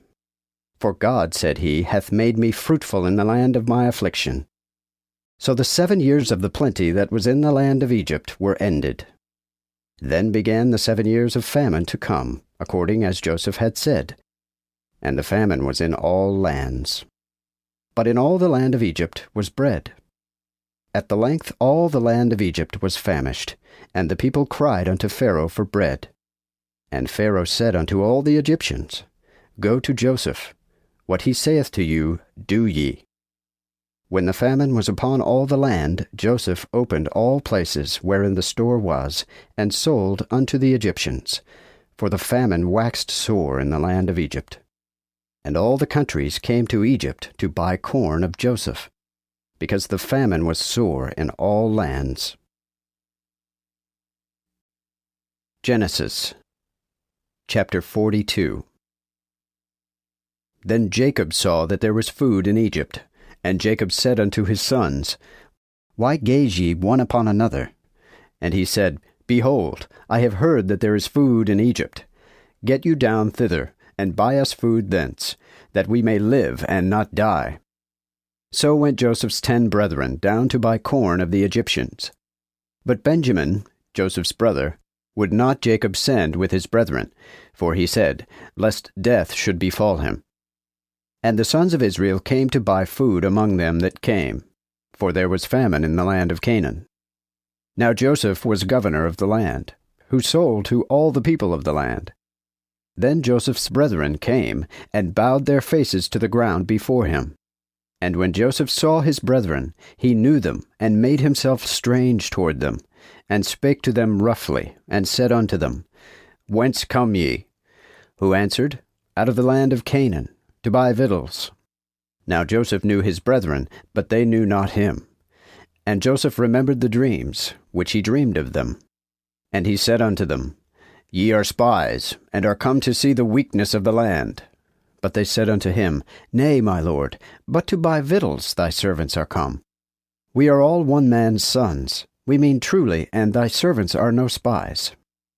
But he said unto them, Nay, but ye are come to see the weakness of the land.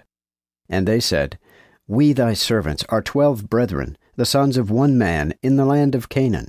And behold, the youngest is this day with our father, and one is not. Again Joseph said unto them, This is it that I spake unto you, saying, Ye are spies. Hereby ye shall be proved. By the life of Pharaoh ye shall not go hence, except your youngest brother come hither. Send one of you which may fetch your brother, and ye shall be kept in prison, that your words may be proved, whether there be truth in you, or else by the life of Pharaoh ye are but spies. So he put them in ward 3 days. Then Joseph said unto them the 3rd day, This do, and live, for I fear God. If ye be true men, let one of your brethren be bound in your prison house, and go ye, carry food for the famine of your houses. But bring your younger brother unto me, that your words may be tried, and that ye die not. And they did so.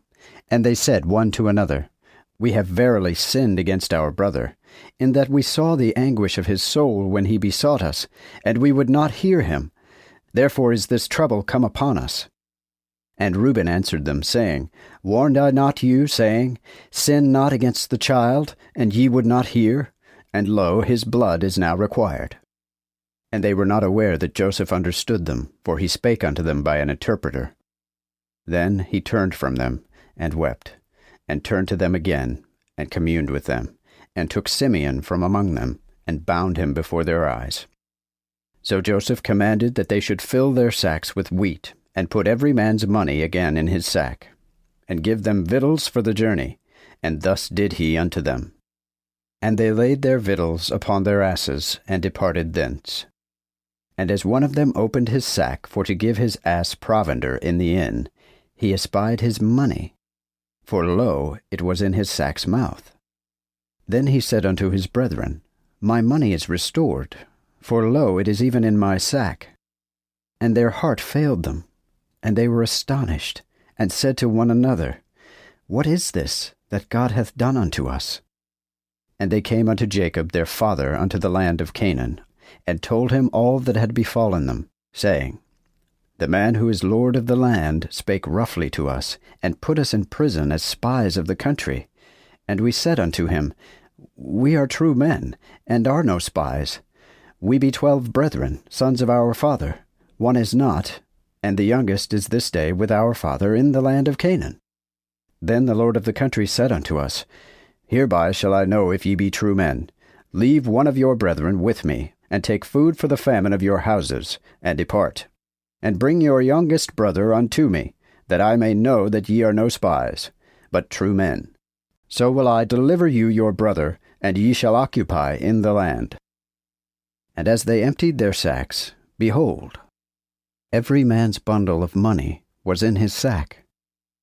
And when they and their father saw the bundles of their money, they were afraid. Then Jacob their father said to them, Ye have robbed me of my children. Joseph is not, and Simeon is not, and ye will take Benjamin. All these things are against me. Then Reuben answered his father, saying, Slay my 2 sons, if I bring him not to thee again.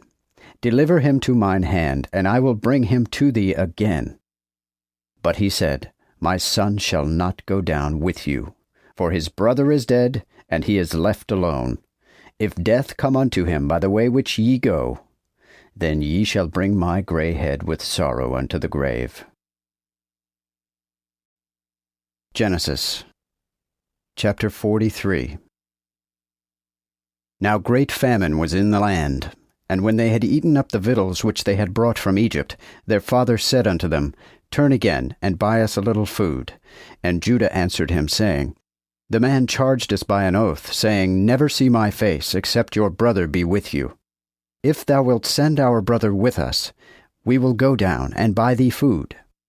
But if thou wilt not send him, we will not go down. For the man said unto us, Look me not in the face, except your brother be with you. And Israel said, Wherefore dealt ye so evil with me, as to tell the man whether ye had yet a brother or no? And they answered, The man asked straitly of ourselves and of our kindred, saying, Is your father yet alive? Have ye any brother? And we told him according to these words. Could we know certainly that he would say, Bring your brother down? Then said Judah to Israel his father, Send the boy with me, that we may rise and go, and that we may live and not die, both we and thou, and our children. I will be surety for him. Of mine hand shalt thou require him. If I bring him not to thee, and set him before thee, then let me bear the blame forever. For except we had made this tarrying, doubtless by this we had returned the second time. Then their father Israel said unto them, If it must needs be so now, do thus. Take of the best fruits of the land in your vessels, and bring the man a present, a little rosin, and a little honey, spices and myrrh, nuts and almonds. And take double money in your hand, and the money that was brought again in your sacks' mouths, carry it again in your hand, lest it were some oversight. Take also your brother, and arise, and go again to the man. And God Almighty gives you mercy in the sight of the man, that he may deliver you your other brother, and Benjamin. But I shall be robbed of my child, as I have been. Thus the men took this present, and took twice so much money in their hand with Benjamin, and rose up, and went down to Egypt, and stood before Joseph. And when Joseph saw Benjamin with them, he said to his steward, Bring these men home, and kill meat, and make ready, for the men shall eat with me at noon. And the men did as Joseph bade, and brought the men unto Joseph's house. Now when the men were brought into Joseph's house, they were afraid, and said, Because of the money that came in our sacks' mouths at the first time are we brought, that he may pick a quarrel against us, and lay something to our charge, and bring us in bondage and our asses. Therefore came they to Joseph's steward, and communed with him at the door of his house, and said, O sir, we came indeed down hither at the first time to buy food.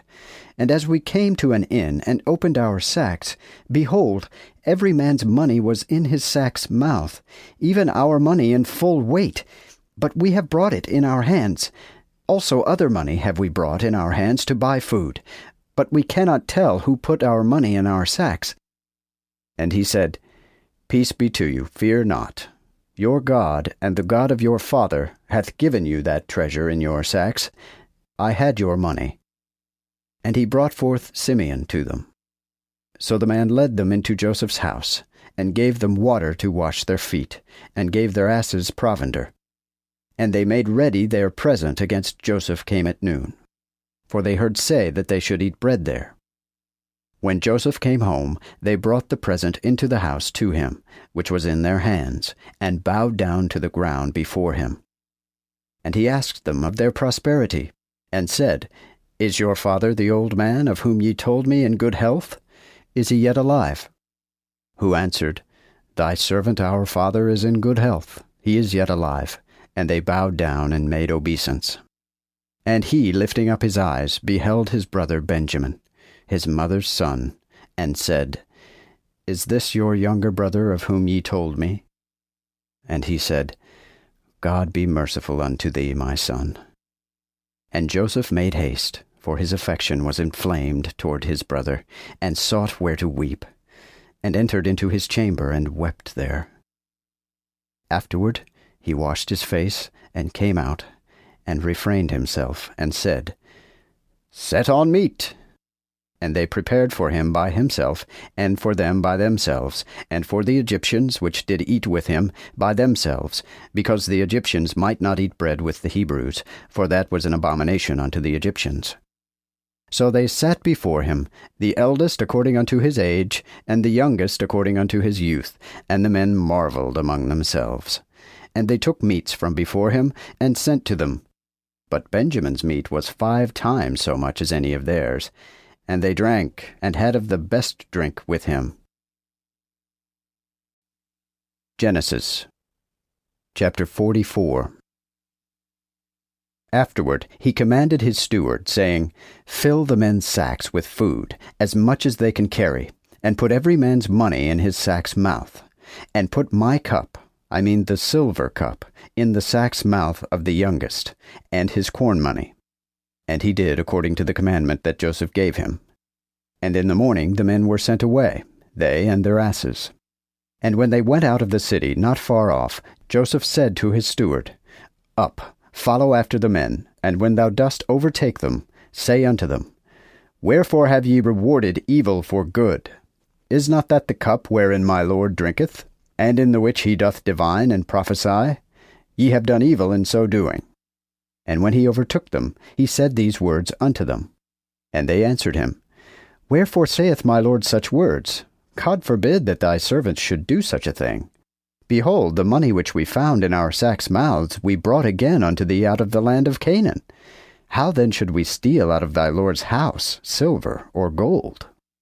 With whomsoever of thy servants it be found, let him die, and we also will be my Lord's bondmen. And he said, Now then, let it be according unto your words. He with whom it is found shall be my servant, and ye shall be blameless.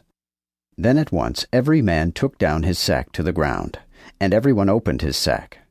And he searched, and began at the eldest, and left at the youngest, and the cup was found in Benjamin's sack. Then they rent their clothes, and laded every man his ass, and went again into the city. So Judah and his brethren came to Joseph's house, for he was yet there, and they fell before him on the ground. Then Joseph said unto them, What act is this which ye have done? Know ye not that such a man as I can divine and prophesy?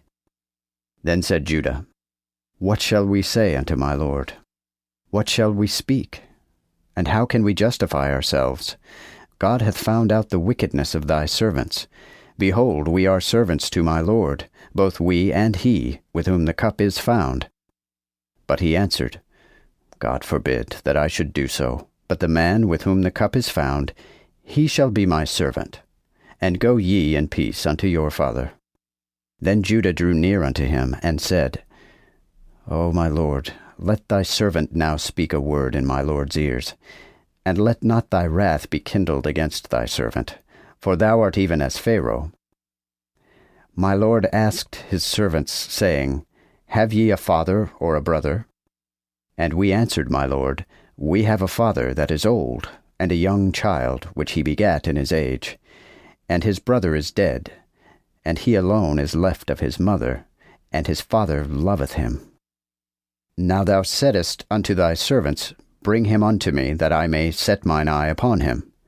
And we answered, my lord, The child cannot depart his father, for if he leave his father would die. Then saidst thou unto thy servants, Except your younger brother come down with you, look in my face no more.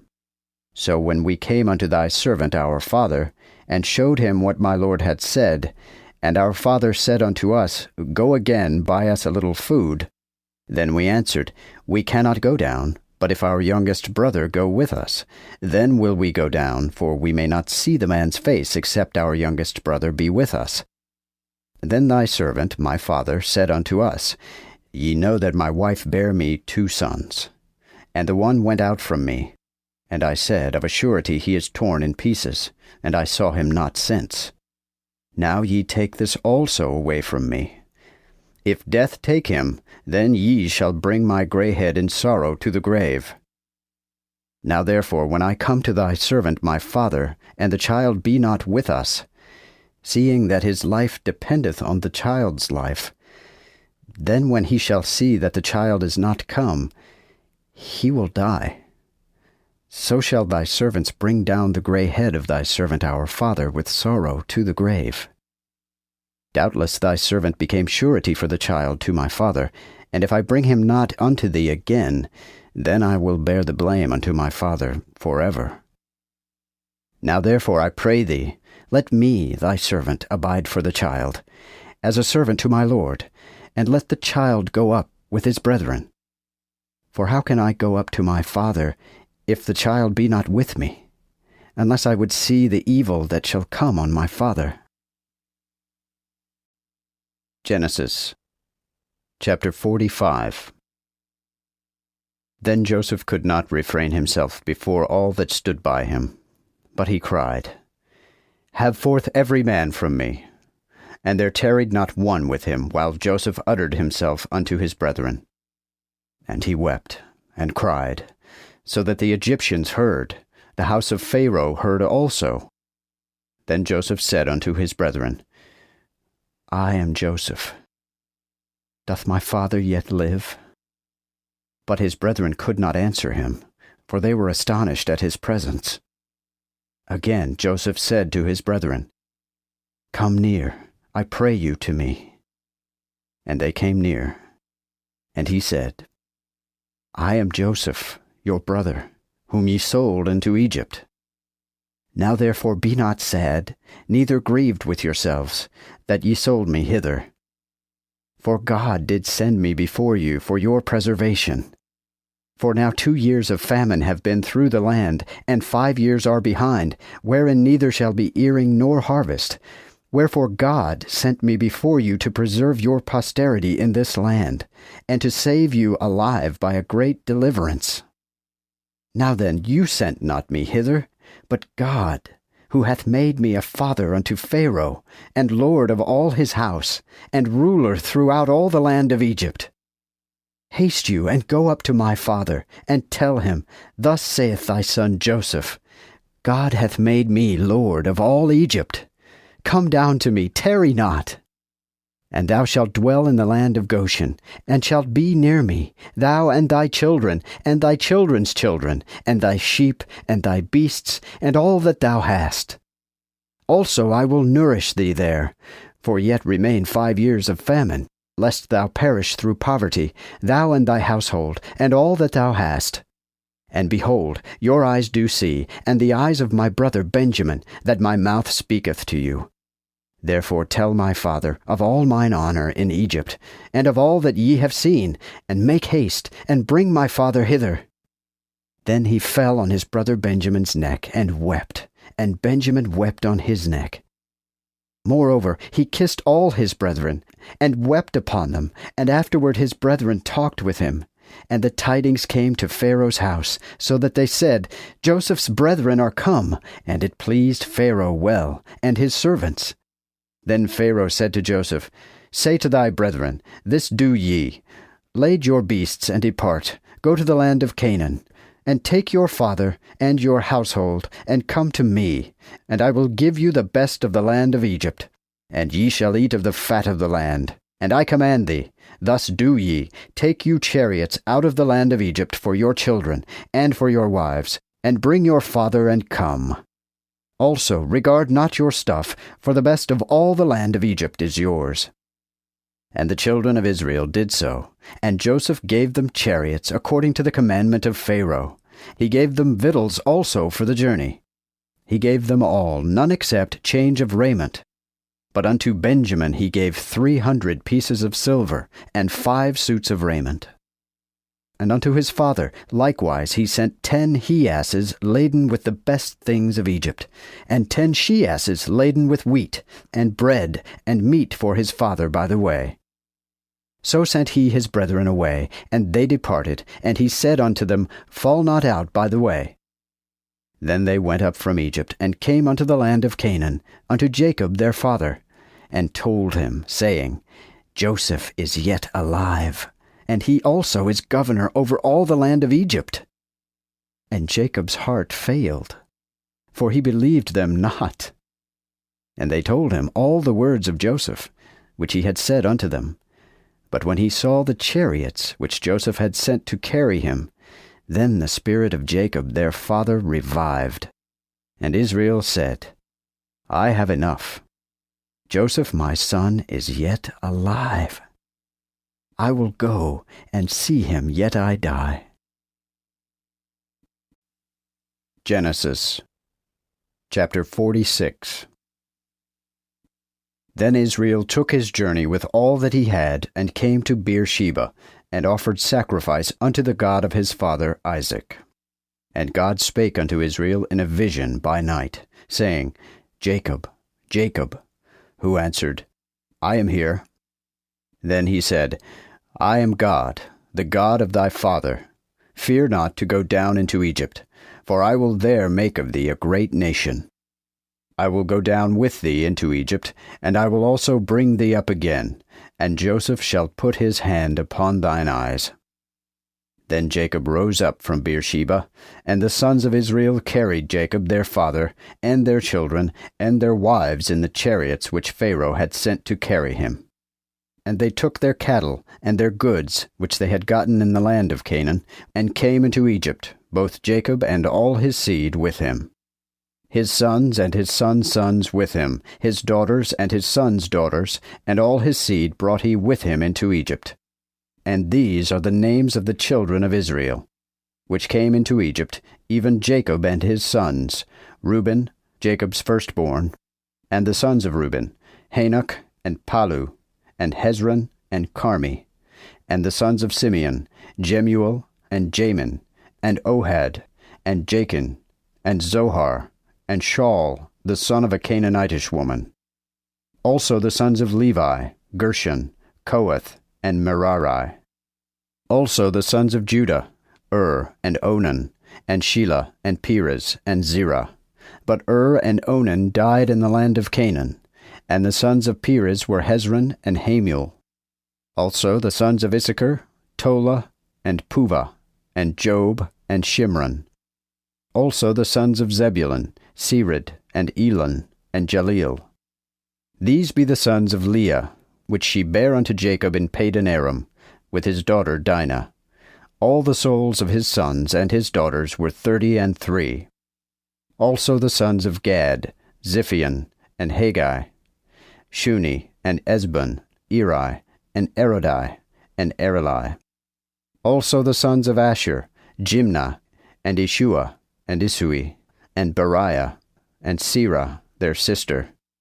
And the sons of Beriah, and Heber, and Malchil. These are the children of Zilpah, whom Laban gave to Leah his daughter, and these she bare unto Jacob, even 16 souls. The sons of Rachel, Jacob's wife, were Joseph and Benjamin. And unto Joseph in the land of Egypt were born Manasseh and Ephraim, which Asenath the daughter of Potipharah, prince of On, bare unto him. Also the sons of Benjamin, Bela, and Becher, and Ashbel, and Gera, Naaman, Ehi, and Rosh, Mupim, and Hupim, and Ard. These are the sons of Rachel, which were born unto Jacob, 14 souls in all. Also the sons of Dan, Hushim. Also the sons of Naphtali, Jaziel, and Guni, and Yezer, and Shillem. These are the sons of Bilhah, which Laban gave unto Rachel his daughter, and she bare these unto Jacob, in all 7 souls.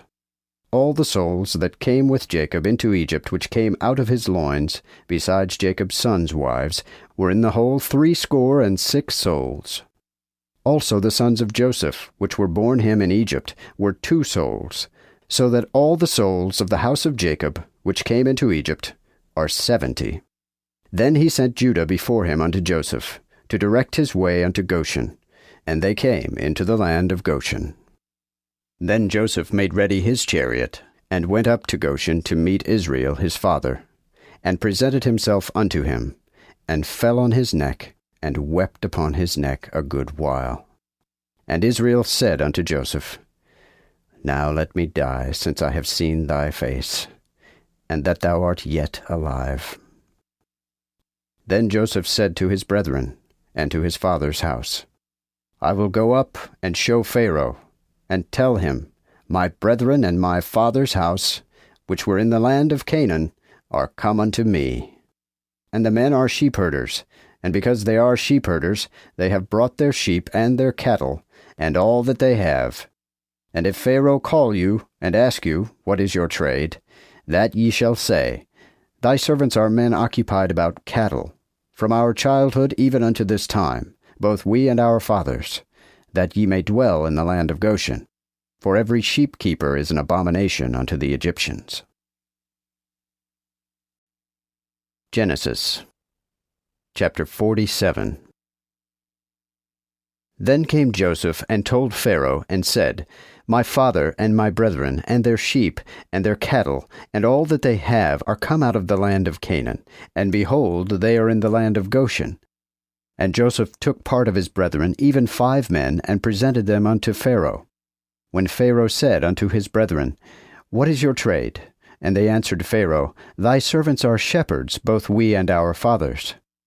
They said moreover unto Pharaoh, For to sojourn in the land are we come, for thy servants have no pasture for their sheep, so sore is the famine in the land of Canaan. Now therefore, we pray thee, let thy servants dwell in the land of Goshen. Then spake Pharaoh to Joseph, saying, Thy father and thy brethren are come unto thee. The land of Egypt is before thee. In the best place of the land make thy father and thy brethren to dwell. Let them dwell in the land of Goshen. And if thou knowest that there be men of activity among them, make them rulers over my cattle. Joseph also brought Jacob his father, and set him before Pharaoh. And Jacob saluted Pharaoh. Then Pharaoh said unto Jacob, How old art thou? And Jacob said unto Pharaoh, The whole time of my pilgrimage is 130 years. Few and evil have the days of my life been, and I have not attained unto the years of the life of my fathers, in the days of their pilgrimages. And Jacob took leave of Pharaoh, and departed from the presence of Pharaoh. And Joseph placed his father and his brethren, and gave them possession in the land of Egypt, in the best of the land, even in the land of Ramses, as Pharaoh had commanded. And Joseph nourished his father, and his brethren, and all his father's household with bread, even to the young children. Now there was no bread in all the land, for the famine was exceeding sore, so that the land of Egypt and the land of Canaan were famished by reason of the famine. And Joseph gathered all the money that was found in the land of Egypt, and in the land of Canaan, for the corn which they bought, and Joseph laid up the money in Pharaoh's house. So when money failed in the land of Egypt, and in the land of Canaan, then all the Egyptians came unto Joseph, and said, Give us bread, for why should we die before thee? For our money is spent. Then said Joseph, Bring your cattle, and I will give you for your cattle, if your money be spent. So they brought their cattle unto Joseph, and Joseph gave them bread for the horses, and for the flocks of sheep, and for the herds of cattle, and for the asses. So he fed them with bread for all their cattle that year. But when the year was ended, they came unto him the second year, and said unto him, We will not hide from my lord, that since our money is spent, and my lord hath the herds of the cattle, there is nothing left in the sight of my lord, but our bodies and our ground. Why shall we perish in thy sight, both we and our land? Buy us and our land for bread, and we and our land will be bound to Pharaoh. Therefore give us seed, that we may live and not die, and that the land go not to waste. So Joseph bought all the land of Egypt for Pharaoh. For the Egyptians sold every man his ground, because the famine was sore upon them. So the land became Pharaoh's, and he removed the people unto the cities, from one side of Egypt even to the other. Only the land of the priests bought he not, for the priests had an ordinary of Pharaoh, and they did eat their ordinary, which Pharaoh gave them, wherefore they sold not their ground. Then Joseph said unto the people, Behold, I have bought you this day and your land for Pharaoh. Lo, here is seed for you, sow therefore the ground. And of the increase ye shall give the 5th part unto Pharaoh, and 4 parts shall be yours for seed of the field, and for your meat, and for them of your households, and for your children to eat. Then they answered, Thou hast saved our lives. Let us find grace in the sight of my lord, and we will be Pharaoh's servants. Then Joseph made it a law over the land of Egypt unto this day, that Pharaoh should have the 5th part, except the land of the priests only, which was not Pharaoh's. And Israel dwelt in the land of Egypt, in the country of Goshen, and they had their possessions therein, and grew and multiplied exceedingly. Moreover, Jacob lived in the land of Egypt 17 years. So the whole age of Jacob was 107 years. Now when the time drew near that Israel must die, he called his son Joseph, and said unto him, If I have now found grace in thy sight, put thine hand now under my thigh, and deal mercifully and truly with me. Bury me not, I pray thee, in Egypt. But when I shall sleep with my fathers, thou shalt carry me out of Egypt, and bury me in their burial. And he answered, I will do as thou hast said. Then he said, Swear unto me. And he sware unto him. And Israel worshipped towards the bed's head. Genesis chapter 48. Again after this, one said to Joseph, Lo, thy father is sick. Then he took with him his 2 sons, Manasseh and Ephraim. Also one told Jacob, and said, Behold, thy son Joseph is come to thee. And Israel took his strength unto him, and sat upon the bed.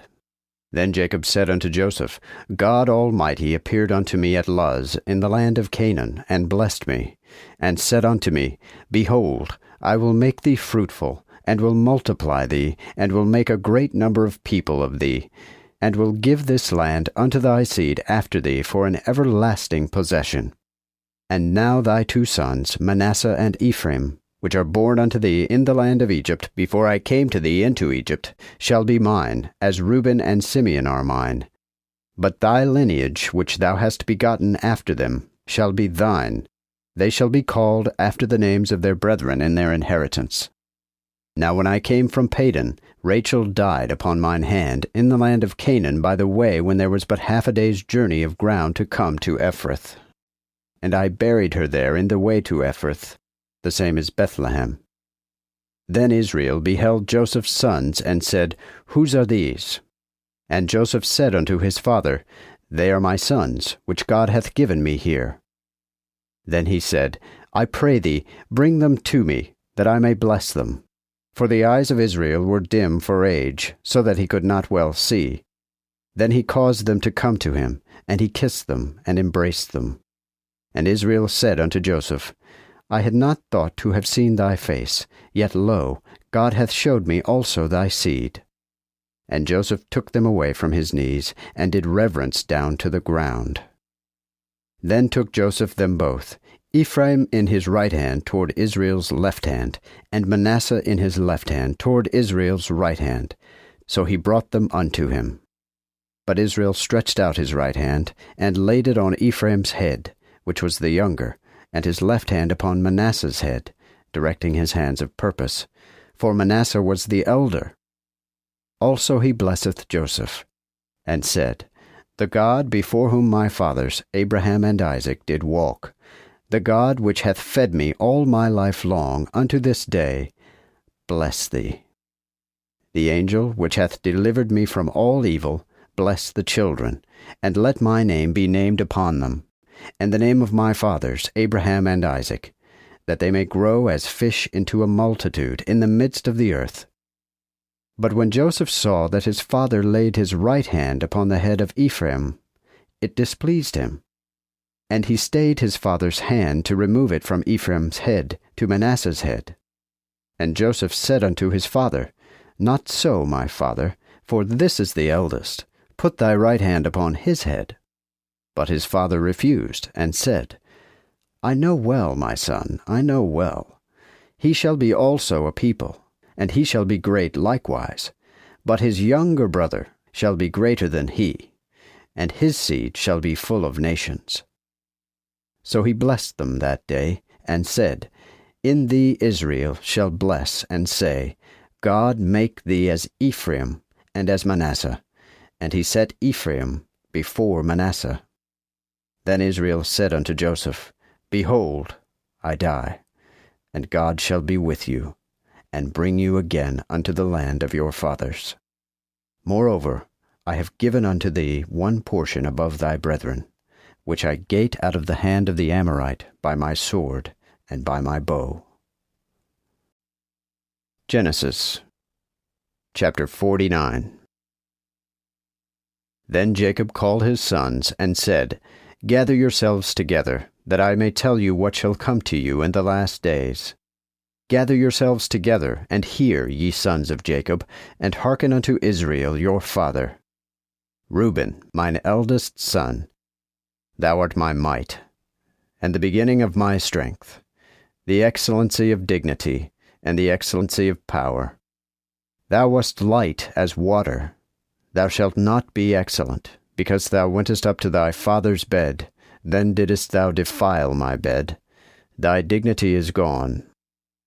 Simeon and Levi, brethren in evil, the instruments of cruelty are in their habitations. Into their secret let not my soul come. My glory be not thou joined with their assembly. For in their wrath they slew a man, and in their self-will they dug down a wall. Cursed be their wrath, for it was fierce, and their rage, for it was cruel. I will divide them in Jacob, and scatter them in Israel. Thou, Judah, thy brethren shall praise thee. Thy hand shall be in the neck of thine enemies. Thy father's son shall bow down before unto thee. Judah, as a lion's whelp shalt thou come up from the spoil, my son. He shall lie down and couch a lion, and as a lioness, who shall stir him up? The scepter shall not depart from Judah, nor a lawgiver from between his feet, until Shiloh come, and the people shall be gathered unto him. He shall bind his ass foal unto the vine, and his ass's colt unto the best vine. He shall wash his garment in wine, and his cloak in the blood of grapes. His eyes shall be red with wine, and his teeth white with milk. Zebulun shall dwell by the seaside, and he shall be an haven for ships, and his border shall be unto Sidon. Issachar shall be a strong ass, couching down between two burdens. And he shall see that rest is good, and that the land is pleasant. And he shall bow his shoulder to bear, and shall be subject unto tribute. Dan shall judge his people as one of the tribes of Israel. Dan shall be a serpent by the way, an adder by the path, biting the horse heels, so that his rider shall fall backward. O Lord, I have waited for thy salvation. Gad, a host of men shall overcome him, but he shall overcome at the last. Concerning Asher, his bread shall be fat, and he shall give pleasures for a king. Naphtali shall be a hind let go, giving goodly words. Joseph shall be a fruitful bough, even a fruitful bough by the well side. The small boughs shall turn upon the wall. And the archers grieved him, and shot against him, and hated him. But his bow abode strong, and the hands of his arms were strengthened, by the hands of the mighty God of Jacob, of whom was the feeder appointed by the stone of Israel, even by the God of thy father, who shall help thee, and by the Almighty, who shall bless thee with heavenly blessings from above, with blessings of the deep that lieth beneath, with blessings of the breasts and of the womb. The blessings of thy father shall be stronger than the blessings of mine elders.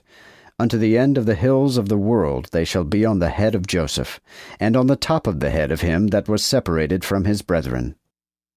Benjamin shall raven as a wolf.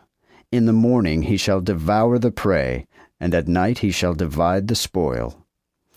All these are the 12 tribes of Israel. And thus their father spake unto them, and blessed them. Every one of them blessed he with a several blessing.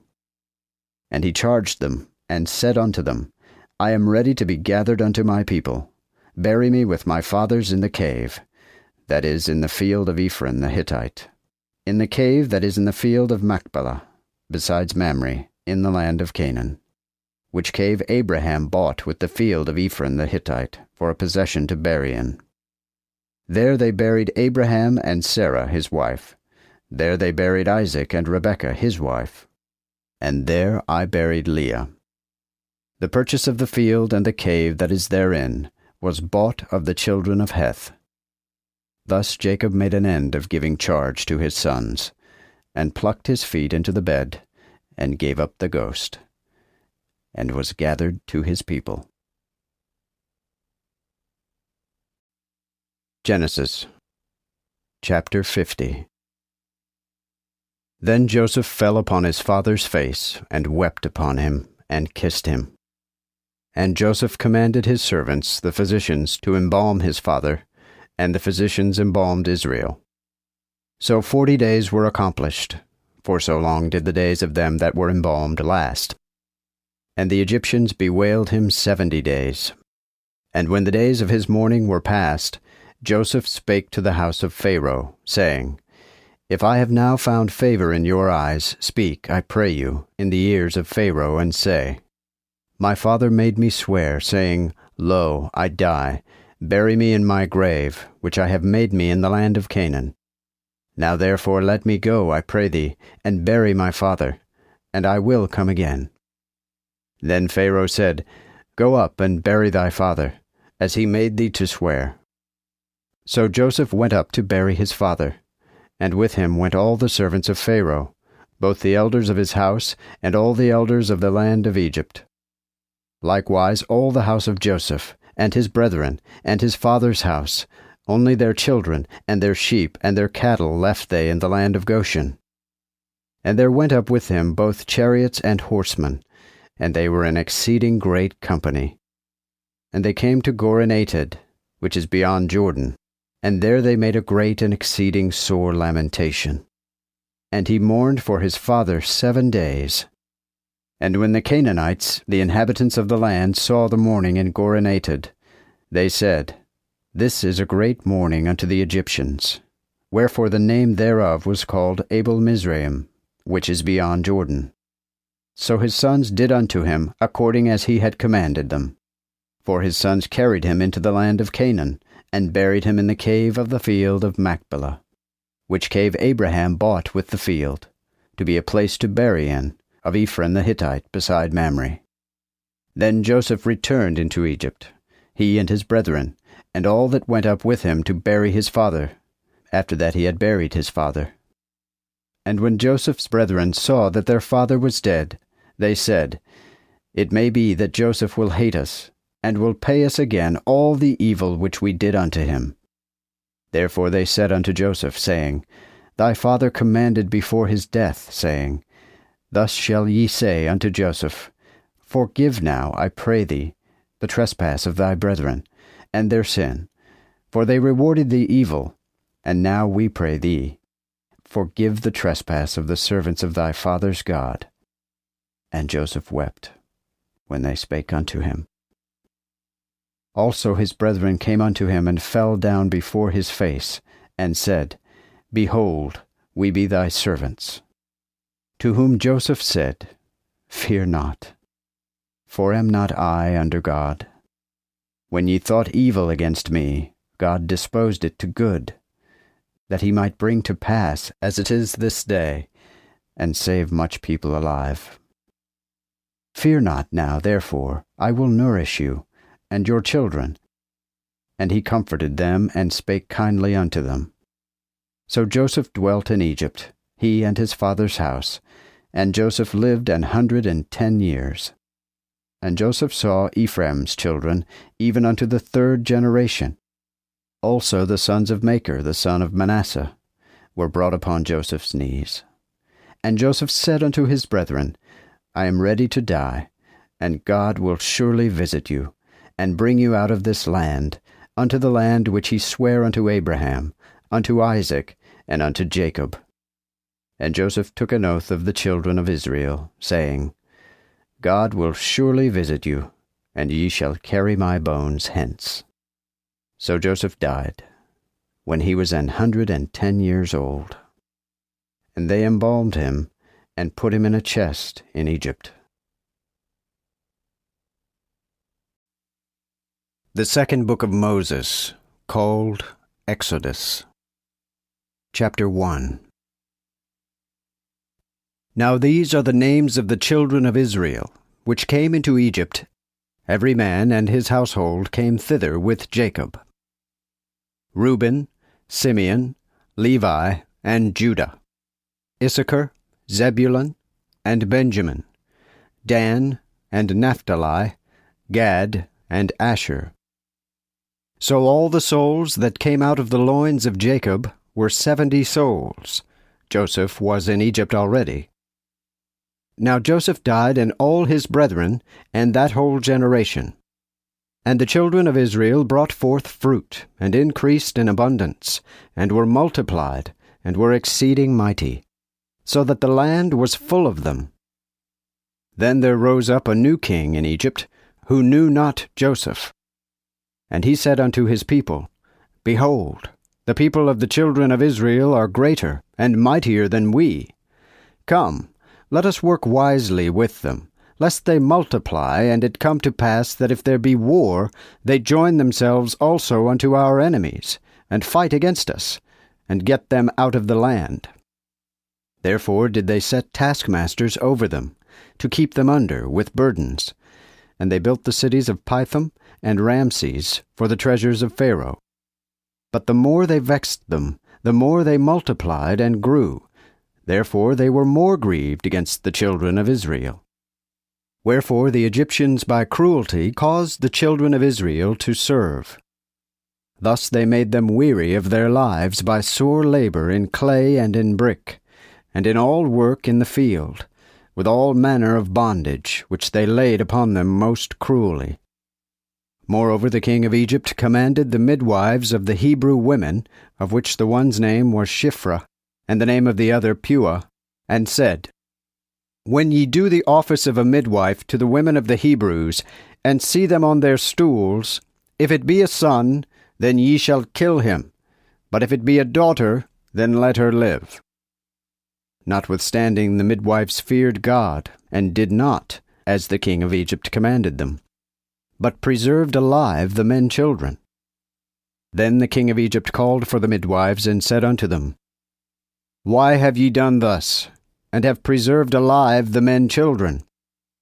And the midwives answered Pharaoh, Because the Hebrew women are not as the women of Egypt, for they are lively, and are delivered ere the midwives come at them. God therefore prospered the midwives, and the people multiplied, and were very mighty. And because the midwives feared God, therefore he made them houses. Then Pharaoh charged all his people, saying, Every man-child that is born cast ye into the river, but reserve every maid-child alive. Exodus chapter 2. Then there went a man of the house of Levi, and took to wife a daughter of Levi. And the woman conceived and bare a son. And when she saw that he was fair, she hid him 3 months. But when she could no longer hide him, she took for him an ark made of reed, and daubed it with slime and with pitch, and laid the child therein, and put it among the bulrushes by the river's brink. Now his sister stood afar off, to wit what would come of him. Then the daughter of Pharaoh came down to wash her in the river, and her maidens walked by the river's side. And when she saw the ark among the bulrushes, she sent her maid to fetch it. Then she opened it, and saw it was a child, and behold, the babe wept. So she had compassion on it, and said, This is one of the Hebrews' children. Then said his sister unto Pharaoh's daughter, Shall I go and call unto thee a nurse of the Hebrew women to nurse thee the child? And Pharaoh's daughter said to her, Go. So the maid went and called the child's mother, to whom Pharaoh's daughter said, Take this child away, and nurse it for me, and I will reward thee. Then the woman took the child and nursed him. Now the child grew, and she brought him unto Pharaoh's daughter. And he was as her son, and she called his name Moses. Because, said she, I drew him out of the water. And in those days, when Moses was grown, he went forth unto his brethren, and looked on their burdens. Also he saw an Egyptian smiting an Hebrew, one of his brethren. And he looked round about, and when he saw no man, he slew the Egyptian, and hid him in the sand. Again he came forth the second day, and behold, 2 Hebrews strove. And he said unto him that did the wrong, Wherefore smitest thou thy fellow? And he answered, Who made thee a man of authority, and a judge over us? Thinkest thou to kill me, as thou killedst the Egyptian? Then Moses feared, and said, Certainly this thing is known. Now Pharaoh heard this matter, and sought to slay Moses. Therefore Moses fled from Pharaoh, and dwelt in the land of Midian. And he sat down by a well. And the priest of Midian had 7 daughters, which came and drew water, and filled the troughs for to water their father's sheep. Then the shepherds came and drove them away. But Moses rose up, and defended them, and watered their sheep. And when they came to rule their father, he said, How are ye come so soon today? And they said, A man of Egypt delivered us from the hand of the shepherds, and also drew us water enough and watered the sheep. Then he said unto his daughters, And where is he? Why have ye so left the man? Call him, that he may eat bread. And Moses agreed to dwell with the man, who gave unto Moses Zipporah his daughter. And she bare a son, whose name he called Gershom, for he said, I have been a stranger in a strange land. Then, in process of time, the king of Egypt died, and the children of Israel sighed for the bondage, and cried. And their cry for the bondage came up unto God. Then God heard their moan, and God remembered his covenant with Abraham, Isaac, and Jacob. So God looked upon the children of Israel, and God had respect unto them. Exodus chapter 3. When Moses kept the sheep of Jethro, his father-in-law, priest of Midian, and drove the flock to the backside of the desert, and came to the mountain of God, Horeb, then the angel of the Lord appeared unto him in a flame of fire out of the midst of a bush. And he looked, and behold, the bush burned with fire, and the bush was not consumed. Therefore Moses said, I will turn aside now, and see this great sight, why the bush burneth not. And when the Lord saw that he turned aside to see, God called unto him out of the midst of the bush, and said, Moses, Moses. And he answered, I am here. Then he said, Come not hither. Put thy shoes off thy feet, for the place whereon thou standest is holy ground. Moreover he said, I am the God of thy father, the God of Abraham, the God of Isaac, and the God of Jacob. Then Moses hid his face, for he was afraid to look upon God. Then the Lord said, I have surely seen the trouble of my people, which are in Egypt, and have heard their cry, because of their taskmasters. For I know their sorrows. Therefore I am come down to deliver them out of the land of the Egyptians, and to bring them out of that land into a good land and a large, into a land that floweth with milk and honey, even into the place of the Canaanites, and the Hittites, and the Amorites, and the Perizzites, and the Hivites, and the Jebusites. And now, lo, the cry of the children of Israel is come unto me, and I have also seen the oppression wherewith the Egyptians oppress them. Come now therefore, and I will send thee unto Pharaoh, that thou mayest bring my people, the children of Israel, out of Egypt.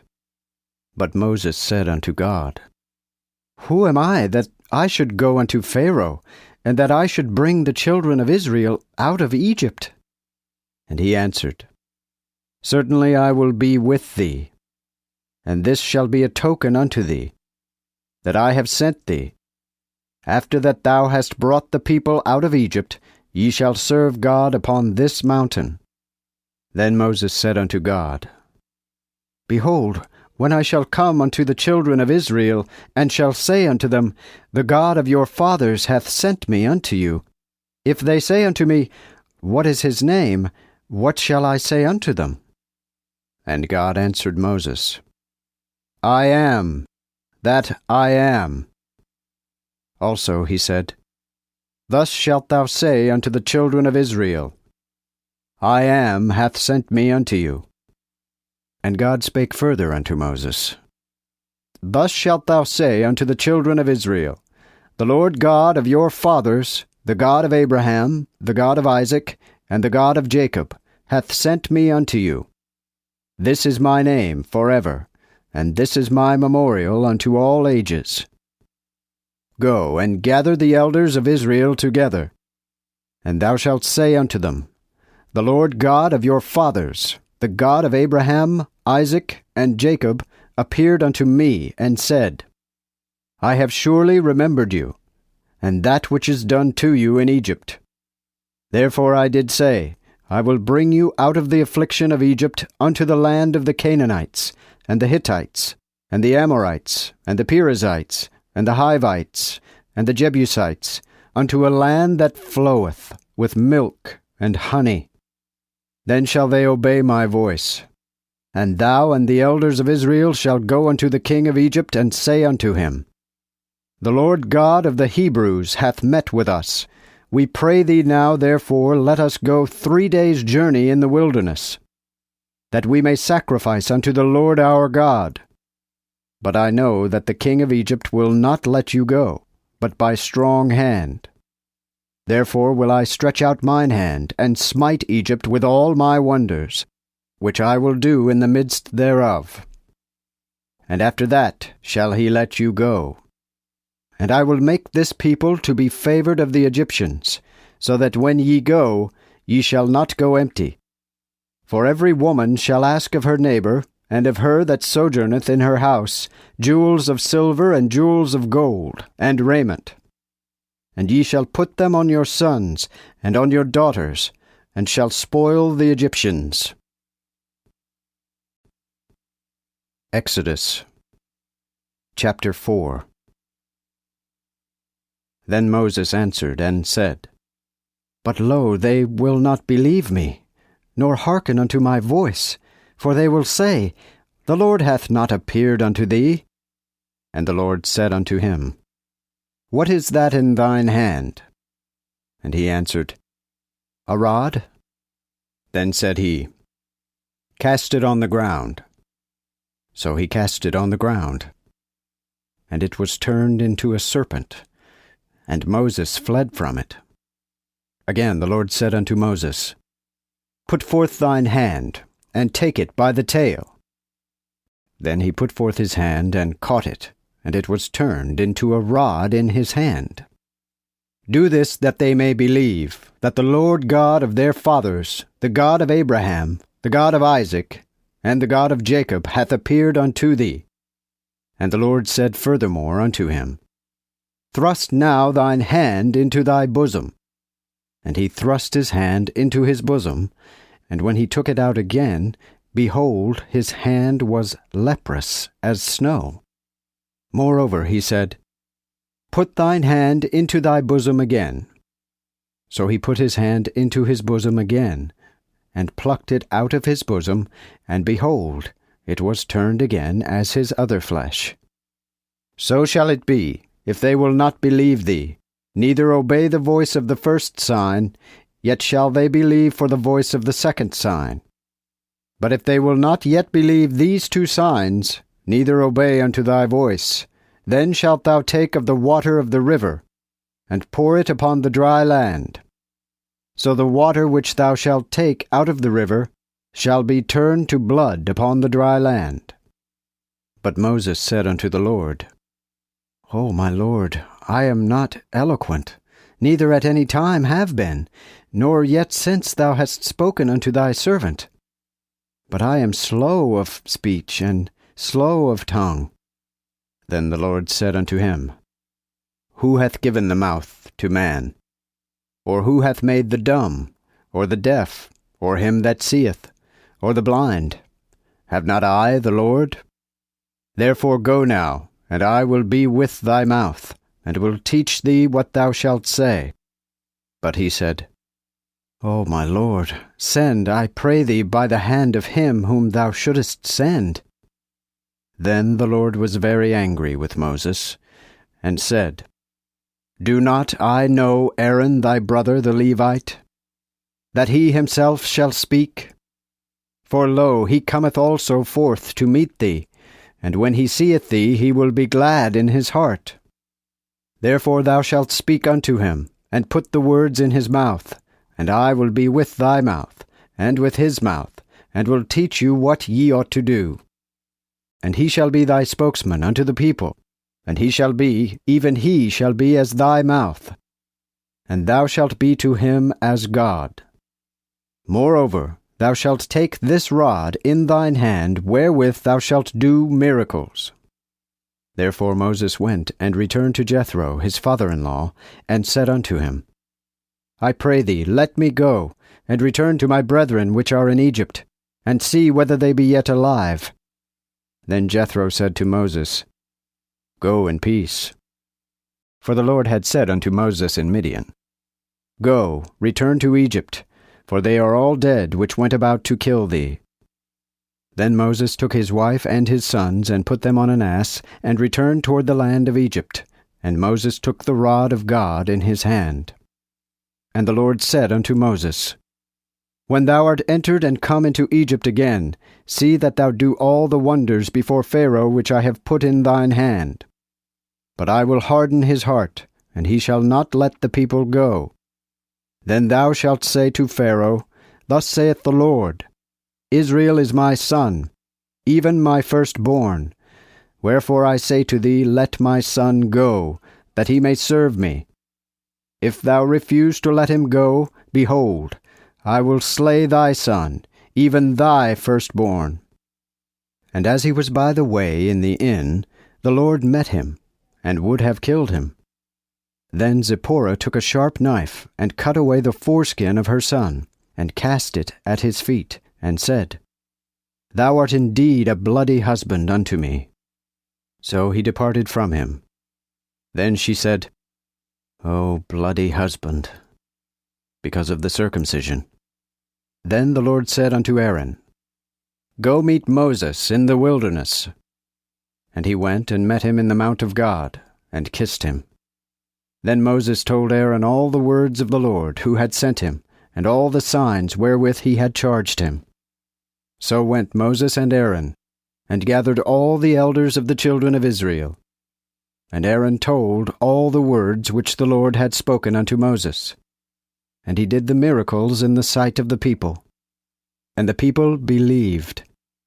And when they heard that the Lord had visited the children of Israel, and had looked upon their tribulation, they bowed down and worshipped.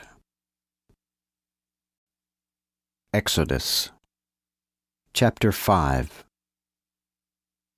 Then afterward Moses and Aaron went and said to Pharaoh, Thus saith the Lord God of Israel, Let my people go, that they may celebrate a feast unto me in the wilderness. And Pharaoh said, Who is the Lord, that I should hear his voice, and let Israel go? I know not the Lord, neither will I let Israel go. And they said, We worship the God of the Hebrews.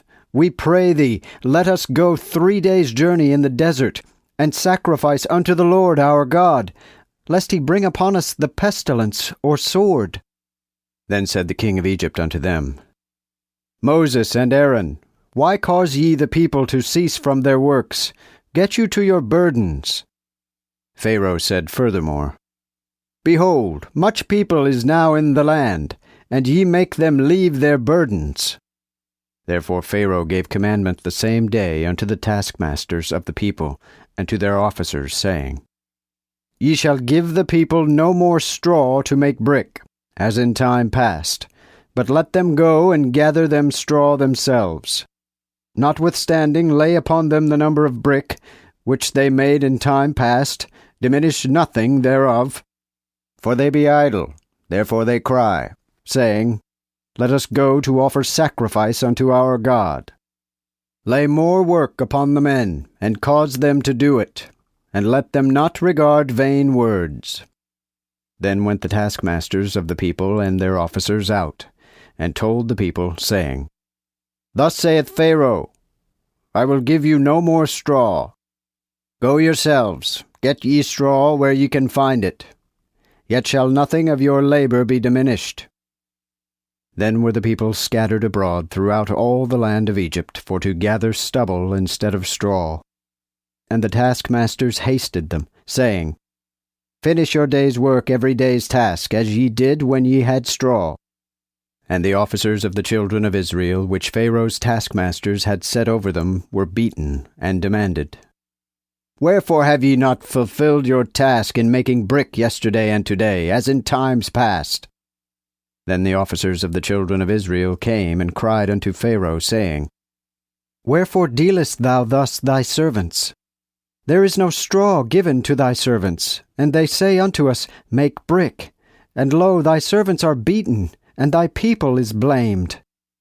But he said, Ye are too much idle. Therefore ye say, Let us go to offer sacrifice to the Lord.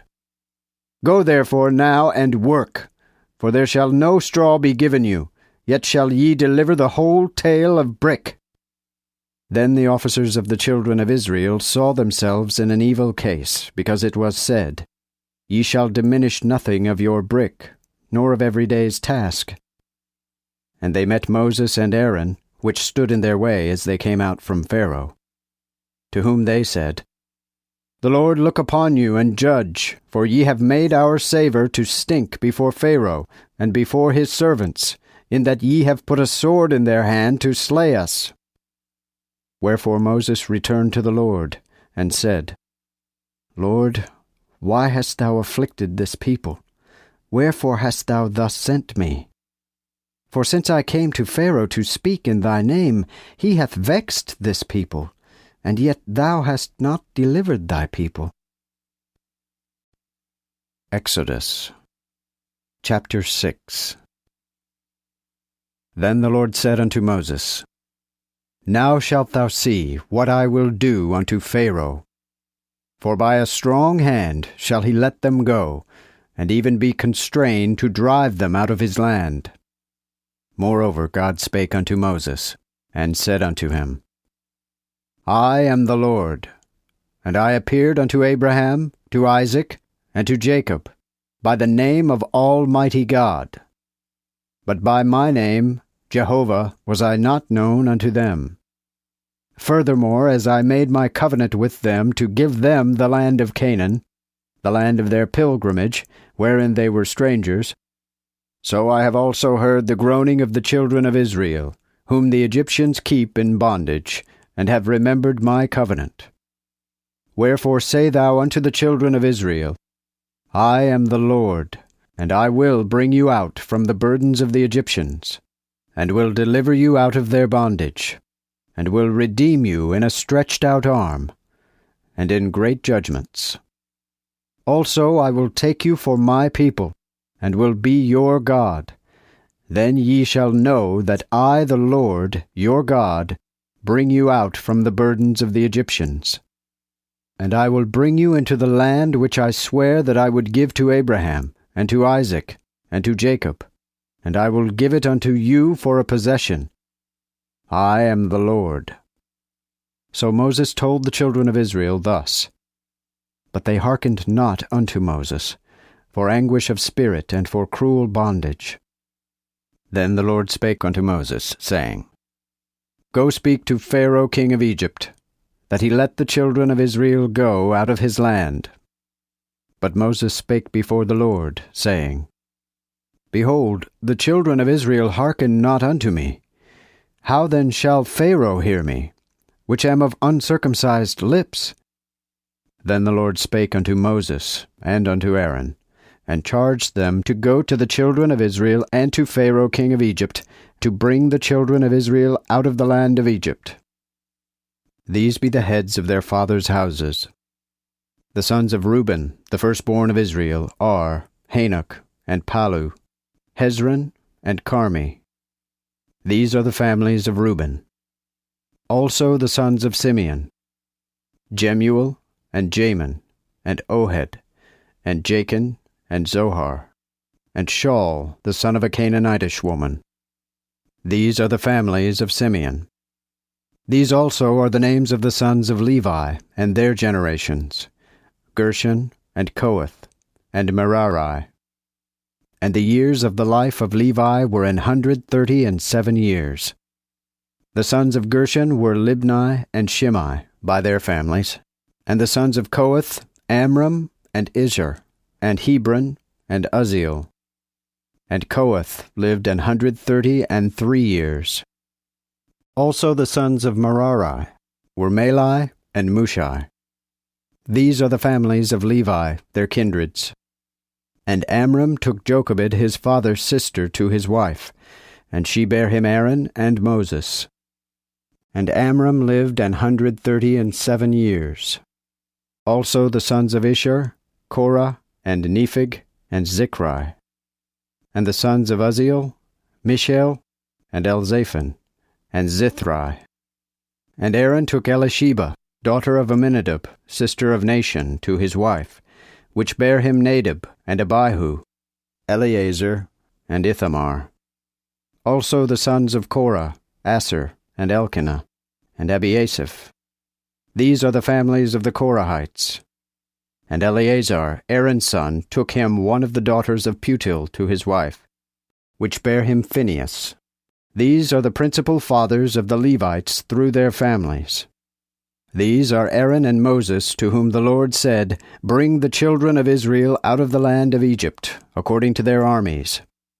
These are that Moses and Aaron, which spake to Pharaoh king of Egypt, that they might bring the children of Israel out of Egypt. And at that time, when the Lord spake unto Moses in the land of Egypt, when the Lord, I say, spake unto Moses, saying, I am the Lord, speak thou unto Pharaoh the king of Egypt all that I say unto thee. Then Moses said before the Lord, Behold, I am of uncircumcised lips, and how shall Pharaoh hear me? Exodus chapter 7. Then the Lord said to Moses, Behold, I have made thee Pharaoh's God, and Aaron thy brother shall be thy prophet. Thou shalt speak all that I commanded thee, and Aaron thy brother shall speak unto Pharaoh, that he suffer the children of Israel to go out of his land. But I will harden Pharaoh's heart, and multiply my miracles, and my wonders in the land of Egypt. And Pharaoh shall not hearken unto you, that I may lay mine hand upon Egypt, and bring out mine armies, even my people, the children of Israel, out of the land of Egypt by great judgments. Then the Egyptians shall know that I am the Lord, when I stretch forth mine hand upon Egypt, and bring out the children of Israel from among them. So Moses and Aaron did as the Lord commanded them, even so did they. Now Moses was 80 years old, and Aaron 83, when they spake unto Pharaoh. And the Lord had spoken unto Moses and Aaron, saying, If Pharaoh speak unto you, saying, Show a miracle for you, then thou shalt say unto Aaron, Take thy rod, and cast it before Pharaoh, and it shall be turned into a serpent. Then went Moses and Aaron unto Pharaoh, and did even as the Lord had commanded. And Aaron cast forth his rod before Pharaoh, and before his servants, and it was turned into a serpent. Then Pharaoh also called for the wise men and sorcerers, and those charmers also of Egypt did in like manner with their enchantments. For they cast down every man his rod, and they were turned into serpents. But Aaron's rod devoured their rods. So Pharaoh's heart was hardened, and he hearkened not to them, as the Lord had said.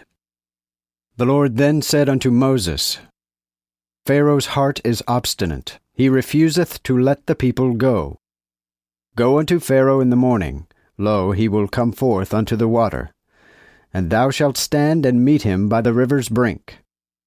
And the rod, which was turned into a serpent, shalt thou take in thine hand.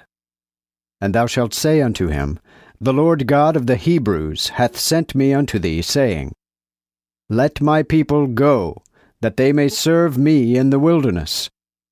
And behold, hitherto thou wouldest not hear. Thus saith the Lord, In this thou shalt know that I am the Lord.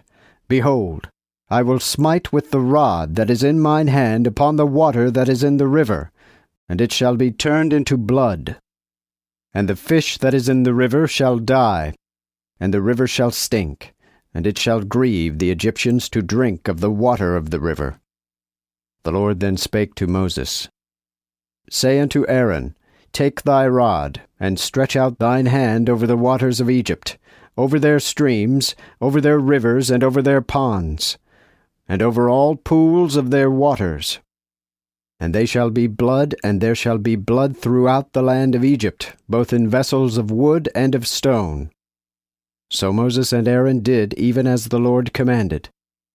And he lifted up the rod, and smote the water that was in the river in the sight of Pharaoh, and in the sight of his servants. And all the water that was in the river was turned into blood. And the fish that was in the river died. And the river stank, so that the Egyptians could not drink of the water of the river. And there was blood throughout the land of Egypt.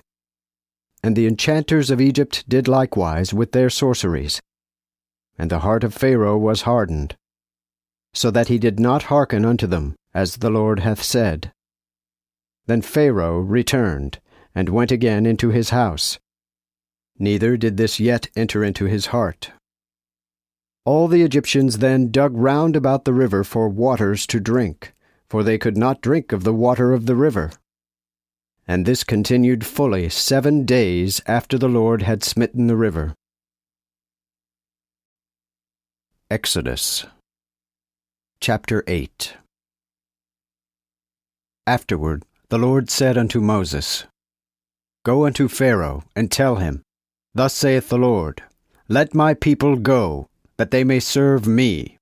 And if thou wilt not let them go, behold, I will smite all thy country with frogs, and the river shall crawl full of frogs, which shall go up and come into thine house, and into thy chamber, where thou sleepest, and upon thy bed, and into the house of thy servants, and upon thy people, and into thy ovens, and into thy kneading troughs.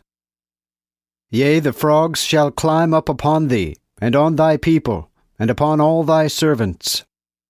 Also the Lord said to Moses, Say thou unto Aaron, Stretch out thine hand with thy rod upon the streams, upon the rivers, and upon the ponds, and cause frogs to come up upon the land of Egypt. Then Aaron stretched out his hand upon the waters of Egypt, and the frogs came up, and covered the land of Egypt. And the sorcerers did likewise with their sorceries, and brought frogs up upon the land of Egypt. Then Pharaoh called for Moses and Aaron, and said, Pray ye unto the Lord, that he may take away the frogs from me, and from my people, and I will let the people go, that they may do sacrifice unto the Lord. And Moses said unto Pharaoh, Concerning me, even command when I shall pray for thee, and for thy servants, and for thy people, to destroy the frogs from thee and from thine houses, that they may remain in the river only.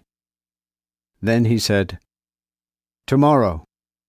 And he answered, Be it as thou hast said, that thou mayest know that there is none like unto the Lord our God. So the frogs shall depart from thee, and from thine houses, and from thy servants, and from thy people. Only they shall remain in the river. Then Moses and Aaron went out from Pharaoh, and Moses cried unto the Lord concerning the frogs, which he had sent unto Pharaoh.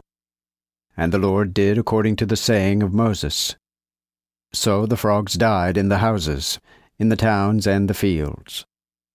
And they gathered them together by heaps, and the land stank of them.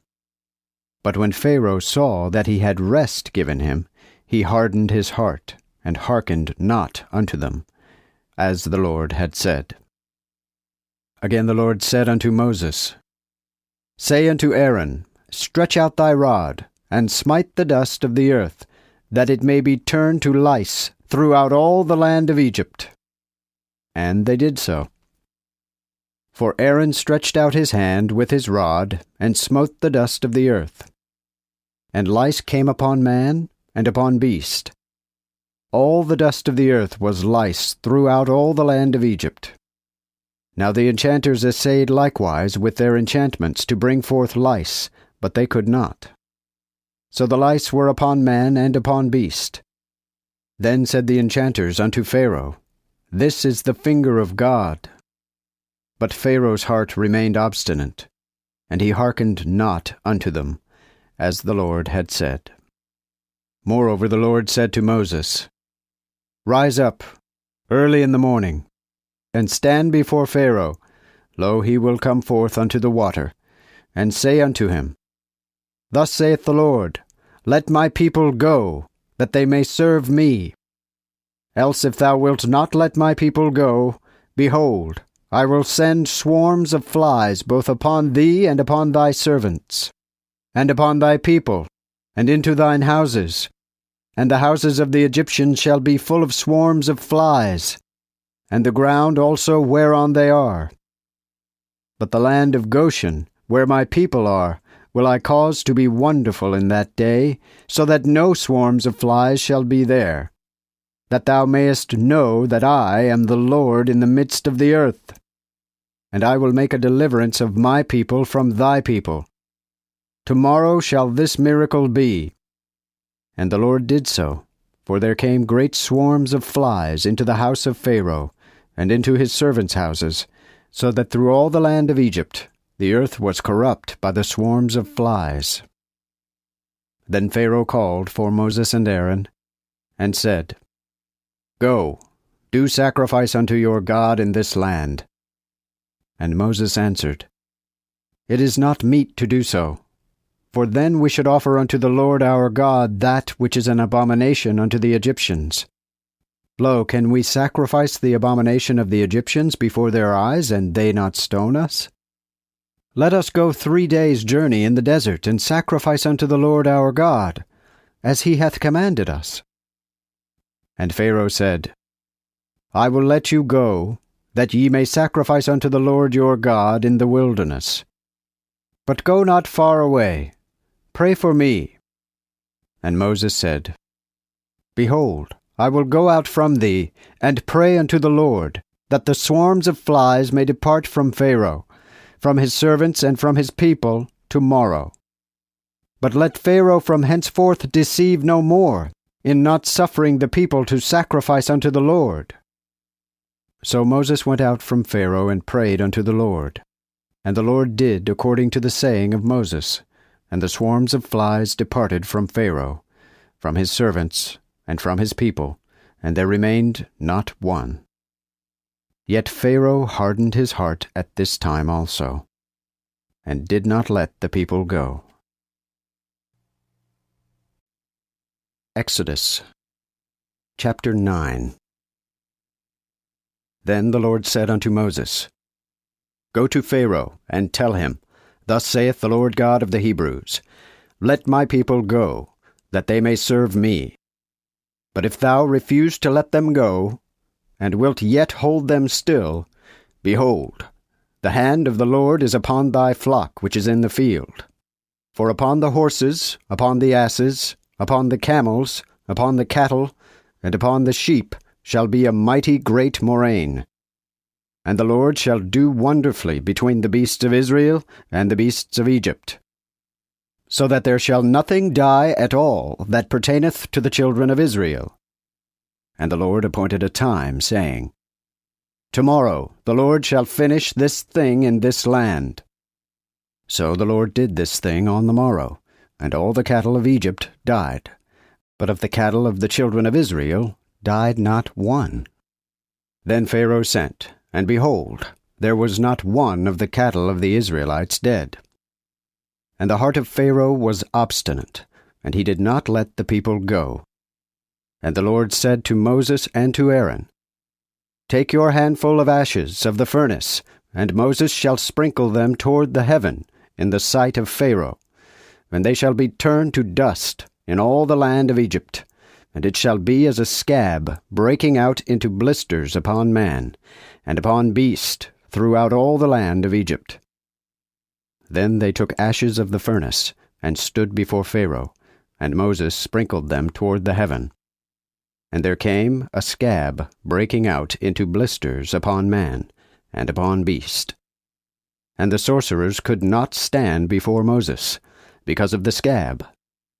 For the scab was upon the enchanters and upon all the Egyptians.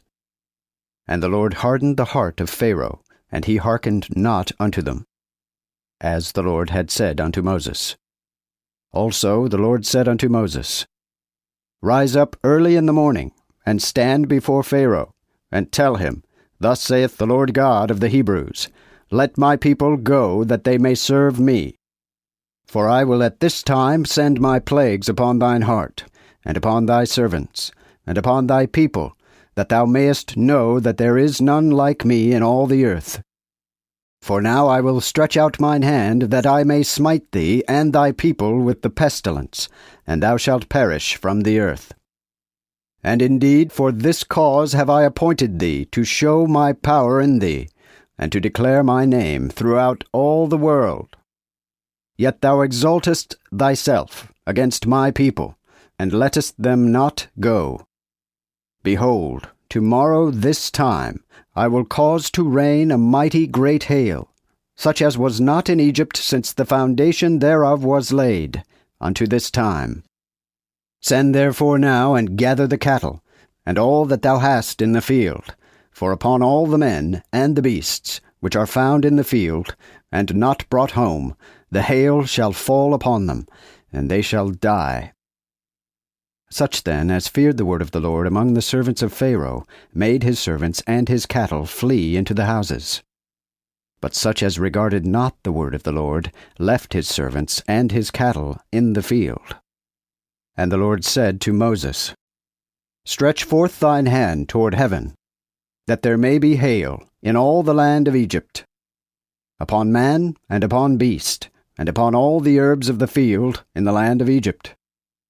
Then Moses stretched out his rod toward heaven, and the Lord sent thunder and hail and lightning upon the ground.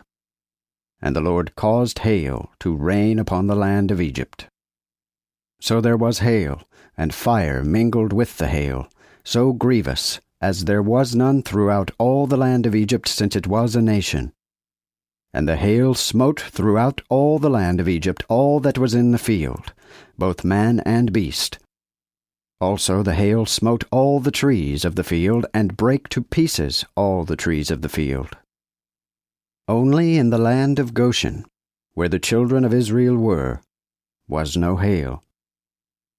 Then Pharaoh sent and called for Moses and Aaron, and said unto them, I have now sinned.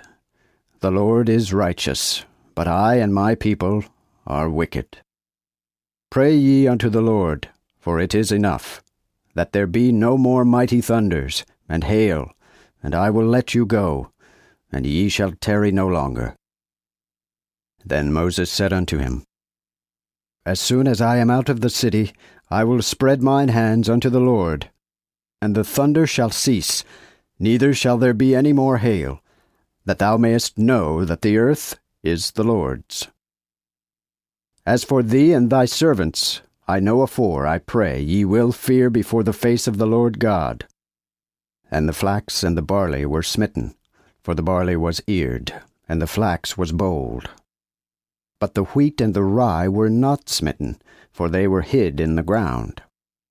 Then Moses went out of the city from Pharaoh, and spread his hands to the Lord. And the thunder and the hail ceased. Neither rained it upon the earth. And when Pharaoh saw that the rain and the hail and the thunder were ceased, he sinned again, and hardened his heart, both he and his servants. So the heart of Pharaoh was hardened, neither would he let the children of Israel go, as the Lord had said by Moses. Exodus chapter 10. Again the Lord said unto Moses, Go to Pharaoh, for I have hardened his heart, and the heart of his servants, that I might work these my miracles in the midst of his realm, and that thou mayest declare in the ears of thy son, and of thy son's son, what things I have done in Egypt, and my miracles which I have done among them, that ye may know that I am the Lord. Then came Moses and Aaron unto Pharaoh, and they said unto him, Thus saith the Lord God of the Hebrews, How long wilt thou refuse to humble thyself before me? Let my people go, that they may serve me. But if thou refuse to let my people go, behold, tomorrow will I bring grasshoppers into thy coasts. And they shall cover the face of the earth, that a man cannot see the earth. And they shall eat the residue which remaineth unto you, and hath escaped from the hail, and they shall eat all your trees that bud in the field. And they shall fill thine houses, and all thy servants' houses, and the houses of all the Egyptians, as neither thy fathers nor thy fathers' fathers have seen since the time they were upon the earth unto this day. So he returned and went out from Pharaoh. Then Pharaoh's servants said unto him, How long shall he be an offense unto us? Let the men go, that they may serve the Lord their God. Wilt thou first know that Egypt is destroyed? So Moses and Aaron were brought again unto Pharaoh, and he said unto them, Go, serve the Lord your God, but who are they that shall go? And Moses answered, We will go with our young, and with our old, with our sons and with our daughters, with our sheep and with our cattle will we go. For we must celebrate a feast unto the Lord. And he said unto them, Let the Lord so be with you, as I will let you go and your children.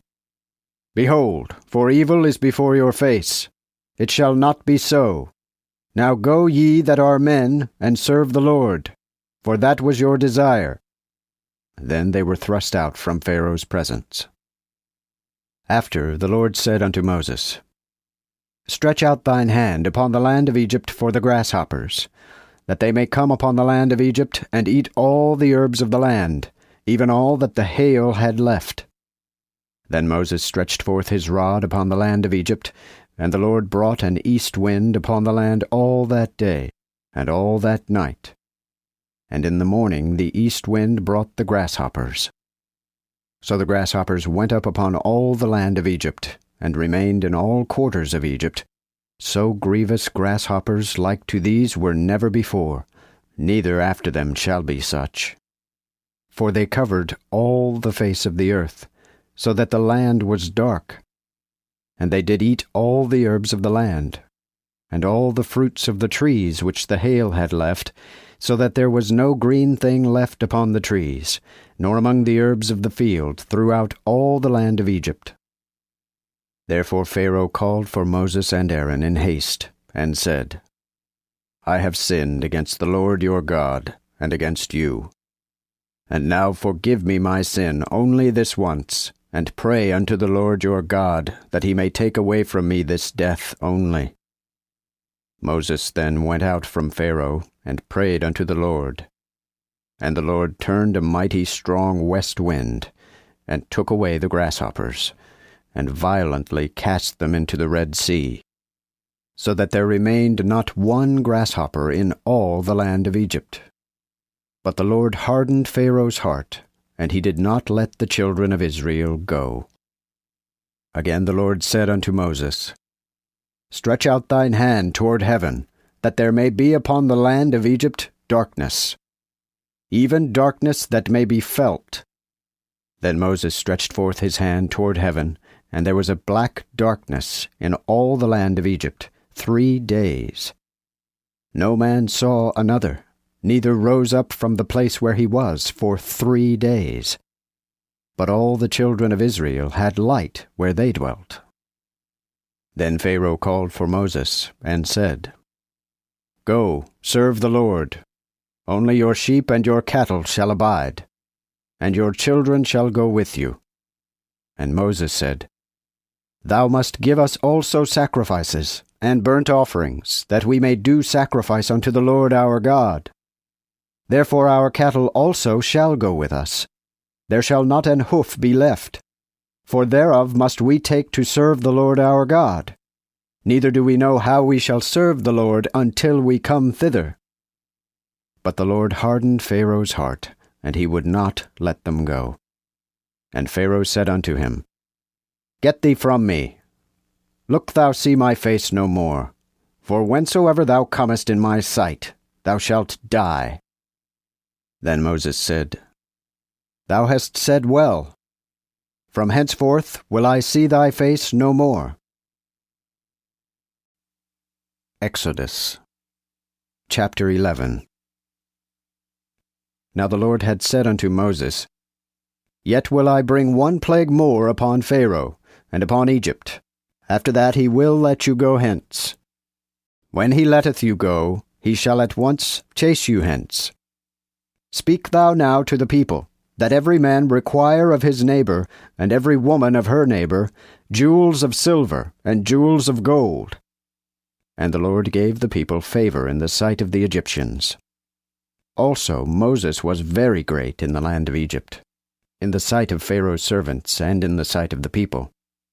And Moses said, Thus saith the Lord, About midnight will I go out into the midst of Egypt, and all the firstborn in the land of Egypt shall die, from the firstborn of Pharaoh that sitteth on his throne, unto the firstborn of the maidservant that is at the mill, and all the firstborn of beasts. Then there shall be a great cry throughout all the land of Egypt, such as was never none like, nor shall be. But against none of the children of Israel shall a dog move his tongue, neither against man nor beast, that ye may know that the Lord putteth a difference between the Egyptians and Israel. And all these thy servants shall come down unto me, and fall before me, saying, Get thee out, and all the people that are at thy feet, and after this will I depart. So he went out from Pharaoh very angry. And the Lord said unto Moses, Pharaoh shall not hear you, that my wonders may be multiplied in the land of Egypt. So Moses and Aaron did all these wonders before Pharaoh. But the Lord hardened Pharaoh's heart, and he suffered not the children of Israel to go out of his land. Exodus chapter 12. Then the Lord spake to Moses and to Aaron in the land of Egypt, saying, This month shall be unto you the beginning of months. It shall be to you the first month of the year. Speak ye unto all the congregation of Israel, saying, In the 10th of this month let every man take unto him a lamb, according to the house of the fathers, a lamb for an house. And if the household be too little for the lamb, he shall take his neighbor, which is next unto his house, according to the number of the persons. Every one of you, according to his eating, shall make your count for the lamb. Your lamb shall be without blemish, a male of a year old. Ye shall take it of the lambs or of the kids, and ye shall keep it until the 14th day of this month. Then all the multitude of the congregation of Israel shall kill it at even. After they shall take of the blood, and strike it on the 2 posts, and on the upper doorpost of the houses where they shall eat it. And they shall eat the flesh that same night, roast with fire, and unleavened bread, with sour herbs they shall eat it. Eat not thereof raw, boiled, nor sodden in water, but roast with fire, both his head, his feet, and his purtenance. And ye shall reserve nothing of it unto the morning, but that which remaineth of it unto the morrow shall ye burn with fire. And thus shall ye eat it. Your loins girded, your shoes on your feet, and your staves in your hands, and ye shall eat it in haste, for it is the Lord's Passover. For I will pass through the land of Egypt the same night, and will smite all the firstborn in the land of Egypt, both man and beast, and I will execute judgment upon all the gods of Egypt. I am the Lord. And the blood shall be a token for you upon the houses where ye are. So when I see the blood, I will pass over you, and the plague shall not be upon you to destruction, when I smite the land of Egypt. And this day shall be unto you a remembrance, and ye shall keep it an holy feast unto the Lord throughout your generations. Ye shall keep it holy by an ordinance forever. 7 days shall ye eat unleavened bread, and in any case ye shall put away leaven the first day out of your houses. For whosoever eateth leavened bread from the first day until the 7th day, that person shall be cut off from Israel. And in the first day shall be an holy assembly. Also in the 7th day shall be an holy assembly unto you. No work shall be done in them, save about that which every man must eat, that only may ye do. Ye shall keep also the feast of unleavened bread. For that same day I will bring your armies out of the land of Egypt. Therefore ye shall observe this day throughout your posterity by an ordinance forever. In the 1st month, and the 14th day of the month at even, ye shall eat unleavened bread unto the 21st day of the month at even. 7 days shall no leaven be found in your houses. For whosoever eateth leavened bread, that person shall be cut off from the congregation of Israel, whether he be a stranger or born in the land. Ye shall eat no leavened bread, but in all your habitations shall ye eat unleavened bread. Then Moses called all the elders of Israel, and said unto them, Choose out and take you for every of your households a lamb, and kill the Passover. And take a bunch of hyssop, and dip it in the blood that is in the basin, and strike the lintel and the door cheeks with the blood that is in the basin. And let none of you go out at the door of the house until the morning. For the Lord will pass by to smite the Egyptians. And when he seeth the blood upon the lintel and on the two door checks, the Lord will pass over the door, and will not suffer the destroyer to come into your houses to plague you. Therefore shall ye observe this thing as an ordinance, both for thee and thy sons, forever. And when ye shall come into the land, which the Lord will give you, as he hath promised, then ye shall keep this service. And when your children ask you, What service is this ye keep? Then ye shall say, It is the sacrifice of the Lord's Passover, which passed over the houses of the children of Israel in Egypt, when he smote the Egyptians, and preserved our houses. Then the people bowed themselves and worshipped. So the children of Israel went, and did as the Lord had commanded Moses and Aaron, so did they.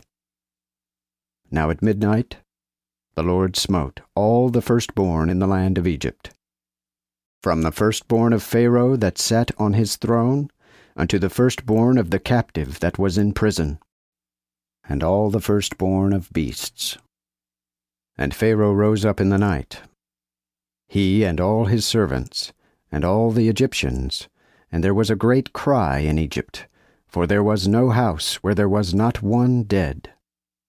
And he called to Moses and to Aaron by night, and said, Rise up, get you out from among my people, both ye and the children of Israel, and go serve the Lord as ye have said. Take also your sheep and your cattle, as ye have said, and depart, and bless me also. And the Egyptians did force the people, because they would send them out of the land in haste, for they said, We die all. Therefore the people took their dough before it was leavened, even their dough bound in clothes upon their shoulders. And the children of Israel did according to the saying of Moses. And they asked of the Egyptians jewels of silver and jewels of gold, and raiment. And the Lord gave the people favor in the sight of the Egyptians, and they granted their requests, so they spoiled the Egyptians. Then the children of Israel took their journey from Ramses to Succoth, about 600,000 men afoot, besides children. And a great multitude of sundry sorts of people went out with them, and sheep, and beeves, and cattle in great abundance. And they baked the dough which they brought out of Egypt, and made unleavened cakes, for it was not leavened, because they were thrust out of Egypt, neither could they tarry, nor yet prepare themselves victuals.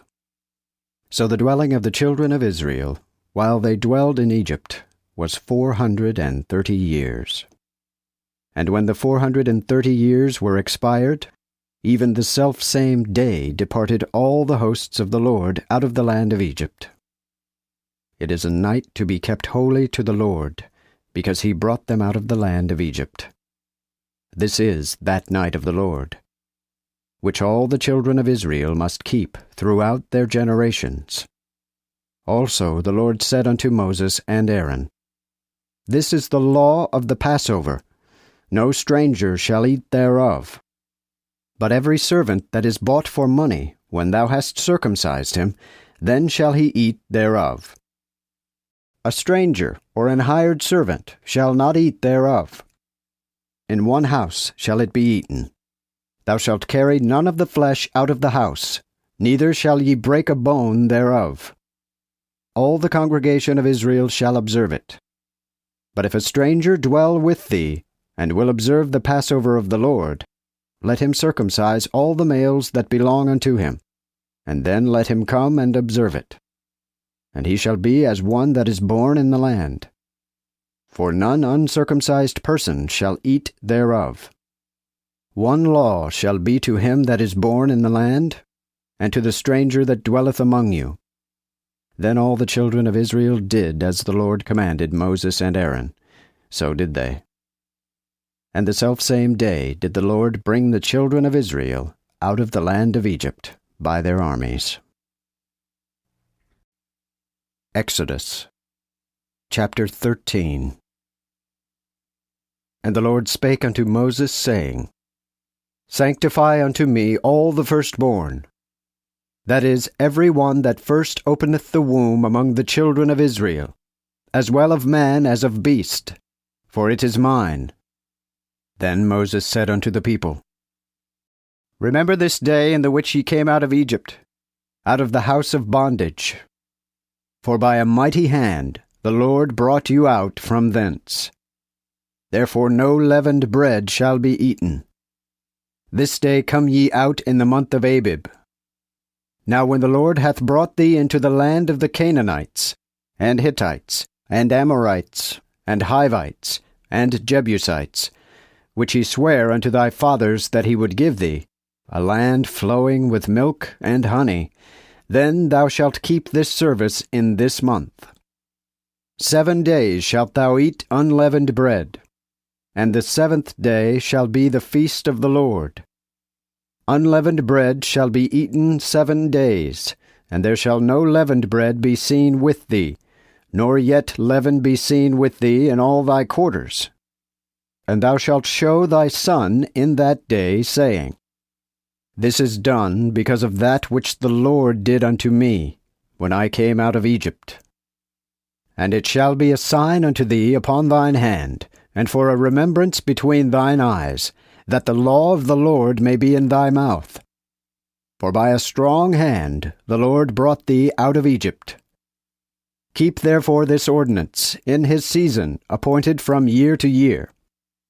And when the Lord shall bring thee into the land of the Canaanites, as he sware unto thee and to thy fathers, and shall give it thee, then shalt thou set apart unto the Lord all that first openeth the womb.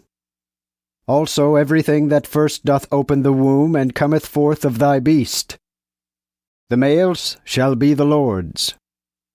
But every first foal of an ass thou shalt redeem with a lamb, and if thou redeem him not, then shalt thou break his neck. Likewise also the firstborn of man among thy sons shalt thou buy out. And when thy son shall ask thee tomorrow, saying, What is this? Thou shalt then say unto him, With a mighty hand the Lord brought us out of Egypt, out of the house of bondage.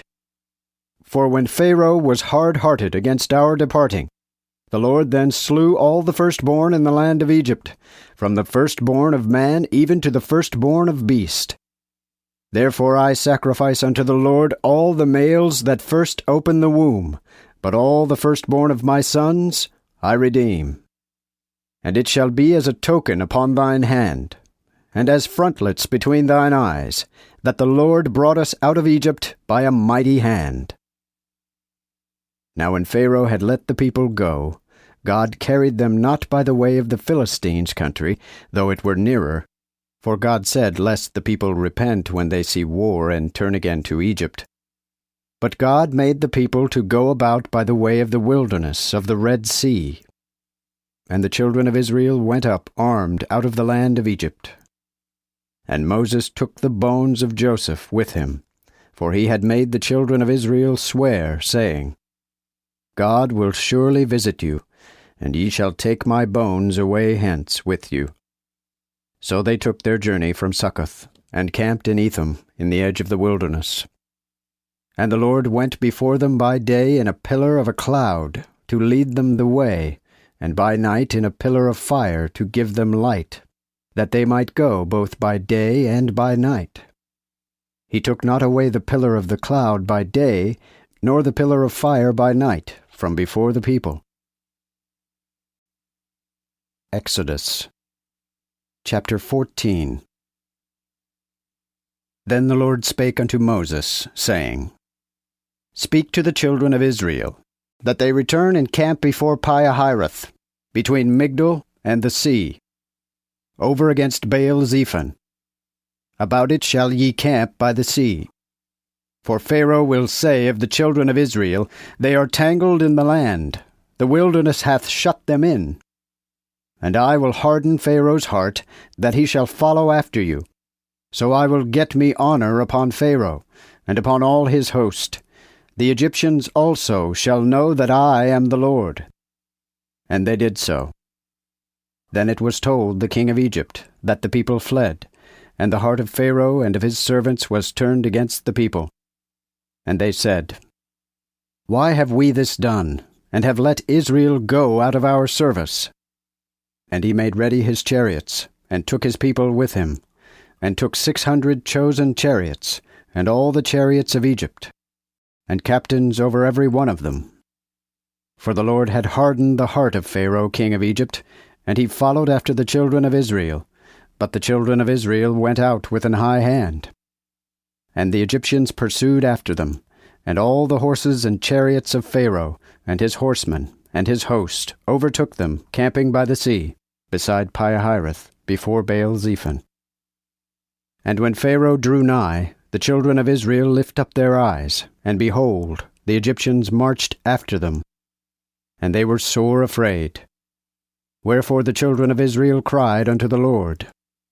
And they said unto Moses, Hast thou brought us to die in the wilderness, because there were no graves in Egypt? Wherefore hast thou served us thus to carry us out of Egypt? Did not we tell thee this thing in Egypt, saying, Let us be in rest, that we may serve the Egyptians? For it had been better for us to serve the Egyptians, than that we should die in the wilderness.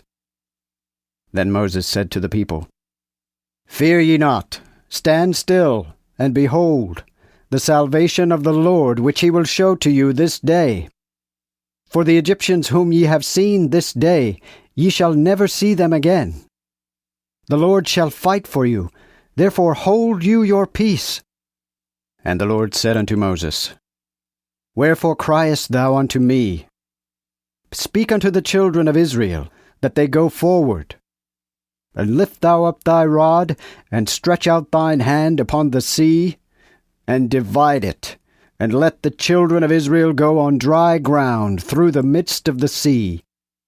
And I, behold, I will harden the heart of the Egyptians, that they may follow them, and I will get me honor upon Pharaoh, and upon all his host, upon his chariots, and upon his horsemen.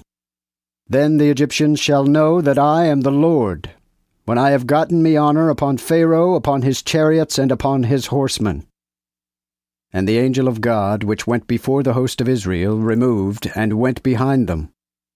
Also the pillar of the cloud went from before them, and stood behind them, and came between the camp of the Egyptians and the camp of Israel. It was both a cloud and darkness, yet gave it light by night, so that all the night long the one came not at the other. And Moses stretched forth his hand upon the sea, and the Lord caused the sea to run back by a strong east wind all the night, and made the sea dry land, for the waters were divided. Then the children of Israel went through the midst of the sea, upon the dry ground, and the waters were a wall unto them, on their right hand and on their left hand. And the Egyptians pursued, and went after them to the midst of the sea, even all Pharaoh's horses, his chariots, and his horsemen. Now in the morning watch, when the Lord looked unto the host of the Egyptians, out of the fiery and cloudy pillar, he struck the host of the Egyptians with fear. For he took off their chariot wheels, and they drove them with much ado, so that the Egyptians every one said, I will flee from the face of Israel, for the Lord fighteth for them against the Egyptians. Then the Lord said to Moses, Stretch thine hand upon the sea, that the waters may return upon the Egyptians, upon their chariots, and upon their horsemen. Then Moses stretched forth his hand upon the sea, and the sea returned to his force, early in the morning. And the Egyptians fled against it, but the Lord overthrew the Egyptians in the midst of the sea. So the water returned, and covered the chariots and the horsemen, even all the host of Pharaoh that came into the sea after them. There remained not one of them. But the children of Israel walked upon dry land, through the midst of the sea, and the waters were a wall unto them, on their right hand and on their left. Thus the Lord saved Israel the same day out of the hand of the Egyptians. And Israel saw the Egyptians dead upon the sea bank. And Israel saw the mighty power which the Lord showed upon the Egyptians. So the people feared the Lord, and believed the Lord, and his servant Moses. Exodus chapter 15. Then sang Moses and the children of Israel this song unto the Lord, and said in this manner, I will sing unto the Lord, for he hath triumphed gloriously. The horse and him that rode upon him hath he overthrown in the sea. The Lord is my strength and praise, and he is become my salvation. He is my God, and I will prepare him a tabernacle. He is my father's God, and I will exalt him. The Lord is a man of war. His name is Jehovah. Pharaoh's chariots and his host hath he cast into the sea. His chosen captains also were drowned in the Red Sea. The depths have covered them. They sank to the bottom as a stone. Thy right hand, O Lord, is glorious in power. Thy right hand, O Lord, hath bruised the enemy. And in thy great glory thou hast overthrown them that rose against thee. Thou sentest forth thy wrath, which consumed them as the stubble. And by the blast of thy nostrils the waters were gathered. The floods stood still as an heap. The depths congealed together in the heart of the sea. The enemy said, I will pursue, I will overtake them, I will divide the spoil, my lust shall be satisfied upon them. I will draw my sword, mine hand shall destroy them. Thou blewest with thy wind, the sea covered them, they sank as lead in the mighty waters. Who is like unto thee, O Lord, among the gods? Who is like thee, so glorious in holiness, fearful in praises, doing wonders? Thou stretchedst out thy right hand, the earth swallowed them.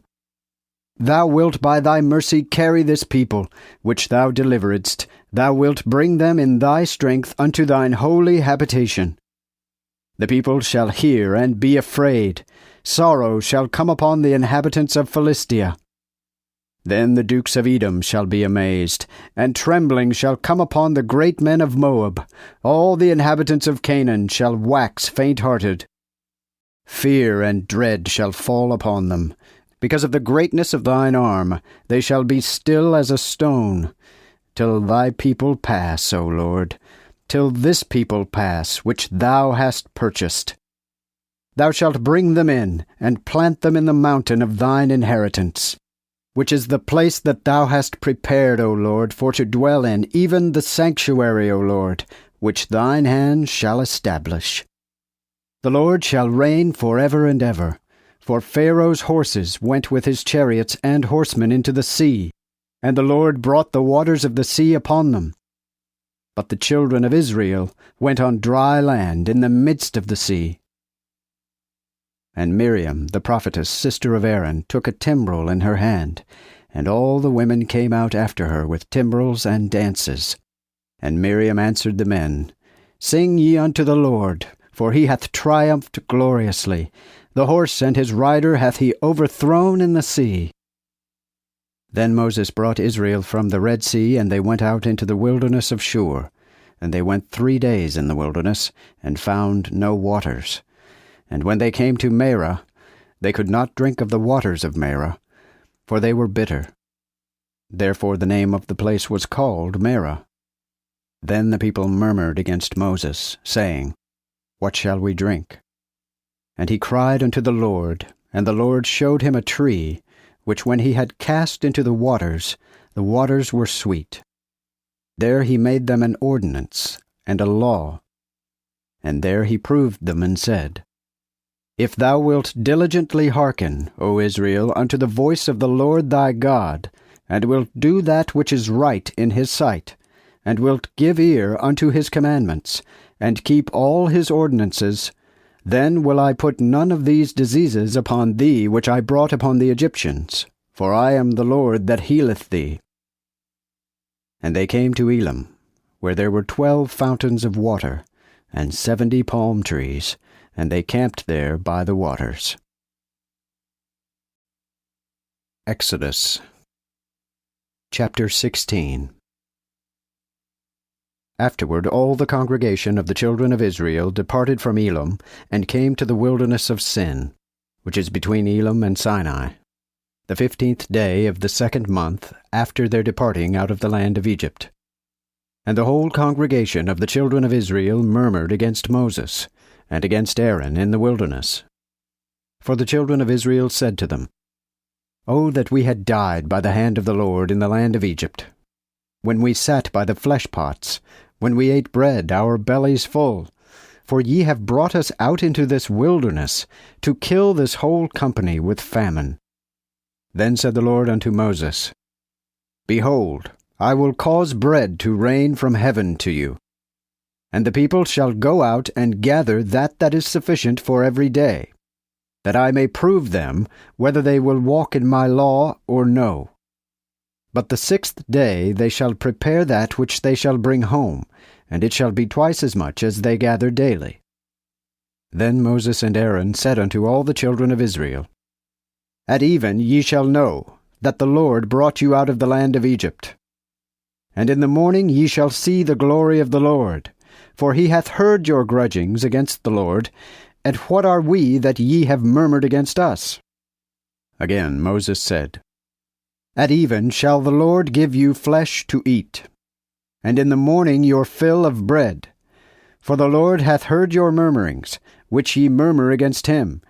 For what are we? Your murmurings are not against us, but against the Lord. And Moses said to Aaron, Say unto all the congregation of the children of Israel, Draw near before the Lord, for he hath heard your murmurings. Now as Aaron spake unto the whole congregation of the children of Israel, they looked toward the wilderness, and behold, the glory of the Lord appeared in a cloud. For the Lord had spoken unto Moses, saying, I have heard the murmurings of the children of Israel. Tell them therefore, and say, At even ye shall eat flesh, and in the morning ye shall be filled with bread. And ye shall know that I am the Lord your God. And so at even the quails came, and covered the camp, and in the morning the dew lay round about the host. And when the dew that was fallen was ascended, behold, a small round thing was upon the face of the wilderness, small as the hoary frost upon the earth. And when the children of Israel saw it, they said one to another, It is manna. For they wist not what it was. And Moses said unto them, This is the bread which the Lord hath given you to eat. This is the thing which the Lord hath commanded. Gather of it every man according to his eating, an omer for a man according to the number of your persons. Every man shall take for them which are in his tent. And the children of Israel did so, and gathered, some more, some less. And when they did measure it with an omer, he that had gathered much had nothing over, and he that had gathered little had no lack. So every man gathered according to his eating. Moses then said unto them, Let no man reserve thereof till morning. Notwithstanding they obeyed not Moses, but some of them reserved of it till morning, and it was full of worms, and stank. Therefore Moses was angry with them. And they gathered it every morning, every man according to his eating, for when the heat of the sun came, it was melted. And the 6th day they gathered twice so much bread, 2 omers for one man. Then all the rulers of the congregation came and told Moses, and he answered them, This is that which the Lord hath said. Tomorrow is the rest of the holy Sabbath unto the Lord. Bake that today which ye will bake, and seethe that which ye will seethe. and all that remaineth lay it up to be kept till the morning for you. And they laid it up till the morning, as Moses bade. And it stank not, neither was there any worm therein. Then Moses said, Eat that today, for today is the Sabbath unto the Lord. Today ye shall not find it in the field. 6 days shall ye gather it, but in the 7th day is the Sabbath. In it there shall be none. Notwithstanding there went out some of the people in the 7th day for to gather, and they found none. And the Lord said unto Moses, How long refuse ye to keep my commandments, and my laws? Behold, how the Lord hath given you the Sabbath, therefore he giveth you the 6th day bread for 2 days. Tarry therefore every man in his place, let no man go out of his place the 7th day. So the people rested the 7th day, and the house of Israel called the name of it manna. And it was like to coriander seed, but white, and the taste of it was like unto wafers made with honey. And Moses said, This is that which the Lord had commanded. Fill an omer of it, to keep it for your posterity, that they may see the bread wherewith I have fed you in wilderness when I brought you out of the land of Egypt. Moses also said to Aaron, Take a pot and put an omer full of manna therein, and set it before the Lord to be kept for your posterity. As the Lord commanded Moses, so Aaron laid it up before the testimony to be kept. And the children of Israel did eat manna 40 years, until they came unto a land inhabited. They did eat manna until they came to the borders of the land of Canaan. The omer is the 10th part of the ephah. Exodus chapter 17. And all the congregation of the children of Israel departed from the wilderness of Sin, by their journeys at the commandment of the Lord, and camped in Rephidim, where was no water for the people to drink. Wherefore the people contended with Moses, and said, Give us water, that we may drink. And Moses said unto them, Why contend ye with me? Wherefore do ye tempt the Lord? So the people thirsted there for water, and the people murmured against Moses, and said, Wherefore hast thou thus brought us out of Egypt, to kill us, and our children, and our cattle with thirst? And Moses cried unto the Lord, saying, What shall I do to this people? For they be almost ready to stone me. And the Lord answered to Moses, Go before the people, and take with thee of the elders of Israel, and thy rod wherewith thou smotest the river. Take in thine hand, and go. Behold, I will stand there before thee upon the rock in Horeb, and thou shalt smite on the rock, and water shall come out of it, that the people may drink. And Moses did so in the sight of the elders of Israel. And he called the name of the place Massah and Meribah, because of the contention of the children of Israel, and because they had tempted the Lord, saying, Is the Lord among us or no? Then came Amalek, and fought with Israel in Rephidim. And Moses said to Joshua, Choose us out men, and go fight with Amalek. Tomorrow I will stand on the top of the hill with the rod of God in mine hand. So Joshua did as Moses bade him, and fought with Amalek. And Moses, Aaron, and Hur went up to the top of the hill. And when Moses held up his hand, Israel prevailed. But when he let his hand down, Amalek prevailed. Now Moses' hands were heavy, therefore they took a stone and put it under him, and he sat upon it. And Aaron and Hur stayed up his hands, the one on the one side, and the other on the other side. So his hands were steady until the going down of the sun. And Joshua discomfited Amalek and his people with the edge of the sword. And the Lord said to Moses, Write this for a remembrance in the book, and rehearse it to Joshua, for I will utterly put out the remembrance of Amalek from under heaven. And Moses built an altar, and called the name of it Jehovah Nissi. Also he said, The Lord hath sworn that he will have war with Amalek from generation to generation. Exodus Chapter 18. When Jethro, the priest of Midian, Moses' father-in-law, heard all that God had done for Moses, and for Israel his people, and how the Lord had brought Israel out of Egypt, then Jethro, the father-in-law of Moses, took Zipporah, Moses' wife, after he had sent her away, and her 2 sons, whereof the one was called Gershom, for he said, I have been an alien in a strange land, and the name of the other was Eliezer, for the God of my father, said he, was mine help, and delivered me from the sword of Pharaoh. And Jethro, Moses' father-in-law, came, with his 2 sons, and his wife, unto Moses, into the wilderness, and each asked other of his welfare, and they came into the tent. Then Moses told his father-in-law all that the Lord had done unto Pharaoh, and to the Egyptians for Israel's sake, and all the travail that had come unto them by the way, and how the Lord delivered them. And Jethro rejoiced at all the goodness which the Lord had showed to Israel, and because he had delivered them out of the hand of the Egyptians. Therefore Jethro said, Blessed be the Lord, who hath delivered you out of the hand of the Egyptians, and out of the hand of Pharaoh, who hath also delivered the people from under the hand of the Egyptians.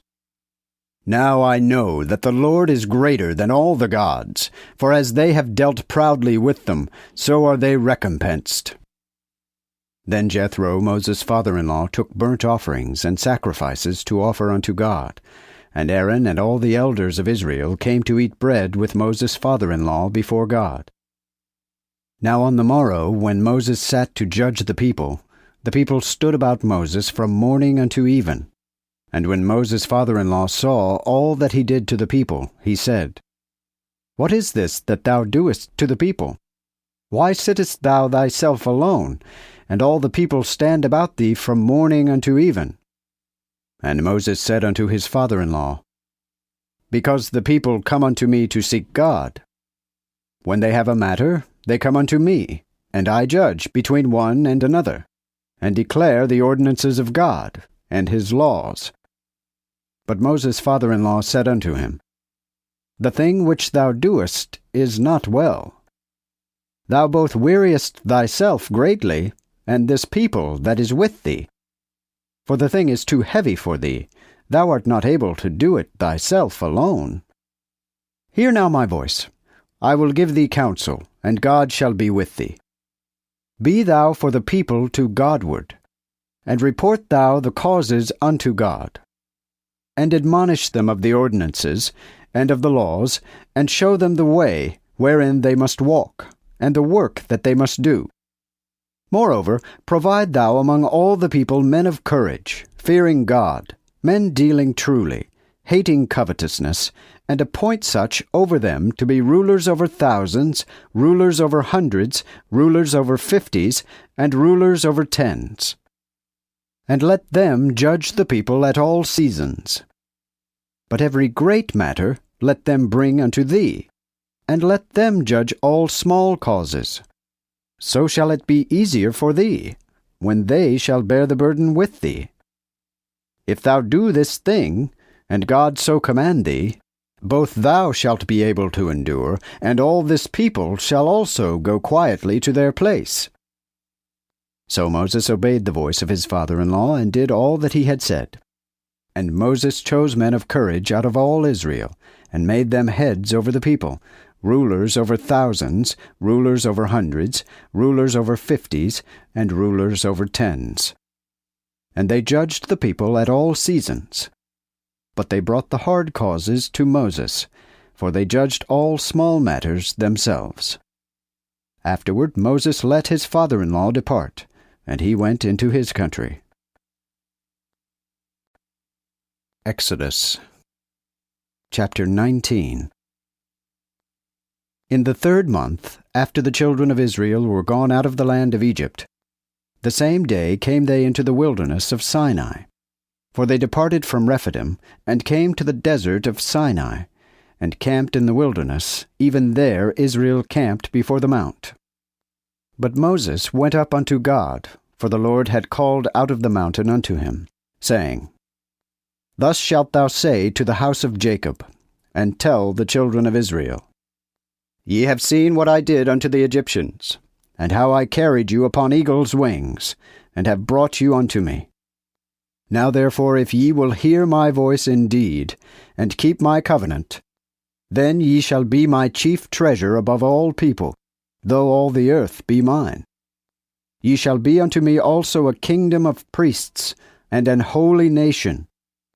These are the words which thou shalt speak unto the children of Israel.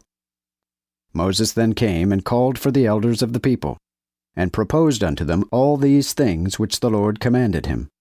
And the people answered all together, and said, All that the Lord hath commanded we will do. And Moses reported the words of the people unto the Lord. And the Lord said unto Moses, Lo, I come unto thee in a thick cloud, that the people may hear while I talk with thee, and that they may also believe thee forever. For Moses had told the words of the people unto the Lord. Moreover the Lord said unto Moses, Go to the people, and sanctify them today and tomorrow, and let them wash their clothes. And let them be ready on the 3rd day, for the 3rd day the Lord will come down in the sight of all the people upon Mount Sinai. And thou shalt set marks unto the people round about, saying, Take heed to yourselves, that ye go not up to the mount, nor touch the border of it. Whosoever toucheth the mount shall surely die.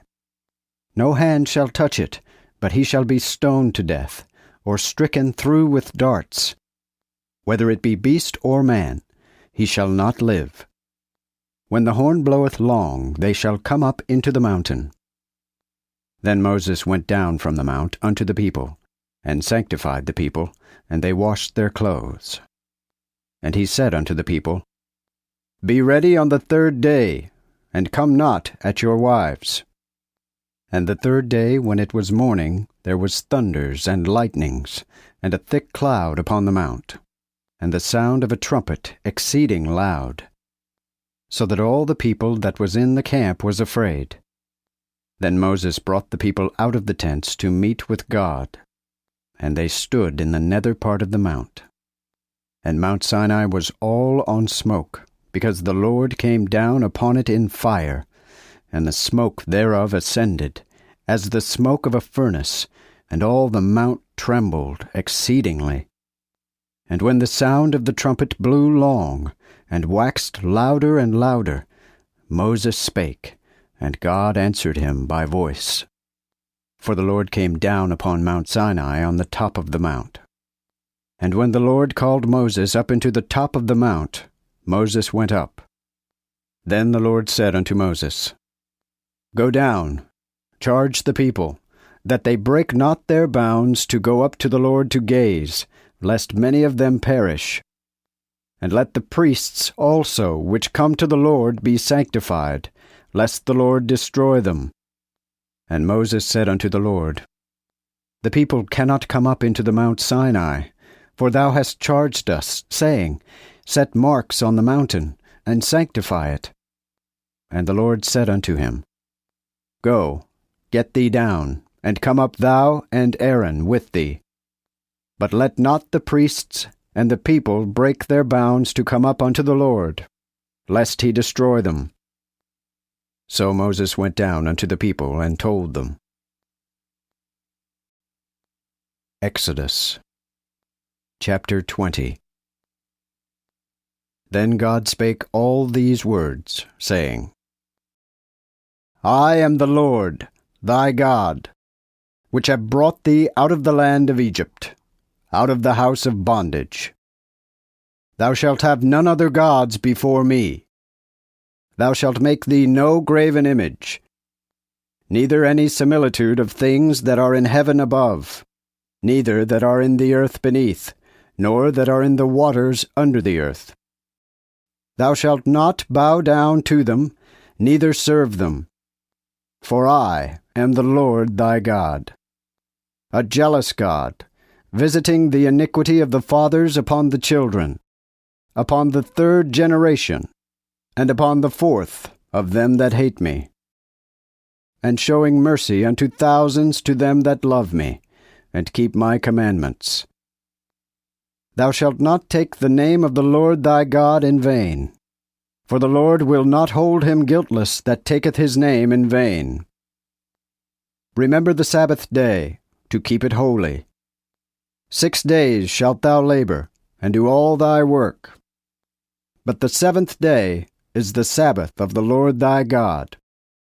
In it thou shalt not do any work, thou, nor thy son, nor thy daughter, thy manservant, nor thy maid, nor thy beast, nor thy stranger that is within thy gates. For in 6 days the Lord made the heaven and the earth, the sea, and all that in them is, and rested the 7th day. Therefore the Lord blessed the 7th day, and hallowed it. Honor thy father and thy mother, that thy days may be prolonged upon the land, which the Lord thy God giveth thee. Thou shalt not kill. Thou shalt not commit adultery. Thou shalt not steal. Thou shalt not bear false witness against thy neighbor. Thou shalt not covet thy neighbor's house. Neither shalt thou covet thy neighbor's wife, nor his manservant, nor his maid, nor his ox, nor his ass, neither anything that is thy neighbor's. And all the people saw the thunders, and the lightnings, and the sound of the trumpet, and the mountain smoking. And when the people saw it, they fled, and stood afar off, and said unto Moses, Talk thou with us, and we will hear. But let not God talk with us, lest we die. Then Moses said unto the people, Fear not, for God is come to prove you, and that his fear may be before you, that ye sin not. So the people stood afar off. But Moses drew near unto the darkness where God was. And the Lord said unto Moses, Thus thou shalt say unto the children of Israel, Ye have seen that I have talked with you from heaven. Ye shall not make therefore with me gods of silver, nor gods of gold, you shall make you none. An altar of earth thou shalt make unto me, and thereon shalt offer thy burnt offerings, and thy peace offerings, thy sheep, and thine oxen, in all places where I shall put the remembrance of my name. I will come unto thee, and bless thee. But if thou wilt make me an altar of stone, thou shalt not build it of hewn stones, for if thou lift up thy tool upon them, thou hast polluted them. Neither shalt thou go up by steps unto mine altar, that thy filthiness be not discovered thereon. Exodus chapter 21. Now these are the laws which thou shalt set before them. If thou buy an Hebrew servant, he shall serve 6 years, and in the 7th he shall go out free for nothing. If he came himself alone, he shall go out himself alone. If he were married, then his wife shall go out with him. If his master hath given him a wife, and she hath borne him sons or daughters, the wife and her children shall be her master's, but he shall go out himself alone. But if the servant say thus, I love my master, my wife, and my children, I will not go out free. Then his master shall bring him unto the judges, and set him to the door, or to the post, and his master shall bore his ear through with an awl, and he shall serve him forever. Likewise, if a man sell his daughter to be a servant, she shall not go out as the menservants do. If she please not her master, who hath betrothed her to himself, then shall he cause to buy her. He shall have no power to sell her to a strange people, seeing he despised her. But if he hath betrothed her unto his son, he shall deal with her according to the custom of the daughters. If he take him another wife, he shall not diminish her food, her raiment, and recompense of her virginity. And if he do not these 3 unto her, then shall she go out free, paying no money. He that smiteth a man, and he die, shall die the death. And if a man hath not laid wait, but God hath offered him into his hand, then I will appoint thee a place whither he shall flee. But if a man come presumptuously upon his neighbor to slay him with guile, thou shalt take him from mine altar, that he may die. Also, he that smiteth his father or his mother shall die the death. And he that stealeth a man, and selleth him, if it be found with him, shall die the death. And he that curseth his father or his mother shall die the death. When men also strive together, and one smite another with a stone, or with the fist, and he die, but not lieth in bed, if he rise again, and walk without upon his staff, then shall he that smote him go quite, save only he shall bear his charges for his resting, and shall pay for his healing. And if a man smite his servant or his maid with a rod, and he die under his hand, he shall be surely punished. But if he continue a day or 2 days, he shall not be punished, for he is his money. Also, if men strive and hurt a woman with child, so that her child depart from her, and death follow not, he shall be surely punished, according as the woman's husband shall appoint him, or he shall pay as the judges determine. But if death follow, then thou shalt pay life for life, eye for eye, tooth for tooth, hand for hand, foot for foot, burning for burning, wound for wound, stripe for stripe. And if a man smite his servant in the eye, or his maid in the eye, and hath perished it, he shall let him go free for his eye. Also, if he smite out his servant's tooth, or his maid's tooth, he shall let him go out free for his tooth. If an ox gore a man or a woman that he die, the ox shall be stoned to death, and his flesh shall not be eaten. But the owner of the ox shall go quite. If the ox were wont to push in times past, and it hath been told his master, and he hath not kept him, and after he killeth a man or a woman, the ox shall be stoned, and his owner shall die also. If there be set to him a sum of money, then he shall pay the ransom of his life, whatsoever shall be laid upon him. Whether he hath gored a son, or gored a daughter, he shall be judged after the same manner. If the ox gore a servant, or a maid, he shall give unto their master 30 shekels of silver, and the ox shall be stoned. And when a man shall open a well, or when he shall dig a pit, and cover it not, and an ox or an ass fall therein, the owner of the pit shall make it good, and give money to the owner thereof, but the dead beast shall be his. And if a man's ox hurt his neighbor's ox, that he die, then they shall sell the live ox, and divide the money thereof, and the dead ox also they shall divide. Or if it be known that the ox hath used to push in times past, and his master hath not kept him, he shall pay ox for ox, but the dead shall be his own. Exodus chapter 22. If a man steal an ox or a sheep, and kill it, or sell it, he shall restore 5 oxen for the ox, and 4 sheep for the sheep. If a thief be found breaking up, and be smitten that he die, no blood shall be shed for him. But if it be in the daylight, blood shall be shed for him, for he should make full restitution. If he had not wherewith, then should he be sold for his theft.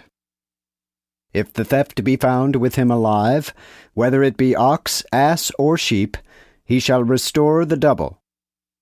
If a man do hurt field or vineyard, and put in his beast to feed in another man's field, he shall recompense of the best of his own field, and of the best of his own vineyard. If fire break out, and catch in the thorns, and the stacks of corn, or the standing corn, or the field be consumed, he that kindled the fire shall make full restitution.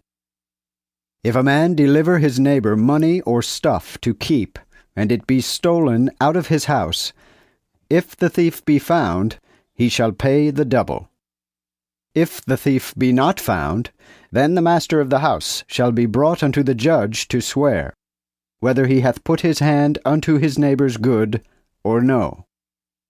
In all manner of trespass, whether it be for oxen, for ass, for sheep, for raiment, or for any manner of lost thing which another challengeth to be his, the cause of both parties shall come before the judges, and whom the judges condemn, he shall pay the double unto the neighbor. If a man deliver unto his neighbor to keep ass, or ox, or sheep, or any beast, and it die, or be hurt, or taken away by enemies, and no man see it, an oath of the Lord shall be between them twain, that he hath not put his hand unto his neighbor's good. And the owner of it shall take the oath, and he shall not make it good. But if it be stolen from him, he shall make restitution unto the owner thereof. If it be torn in pieces, he shall bring record, and shall not make that good which is devoured. And if a man borrow aught of his neighbor, and it be hurt, or else die, the owner thereof not being by, he shall surely make it good. If the owner thereof be by, he shall not make it good, for if it be an hired thing, it came for his hire. And if a man entice a maid that is not betrothed, and lie with her, he shall endow her, and take her to his wife. If her father refuse to give her to him, he shall pay money according to the dowry of virgins. Thou shalt not suffer a witch to live. Whosoever lieth with a beast shall die the death. He that offereth unto any gods, save unto the Lord only, shall be slain. Moreover, thou shalt not do injury to a stranger, neither oppress him, for ye were strangers in the land of Egypt. Ye shall not trouble any widow, nor fatherless child. If thou vex or trouble such, and so he call and cry unto me, I will surely hear his cry. Then shall my wrath be kindled, and I will kill you with the sword, and your wives shall be widows, and your children fatherless. If thou lend money to my people, that is, to the poor with thee, thou shalt not be as an usurer unto him. Ye shall not oppress him with usury. If thou take thy neighbor's raiment to pledge, thou shalt restore it unto him before the sun go down, for that is his covering only, and this is his garment for his skin. Wherein shall he sleep? Therefore he crieth unto me, I will hear him, for I am merciful. Thou shalt not rail upon the judges, neither speak evil of the ruler of thy people. Thine abundance and thy liquor shalt thou not keep back. The firstborn of thy sons shalt thou give me. Likewise shalt thou do with thine oxen and with thy sheep. 7 days it shall be with his dam, and the 8th day thou shalt give it me. Ye shall be an holy people unto me, neither shall ye eat any flesh that is torn of beasts in the field. Ye shall cast it to the dog. Exodus chapter 23. Thou shalt not receive a false tale, neither shalt thou put thine hand with the wicked, to be a false witness. Thou shalt not follow a multitude to do evil, neither agree in a controversy to decline after many, and overthrow the truth. Thou shalt not esteem a poor man in his cause. If thou meet thine enemy's ox, or his ass going astray, thou shalt bring him to him again. If thou see thine enemy's ass lying under his burden, wilt thou cease to help him? thou shalt help him up again with it. Thou shalt not overthrow the right of the poor in his suit. Thou shalt keep thee far from a false matter. Thou shalt not slay the innocent and the righteous, for I will not justify a wicked man. Thou shalt take no gift, for the gift blindeth the wise, and perverteth the words of the righteous. Thou shalt not oppress a stranger, for ye know the heart of a stranger, seeing ye were strangers in the land of Egypt. Moreover, 6 years thou shalt sow thy land, and gather the fruits thereof. But the 7th year thou shalt let it rest, and lie still, that the poor of thy people may eat. And what they leave, the beasts of the field shall eat. In like manner thou shalt do with thy vineyard, and with thine olive trees. 6 days thou shalt do thy work, and in the 7th day thou shalt rest, that thine ox and thine ass may rest, and the son of thy maid, and the stranger may be refreshed. And ye shall take heed to all things that I have said unto you, and ye shall make no mention of the name of other gods, neither shall it be heard out of thy mouth. 3 times shalt thou keep a feast unto me in a year. Thou shalt keep the feast of unleavened bread. Thou shalt eat unleavened bread 7 days, as I commanded thee, in the season of the month of Abib, for in it thou camest out of Egypt, and none shall appear before me empty. The feast also of the harvest of the first fruits of thy labors, which thou hast sown in the field, and the feast of gathering fruits in the end of the year, when thou hast gathered in thy labors out of the field. These 3 times in the year shall all thy men-children appear before the Lord Jehovah. Thou shalt not offer the blood of my sacrifice with leavened bread, neither shall the fat of my sacrifice remain until the morning. The first of the firstfruits of thy land thou shalt bring into the house of the Lord thy God, yet shalt thou not see the kid in his mother's milk. Behold, I send an angel before thee, to keep thee in thy way, and to bring thee to the place which I have prepared. Beware of him, and hear his voice, and provoke him not, for he will not spare your misdeeds, because my name is in him. But if thou hearken unto his voice, and do all that I speak, then I will be an enemy unto thine enemies, and will afflict them that afflict thee. For mine angel shall go before thee, and shall bring thee unto the Amorites, and the Hittites, and the Perizzites, and the Canaanites, the Hivites, and the Jebusites, and I will destroy them. Thou shalt not bow down to their gods, neither serve them, nor do after the works of them, but utterly overthrow them, and break in pieces their images. For ye shall serve the Lord your God, and he shall bless thy bread and thy water, and I will take all sickness away from the midst of thee. There shall none cast their fruit, nor be barren in thy land.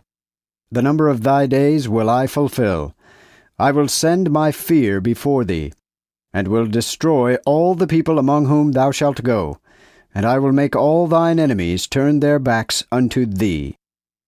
And I will send hornets before thee, which shall drive out the Hivites, the Canaanites, and the Hittites from thy face. I will not cast them out from thy face in 1 year, lest the land grow to a wilderness, and the beasts of the field multiply against thee. By little and little I will drive them out from thy face, until thou increase and inherit the land. And I will make thy coasts from the Red Sea unto the sea of the Philistines, and from the desert unto the river. For I will deliver the inhabitants of the land into your hand, and thou shalt drive them out from thy face. Thou shalt make no covenant with them, nor with their gods. Neither shall they dwell in the land, lest they make thee sin against me. For if thou serve their gods, surely it shall be thy destruction. Exodus chapter 24. Now he had said unto Moses, Come up to the Lord, thou, and Aaron, and Nadab, and Abihu, and 70 of the elders of Israel, and ye shall worship afar off. And Moses himself alone shall come near to the Lord. But they shall not come near, neither shall the people go up with him. Afterward Moses came and told the people all the words of the Lord, and all the laws. And all the people answered with one voice, and said, All the things which the Lord hath said, we will do. And Moses wrote all the words of the Lord, and rose up early, and set up an altar under the mountain, and 12 pillars according to the 12 tribes of Israel. And he sent young men of the children of Israel, which offered burnt offerings of beeves, and sacrificed peace offerings unto the Lord. Then Moses took half of the blood, and put it in basins, and half of the blood he sprinkled on the altar. After he took the book of the covenant, and read it in the audience of the people, who said, All that the Lord hath said, we will do, and be obedient. Then Moses took the blood, and sprinkled it on the people, and said, Behold, the blood of the covenant, which the Lord hath made with you concerning all these things. Then went up Moses, and Aaron, Nadab, and Abihu, and 70 of the elders of Israel. And they saw the God of Israel, and under his feet was, as it were, a work of a sapphire stone, and as the very heaven when it is clear. And upon the nobles of the children of Israel he laid not his hand. Also they saw God, and did eat and drink. And the Lord said unto Moses, Come up to me into the mountain, and be there. And I will give thee tables of stone, and the law, and the commandment, which I have written, for to teach them. Then Moses rose up, and his minister Joshua, and Moses went up into the mountain of God, and said unto the elders, Tarry us here until we come again unto you. And behold, Aaron and Hur are with you. Whosoever hath any matters, let him come to them. Then Moses went up to the mount, and the cloud covered the mountain. And the glory of the Lord abode upon Mount Sinai, and the cloud covered it 6 days. And the 7th day he called unto Moses out of the midst of the cloud. And the sight of the glory of the Lord was like consuming fire on the top of the mountain, in the eyes of the children of Israel. And Moses entered into the midst of the cloud, and went up to the mountain. And Moses was in the mount 40 days and 40 nights. Exodus chapter 25. Then the Lord spake unto Moses, saying, Speak unto the children of Israel, that they receive an offering for me. Of every man whose heart giveth it freely, ye shall take the offering for me. And this is the offering which ye shall take of them: gold and silver, and brass, and blue silk, and purple, and scarlet, and fine linen, and goat's hair, and ram skins colored red, and the skins of badgers and the wood shittim, oil for the light, spices for anointing oil, and for the perfume of sweet savour, onyx stones, and stones to be set in the ephod, and in the breastplate. Also they shall make me a sanctuary, that I may dwell among them. According to all that I show thee, even so shall ye make the form of the tabernacle, and the fashion of all the instruments thereof. They shall make also an ark of shittim wood, 2 cubits and an half long, and a cubit and an half broad, and a cubit and an half high. And thou shalt overlay it with pure gold. Within and without shalt thou overlay it, and shalt make upon it a crown of gold round about. And thou shalt cast 4 rings of gold for it, and put them in the 4 corners thereof. That is, 2 rings shall be on the one side of it, and 2 rings on the other side thereof. And thou shalt make bars of shittim wood, and cover them with gold. Then thou shalt put the bars in the rings by the sides of the ark, to bear the ark with them. The bars shall be in the rings of the ark, they shall not be taken away from it. So thou shalt put in the ark the testimony, which I shall give thee. Also thou shalt make a mercy seat of pure gold, 2 cubits and an half long, and a cubit and an half broad. And thou shalt make 2 cherubims of gold. Of work beaten out with the hammer thou shalt make them, at the 2 ends of the mercy seat. And the 1 cherub shalt thou make at the one end, and the other cherub at the other end. Of the matter of the mercy seat shall ye make the cherubims on the 2 ends thereof. And the cherubims shall stretch their wings on high, covering the mercy seat with their wings, and their faces one to another. To the mercy seatward shall the faces of the cherubims be. And thou shalt put the mercy seat above upon the ark, and in the ark thou shalt put the testimony which I will give thee. And there I will declare myself unto thee. And from above the mercy seat between the 2 cherubims, which are upon the ark of the testimony, I will tell thee all things which I will give thee in commandment unto the children of Israel. Thou shalt also make a table of shittim wood, of 2 cubits long, and 1 cubit broad, and a cubit and a half high. And thou shalt cover it with pure gold, and make thereto a crown of gold round about. Thou shalt also make unto it a border of 4 fingers round about, and thou shalt make a golden crown round about the border thereof. After thou shalt make for it 4 rings of gold, and shalt put the rings in the 4 corners that are in the 4 feet thereof. Over against the border shall the rings be for places for bars to bear the table. And thou shalt make the bars of shittim wood, and shalt overlay them with gold, that the table may be borne with them. Thou shalt make also dishes for it, and incense cups for it, and coverings for it, and goblets wherewith it shall be covered, even of fine gold shalt thou make them. And thou shalt set upon the table showbread before me continually. Also thou shalt make a candlestick of pure gold. Of work beaten out with the hammer shall the candlestick be made. His shaft and his branches, his bowls, his knops, and his flowers shall be of the same. 6 branches also shall come out of the sides of it, 3 branches of the candlestick out of the one side of it, and 3 branches of the candlestick out of the other side of it. 3 bowls, like unto almonds, 1 knop and 1 flower in one branch, and 3 bowls like almonds in the other branch, 1 knop and 1 flower. So throughout the 6 branches that come out of the candlestick. And in the shaft of the candlestick shall be 4 bowls like unto almonds, his knops and his flowers. And there shall be a knop under 2 branches made thereof, and a knop under 2 branches made thereof, and a knop under 2 branches made thereof, according to the 6 branches coming out of the candlestick. Their knops and their branches shall be thereof. All this shall be one beaten work of pure gold. And thou shalt make the 7 lamps thereof, and the lamps thereof shalt thou put thereon, to give light toward that is before it. Also the snuffers and snuff dishes thereof shall be of pure gold. Of a talent of fine gold shalt thou make it with all these instruments.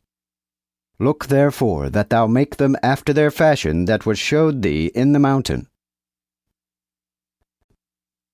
Exodus chapter 26. Afterward thou shalt make the tabernacle with 10 curtains of fine twined linen, and blue silk, and purple, and scarlet. And in them thou shalt make cherubims of broidered work. The length of 1 curtain shall be 28 cubits, and the breadth of 1 curtain 4 cubits. Every one of the curtains shall have 1 measure. 5 curtains shall be coupled one to another, and the other 5 curtains shall be coupled one to another.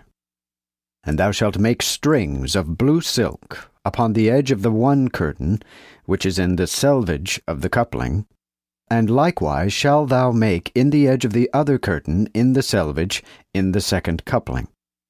50 strings shalt thou make in 1 curtain, and 50 strings shalt thou make in the edge of the curtain, which is in the 2nd coupling. The strings shall be one right against another. Thou shalt make also 50 taches of gold, and couple the curtains one to another with the taches, and it shall be one tabernacle. Also thou shalt make curtains of goat's hair, to be a covering upon the tabernacle. Thou shalt make them to the number of 11 curtains. The length of a curtain shall be 30 cubits, and the breadth of a curtain 4 cubits. The 11 curtains shall be of one measure. And thou shalt couple 5 curtains by themselves, and the 6 curtains by themselves. But thou shalt double the 6th curtain upon the forefront of the covering. And thou shalt make 50 strings in the edge of one curtain, in the selvage of the coupling, and 50 strings in the edge of the other curtain, in the second coupling. Likewise thou shalt make 50 taches of brass, and fasten them on the strings, and shalt couple the covering together that it may be one. And the remnant that resteth in the curtains of the covering, even the half curtain that resteth, shall be left at the backside of the tabernacle, that the cubit on the one side, and the cubit on the other side of that which is left in the length of the curtains of the covering may remain on either side of the tabernacle to cover it. Moreover, for that covering thou shalt make a covering of ram skins dyed red, and a covering of badger skins above. Also thou shalt make boards for the tabernacle of shittim wood to stand up. 10 cubits shall be the length of a board, and a cubit and an half cubit the breadth of one board. 2 tenons shall be in one board, set in order as the feet of a ladder, one against another. Thus shalt thou make for all the boards of the tabernacle. And thou shalt make boards for the tabernacle, even 20 boards on the south side, even full south. And thou shalt make 40 sockets of silver under the 20 boards. 2 sockets under one board for his 2 tenons, and 2 sockets under another board for his 2 tenons. In like manner on the other side of the tabernacle toward the north side shall be 20 boards. And there 40 sockets of silver, 2 sockets under one board, and 2 sockets under another board. And on the side of the tabernacle toward the west shalt thou make 6 boards. Also 2 boards shalt thou make in the corners of the tabernacle in the 2 sides. Also they shall be joined beneath, and likewise they shall be joined above to a ring. Thus shall it be for them too. They shall be for the 2 corners. So they shall be 8 boards, having sockets of silver, even 16 sockets, that is, 2 sockets under one board, and 2 sockets under another board. Then thou shalt make 5 bars of shittim wood for the boards of one side of the tabernacle, and 5 bars for the boards of the other side of the tabernacle. Also 5 bars for the boards of the side of the tabernacle toward the west side. And the middle bar shall go through the midst of the boards, from end to end. And thou shalt cover the boards with gold, and make their rings of gold, for places for the bars, and thou shalt cover the bars with gold. So thou shalt rear up the tabernacle, according to the fashion thereof which was showed thee in the mount. Moreover thou shalt make a veil of blue silk, and purple, and scarlet, and fine twined linen. Thou shalt make it of broidered work with cherubims. And thou shalt hang it upon 4 pillars of shittim wood covered with gold, whose hooks shall be of gold, standing upon 4 sockets of silver. Afterward thou shalt hang the veil on the hooks, that thou mayest bring in thither, that is, within the veil, the ark of the testimony. And the veil shall make you a separation between the holy place and the most holy place. Also thou shalt put the mercy seat upon the ark of the testimony in the most holy place. And thou shalt set the table without the veil, and the candlestick over against the table on the south side of the tabernacle. And thou shalt set the table on the north side. Also thou shalt make an hanging for the door of the tabernacle of blue silk, and purple, and scarlet, and fine twined linen wrought with needle. And thou shalt make for the hanging 5 pillars of shittim, and cover them with gold. Their heads shall be of gold, and thou shalt cast 5 sockets of brass for them. Exodus chapter 27. Moreover, thou shalt make the altar of shittim wood, 5 cubits long and 5 cubits broad. The altar shall be 4 square, and the height thereof 3 cubits. And thou shalt make it horns in the 4 corners thereof. The horn shall be of itself, and thou shalt cover it with brass. Also thou shalt make his ash pans for his ashes, and his besoms, and his basins, and his flesh hooks, and his censers. Thou shalt make all the instruments thereof of brass. And thou shalt make unto it a grate, like network of brass. Also upon that grate shalt thou make 4 brazen rings upon the 4 corners thereof. And thou shalt put it under the compass of the altar beneath, that the grate may be in the midst of the altar. Also thou shalt make bars for the altar, bars, I say, of shittim wood, and shalt cover them with brass. And the bars thereof shall be put in the rings, the which bars shall be upon the 2 sides of the altar to bear it. Thou shalt make the altar hollow between the boards, as God showeth thee in the mount, so shall they make it. Also thou shalt make the court of the tabernacle in the south side, even full south. The court shall have curtains of fine twined linen, of 100 cubits long for one side, and it shall have 20 pillars, with their 20 sockets of brass. The heads of the pillars and their fillets shall be silver.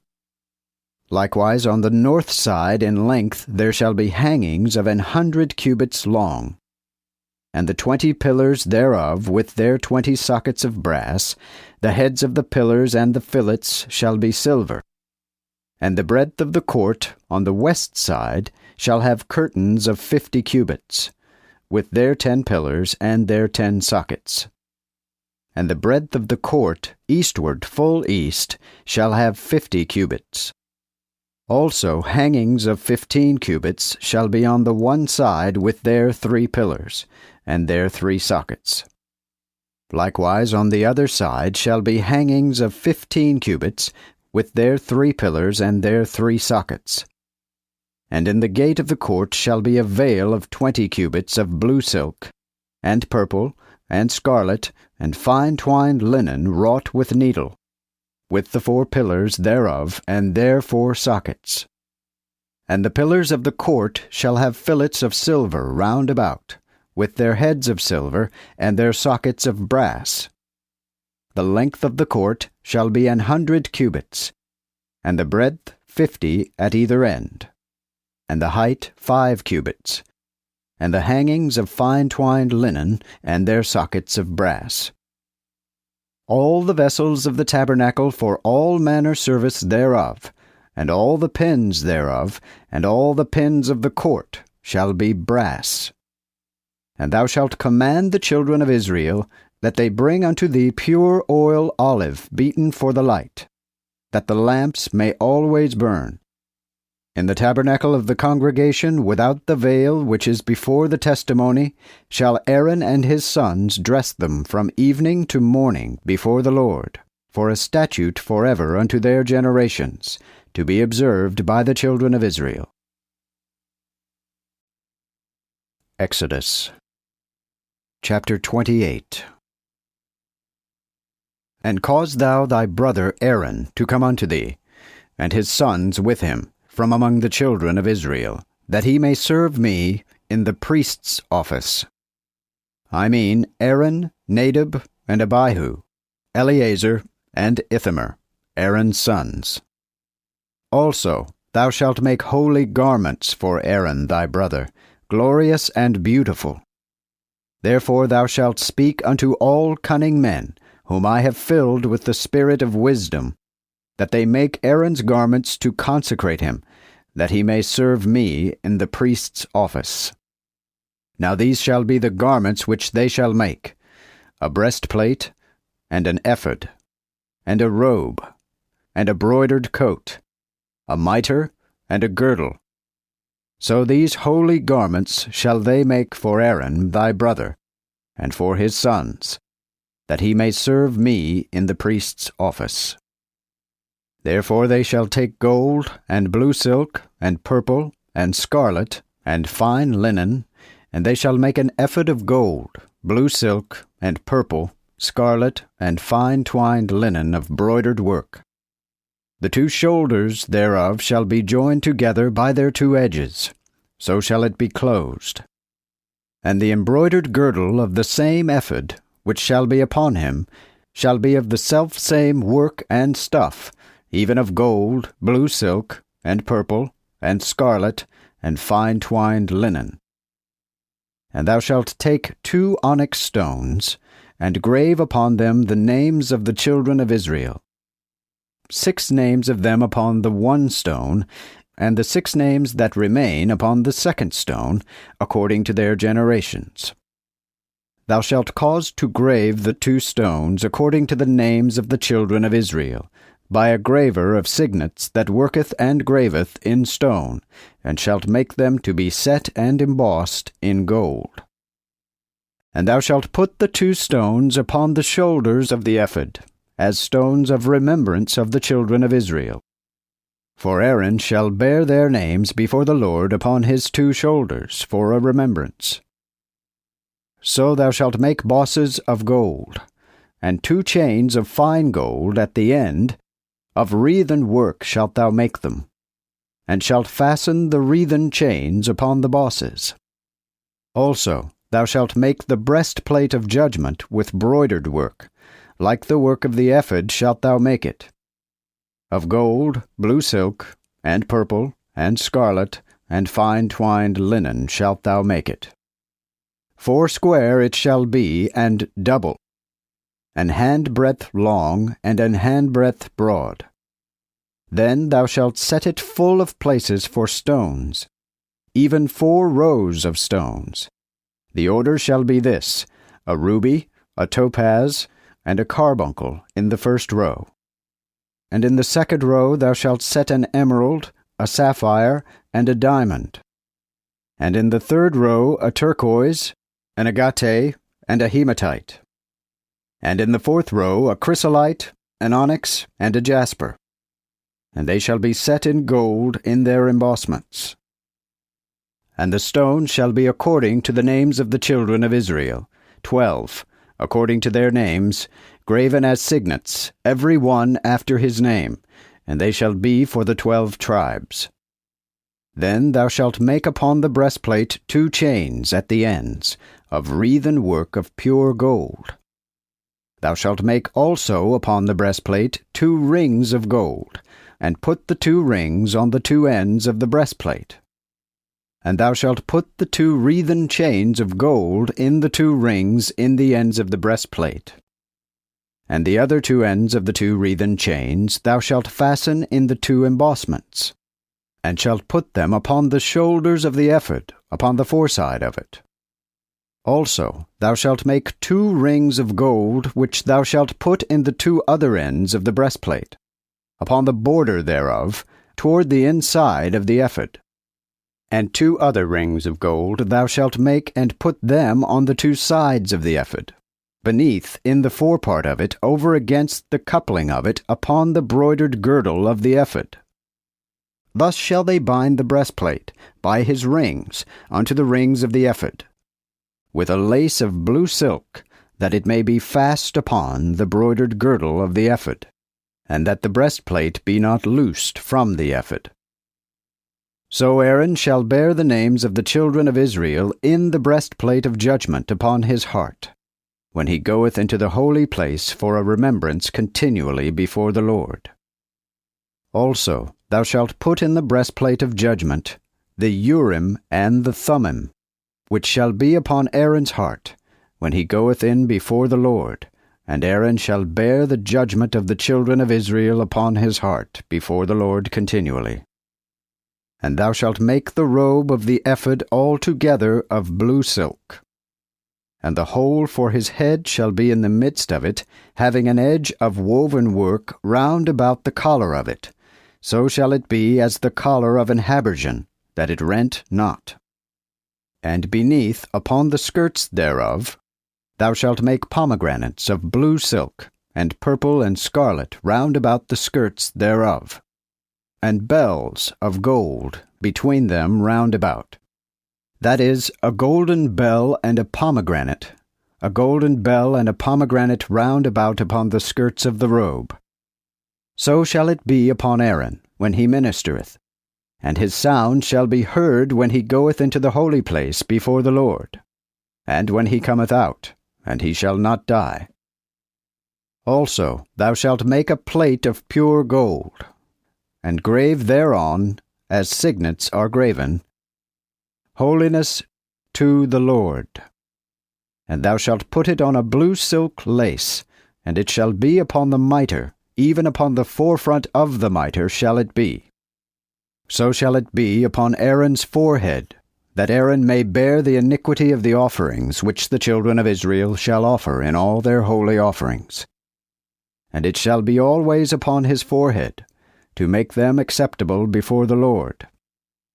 Likewise thou shalt embroider the fine linen coat, and thou shalt make a mitre of fine linen, but thou shalt make a girdle of needlework. Also thou shalt make for Aaron's sons coats, and thou shalt make them girdles, and bonnets shalt thou make them for glory and comeliness. And thou shalt put them upon Aaron thy brother, and on his sons with him, and shalt anoint them, and fill their hands, and sanctify them, that they may minister unto me in the priest's office. Thou shalt also make them linen breeches to cover their privities, from the loins unto the thighs shall they reach.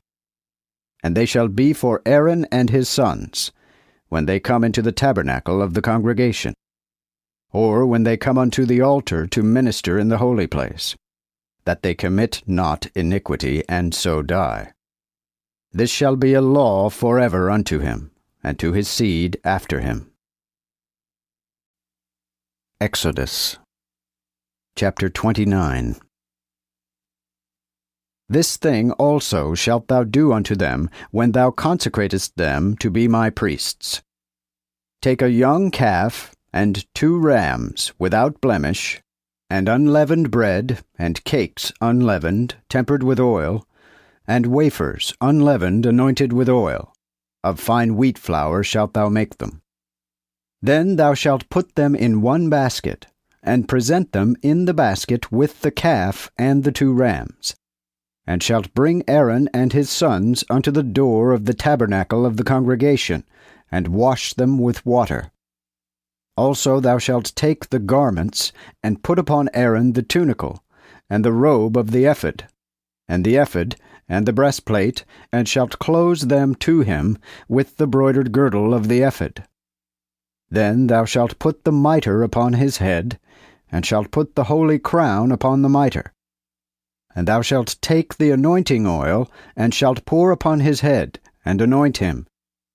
And thou shalt bring his sons, and put coats upon them, and shalt gird them with girdles, both Aaron and his sons, and shalt put the bonnets on them, and the priest's office shall be theirs for a perpetual law. Thou shalt also fill the hands of Aaron and the hands of his sons. After thou shalt present the calf before the tabernacle of the congregation, and Aaron and his sons shall put their hands upon the head of the calf. So shalt thou kill the calf before the Lord, at the door of the tabernacle of the congregation. Then thou shalt take of the blood of the calf, and put it upon the horns of the altar, with thy finger, and shalt pour all the rest of the blood at the foot of the altar. Also thou shalt take all the fat that covereth the inwards, and the caul that is on the liver, and the 2 kidneys, and the fat that is upon them, and shalt burn them upon the altar. But the flesh of the calf, and his skin, and his dung, shalt thou burn with fire without the host. It is a sin offering. Thou shalt also take 1 ram, and Aaron and his sons shall put their hands upon the head of the ram, Then thou shalt kill the ram, and take his blood, and sprinkle it round about upon the altar.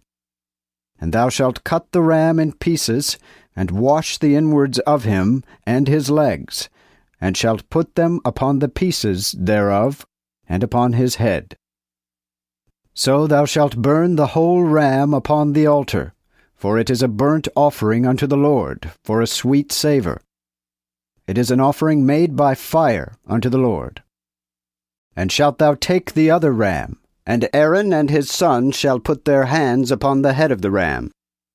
Then shalt thou kill the ram, and take of his blood, and put it upon the lap of Aaron's ear, and upon the lap of the right ear of his sons, and upon the thumb of their right hand, and upon the great toe of their right foot, and shalt sprinkle the blood upon the altar round about.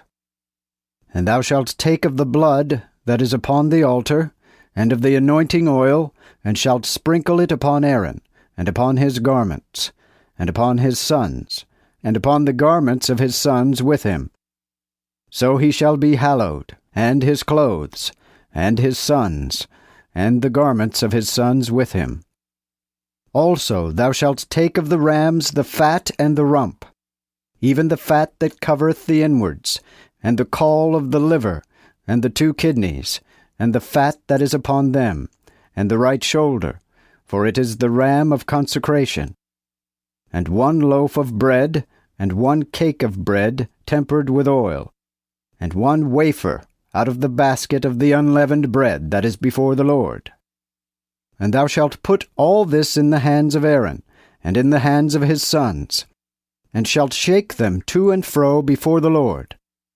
Again thou shalt receive them of their hands, and burn them upon the altar besides the burnt offering, for a sweet savour before the Lord. For this is an offering made by fire unto the Lord. Likewise thou shalt take the breast of the ram of the consecration, which is for Aaron, and shalt shake it to and fro before the Lord, and it shall be thy part. And thou shalt sanctify the breast of the shaken offering, and the shoulder of the heave offering, which was shaken to and fro, and which was heaved up of the ram of the consecration, which was for Aaron, and which was for his sons. And Aaron and his sons shall have it by a statute forever of the children of Israel. For it is an heave offering, and it shall be an heave offering of the children of Israel, of their peace offerings, even their heave offering to the Lord. And the holy garments which appertain to Aaron shall be his sons after him, to be anointed therein, and to be consecrated therein. That son that shall be priest in his stead shall put them on 7 days, when he cometh into the tabernacle of the congregation to minister in the holy place.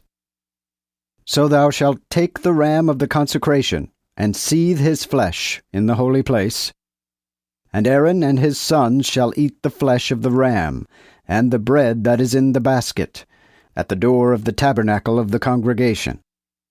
So they shall eat these things, whereby their atonement was made, to consecrate them, and to sanctify them. But a stranger shall not eat thereof, because they are holy things. Now if aught of the flesh of the consecration, or of the bread, remain unto the morning, then thou shalt burn the rest with fire. It shall not be eaten, because it is an holy thing. Therefore shalt thou do thus unto Aaron and unto his sons, according to all things which I have commanded thee. 7 days shalt thou consecrate them. And shalt offer every day a calf for a sin offering, for reconciliation. And thou shalt cleanse the altar when thou hast offered upon it for reconciliation, and shalt anoint it to sanctify it. 7 days shalt thou cleanse the altar and sanctify it. So the altar shall be most holy, and whatsoever toucheth the altar shall be holy. Now this is that which thou shalt present upon the altar, even 2 lambs of 1 year old, day by day continually. The 1 lamb thou shalt present in the morning, and the other lamb thou shalt present at even. And with the 1 lamb 1/10 part of fine flour mingled with the 4th part of an hin of beaten oil. and the fourth part of an hin of wine for a drink offering. And the other lamb thou shalt present at even. Thou shalt do thereto according to the offering of the morning, and according to the drink offering thereof, to be a burnt offering for a sweet savour unto the Lord. This shall be a continually burnt offering in your generations at the door of the tabernacle of the congregation before the Lord, where I will make appointment with you to speak there unto thee. There I will appoint with the children of Israel, and the place shall be sanctified by my glory. And I will sanctify the tabernacle of the congregation and the altar. I will sanctify also Aaron and his sons to be my priests. And I will dwell among the children of Israel, and will be their God. Then shall they know that I am the Lord their God, that brought them out of the land of Egypt, that I might dwell among them. I am the Lord their God. Exodus chapter 30. Furthermore, thou shalt make an altar for sweet perfume. Of shittim wood thou shalt make it. The length thereof a cubit, and the breadth thereof a cubit. It shall be foursquare. And the height thereof 2 cubits. The horns thereof shall be of the same. And thou shalt overlay it with fine gold, both the top thereof and the sides thereof round about, and his horns. Also thou shalt make unto it a crown of gold round about. Besides this thou shalt make under this crown 2 golden rings on either side. Even on every side shalt thou make them, that they may be as places for the bars to bear it withal. The which bars thou shalt make of shittim wood, and shalt cover them with gold. After thou shalt set it before the veil, that is near the ark of the testimony, before the mercy seat, that is upon the testimony, where I will appoint with thee. And Aaron shall burn thereon sweet incense every morning. When he dresseth the lamps thereof shall he burn it. Likewise at even, when Aaron setteth up the lamps thereof, he shall burn incense. This perfume shall be perpetually before the Lord, throughout your generations. Ye shall offer no strange incense thereon, nor burnt sacrifice, nor offering, neither pour any drink offering thereon. And Aaron shall make reconciliation upon the horns of it once in a year, with the blood of the sin offering in the day of reconciliation. Once in the year shall he make reconciliation upon it throughout your generations. This is most holy unto the Lord. Afterward the Lord spake unto Moses, saying, When thou takest the sum of the children of Israel after their number, then they shall give every man a redemption of his life unto the Lord, when thou tellest them that there be no plague among them when thou countest them.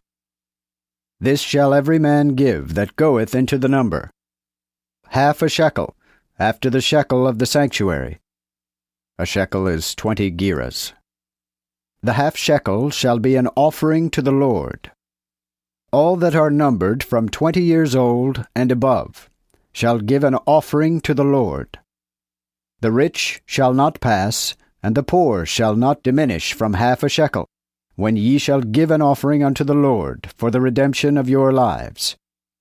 So thou shalt take the money of the redemption of the children of Israel, and shalt put it unto the use of the tabernacle of the congregation, that it may be a memorial unto the children of Israel before the Lord, for the redemption of your lives.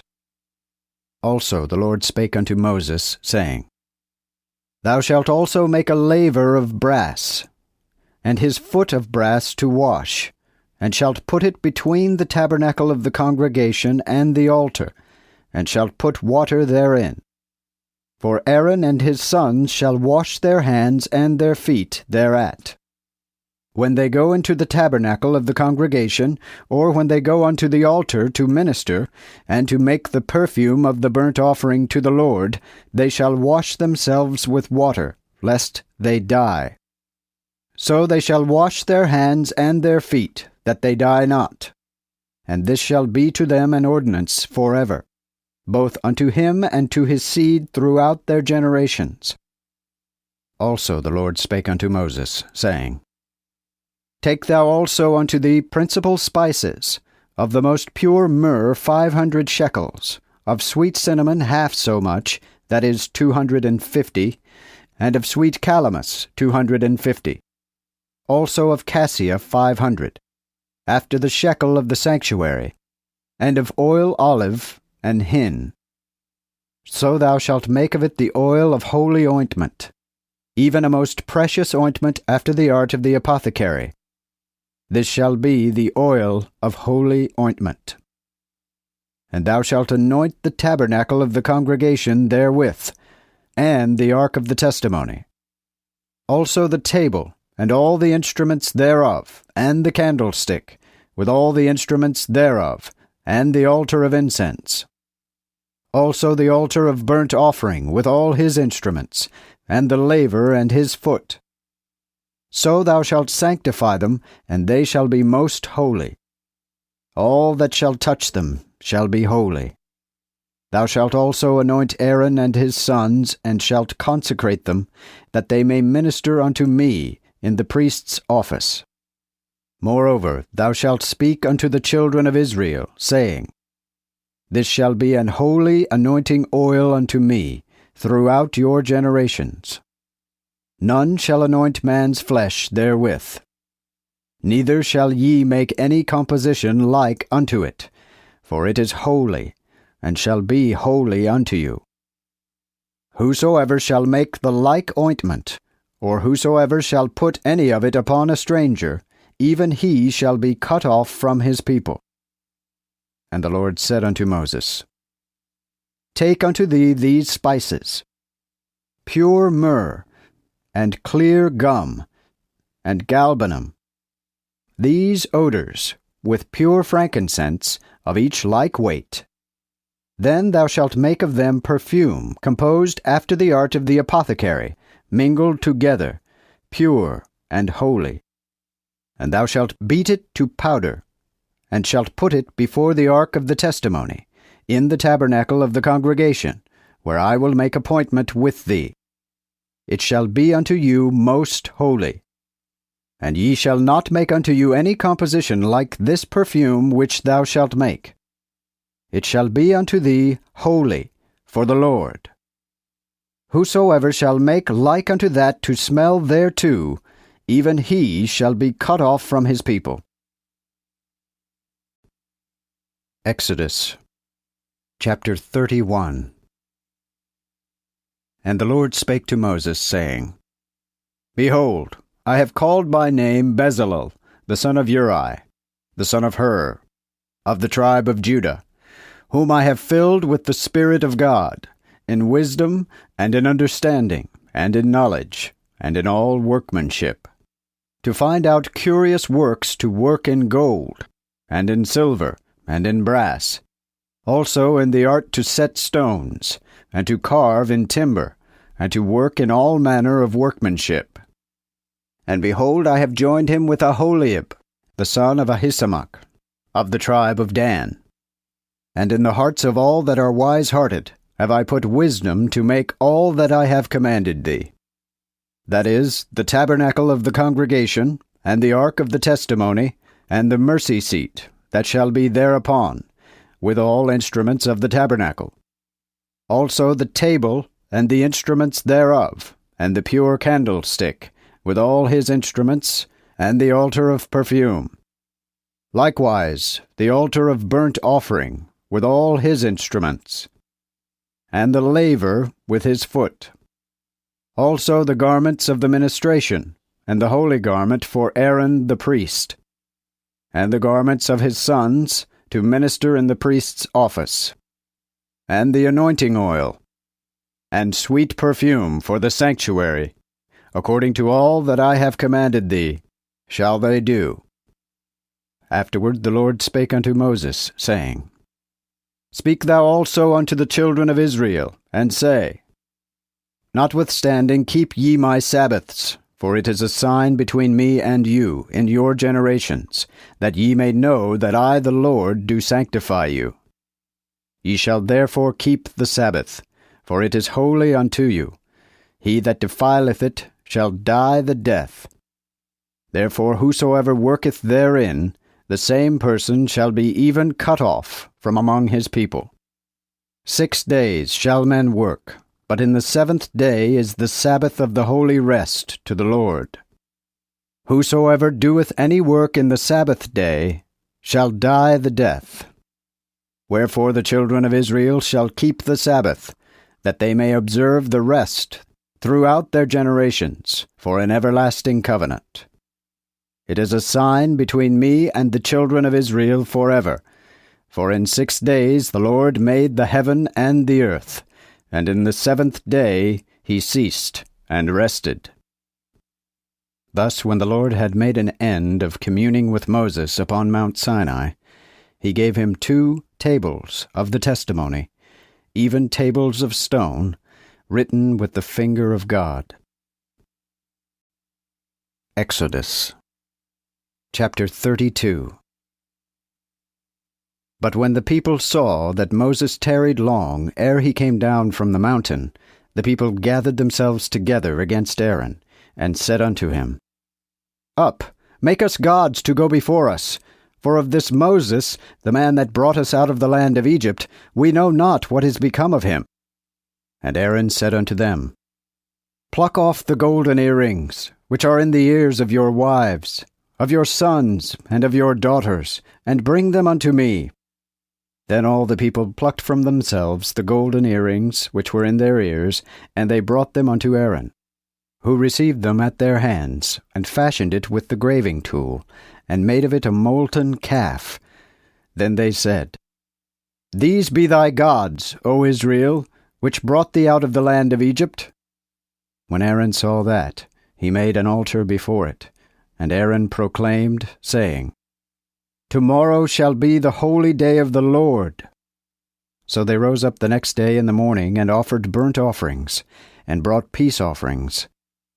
Also the people sat them down to eat and drink, and rose up to play.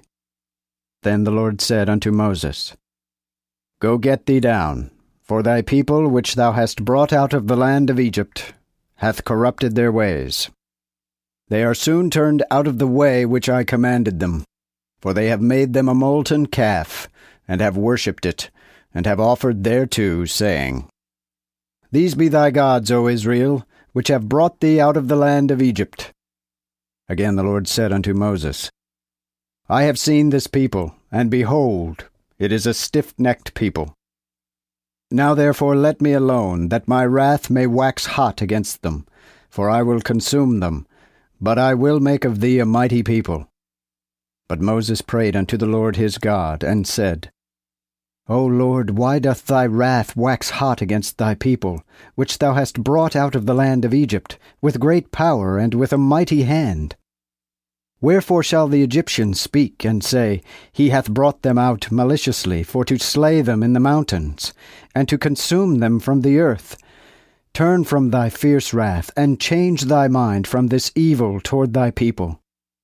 Remember Abraham, Isaac, and Israel, thy servants, to whom thou swarest by thine own self, and saidst unto them, I will multiply your seed as the stars of heaven, and all this land that I have spoken of will I give unto your seed, and they shall inherit it forever. Then the Lord changed his mind from the evil which he threatened to do unto his people. So Moses returned and went down from the mountain with the 2 tables of the testimony in his hand. The tables were written on both their sides, even on the one side and on the other were they written. And these tables were the work of God, and this writing was the writing of God, graven in the tables. And when Joshua heard the noise of the people as they shouted, he said unto Moses, There is a noise of war in the host. Who answered, It is not the noise of them that have the victory, nor the noise of them that are overcome, but I do hear the noise of singing. Now as soon as he came near unto the host, he saw the calf and the dancing. So Moses' wrath waxed hot. And he cast the tables out of his hands, and brake them in pieces beneath the mountain. After he took the calf which they had made, and burned it in the fire, and ground it unto powder, and strowed it upon the water, and made the children of Israel drink of it. Also Moses said unto Aaron, What did this people unto thee, that thou hast brought so great a sin upon them? Then Aaron answered, Let not the wrath of my Lord wax fierce. Thou knowest this people, that they are even set on mischief. And they said unto me, Make us gods to go before us, for we know not what is become of this Moses, the man that brought us out of the land of Egypt. Then I said to them, Ye that have gold, pluck it off. And they brought it to me, and I did cast it into the fire, and thereof came this calf. Moses therefore saw that the people were naked, for Aaron had made them naked unto their shame among their enemies. And Moses stood in the gate of the camp, and said, Who pertaineth to the Lord? Let them come to me. And all the sons of Levi gathered themselves unto him. Then he said unto them, Thus saith the Lord God of Israel, Put every man his sword by his side, go to and fro from gate to gate through the host, and slay every man his brother, and every man his companion, and every man his neighbor. So the children of Levi did as Moses had commanded. And there fell of the people the same day about 3,000 men. For Moses had said, Consecrate your hands unto the Lord this day, even every man upon his son, and upon his brother, that there may be given you a blessing this day. And when the morning came, Moses said unto the people, Ye have committed a grievous crime, but now I will go up to the Lord, if I may pacify him for your sin. Moses therefore went again unto the Lord, and said, O this people have sinned a great sin, and have made them gods of gold. Therefore now, if thou pardon their sin, thy mercy shall appear. But if thou wilt not, I pray thee, raise me out of thy book which thou hast written. Then the Lord said to Moses, Whosoever hath sinned against me, I will put him out of my book. Go now therefore, bring the people unto the place which I commanded thee. Behold, mine angel shall go before thee, but yet in the day of my visitation I will visit their sin upon them. So the Lord plagued the people, because they caused Aaron to make the calf which he made. Exodus chapter 33. Afterward the Lord said unto Moses, Depart, go up from hence, thou and the people which thou hast brought up out of the land of Egypt, unto the land which I sware unto Abraham, to Isaac, and to Jacob, saying, Unto thy seed will I give it. And I will send an angel before thee, and will cast out the Canaanites, the Amorites, and the Hittites, and the Perizzites, the Hivites, and the Jebusites, to a land, I say, that floweth with milk and honey.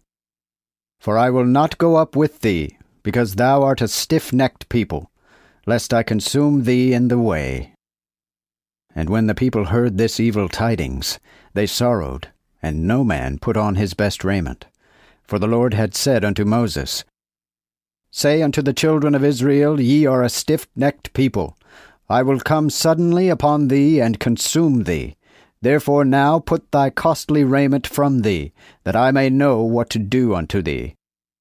So the children of Israel laid their good raiment from them, after Moses came down from the Mount Horeb.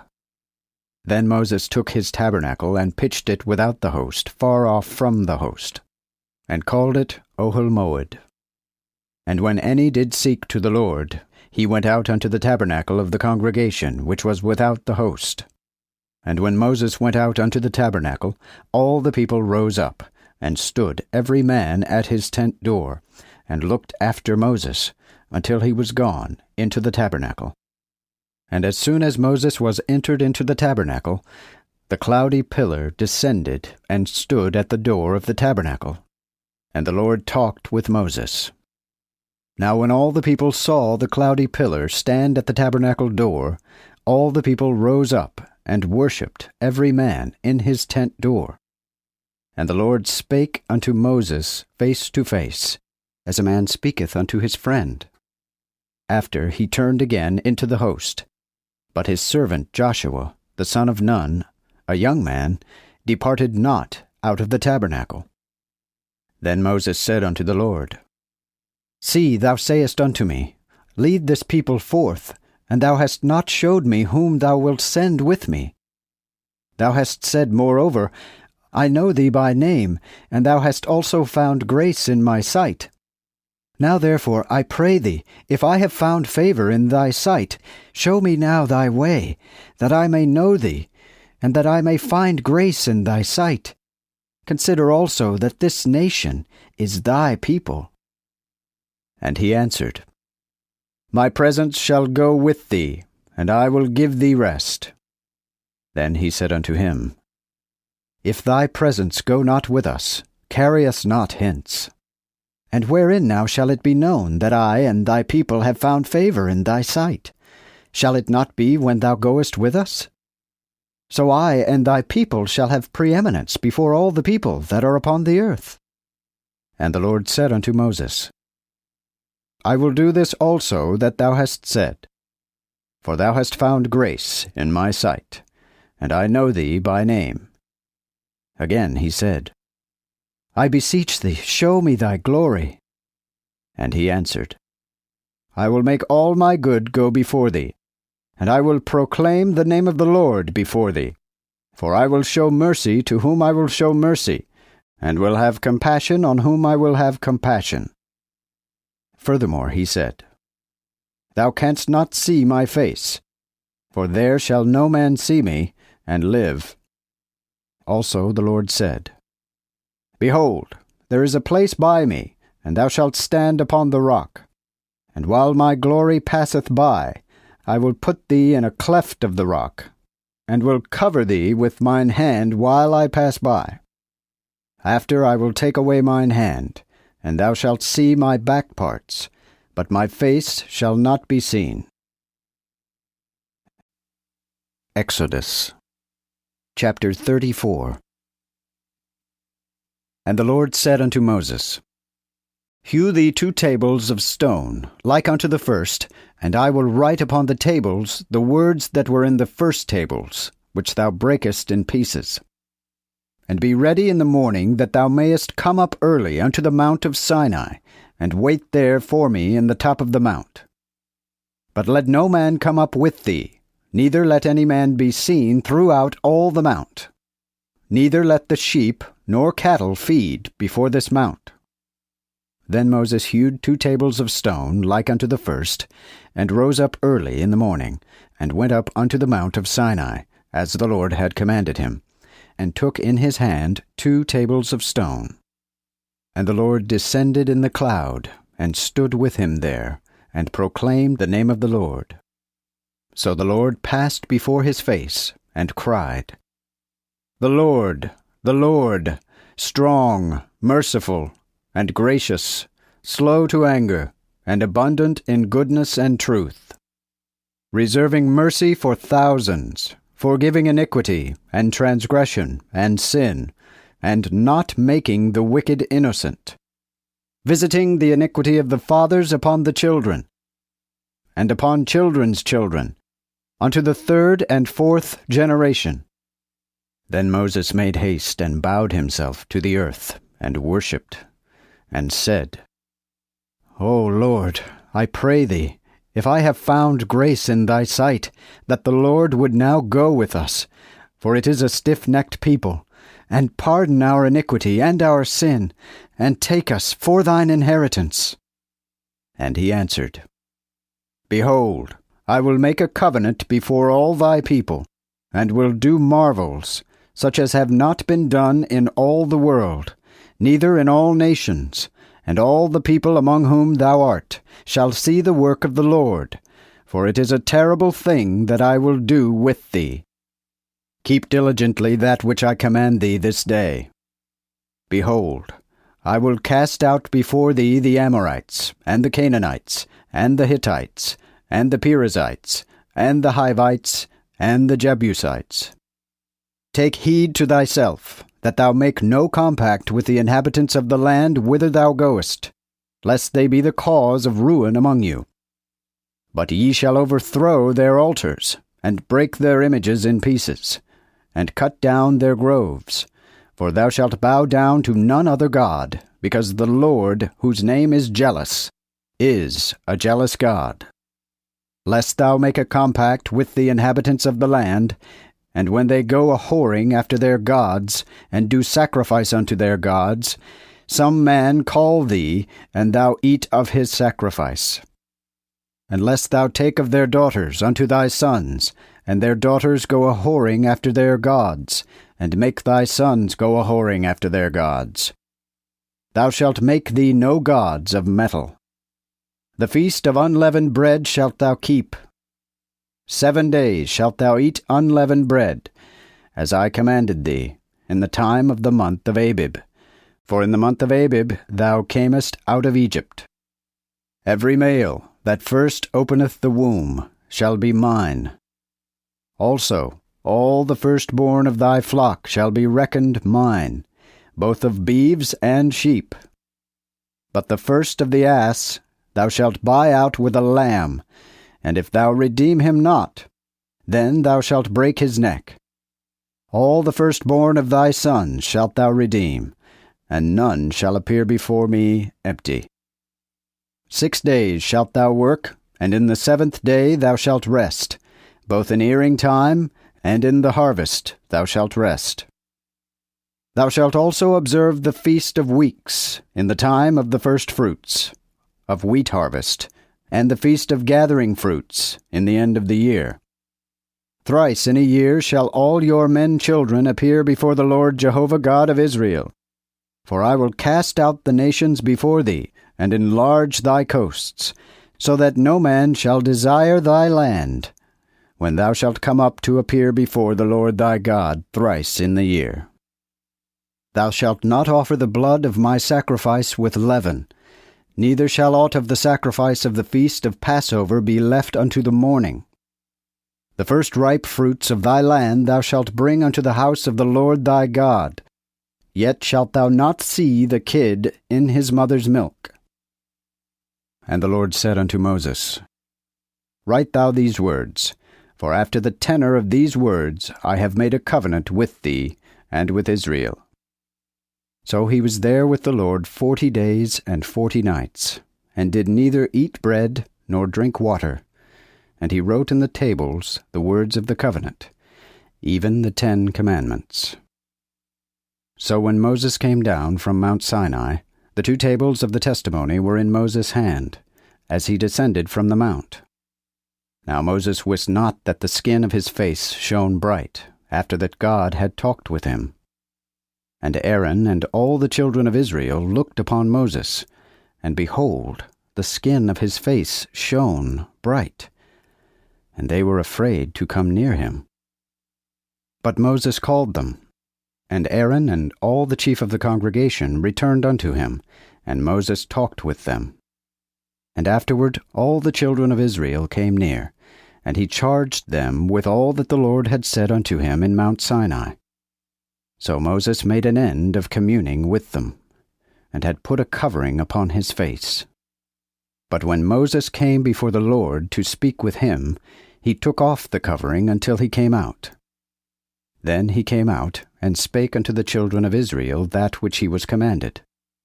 And the children of Israel saw the face of Moses, how the skin of Moses' face shone bright. Therefore Moses put the covering upon his face, until he went to speak with God. Exodus chapter 35. Then Moses assembled all the congregation of the children of Israel, and said unto them, These are the words which the Lord hath commanded that ye should do them.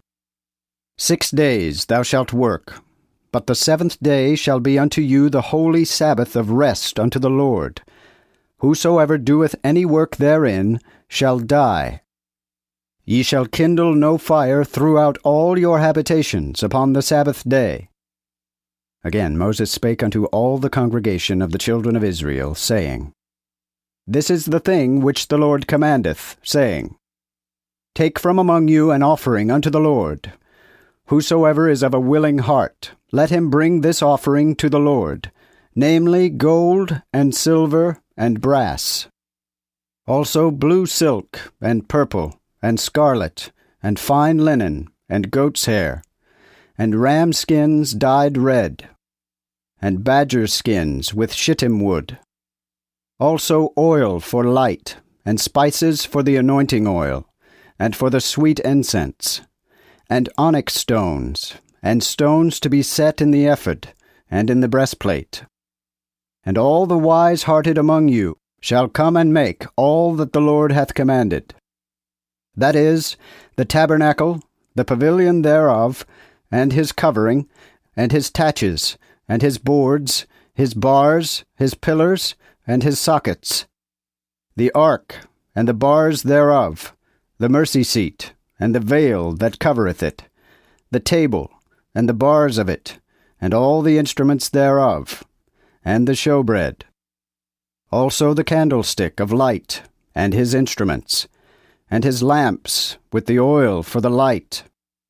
Likewise the altar of perfume, and his bars, and the anointing oil, and the sweet incense, and the veil of the door at the entering in of the tabernacle. The altar of burnt offering with his brazen grate, his bars and all his instruments, the laver and his foot. The hangings of the court, his pillars and his sockets, and the veil of the gate of the court. The pins of the tabernacle, and the pins of the court with their cords.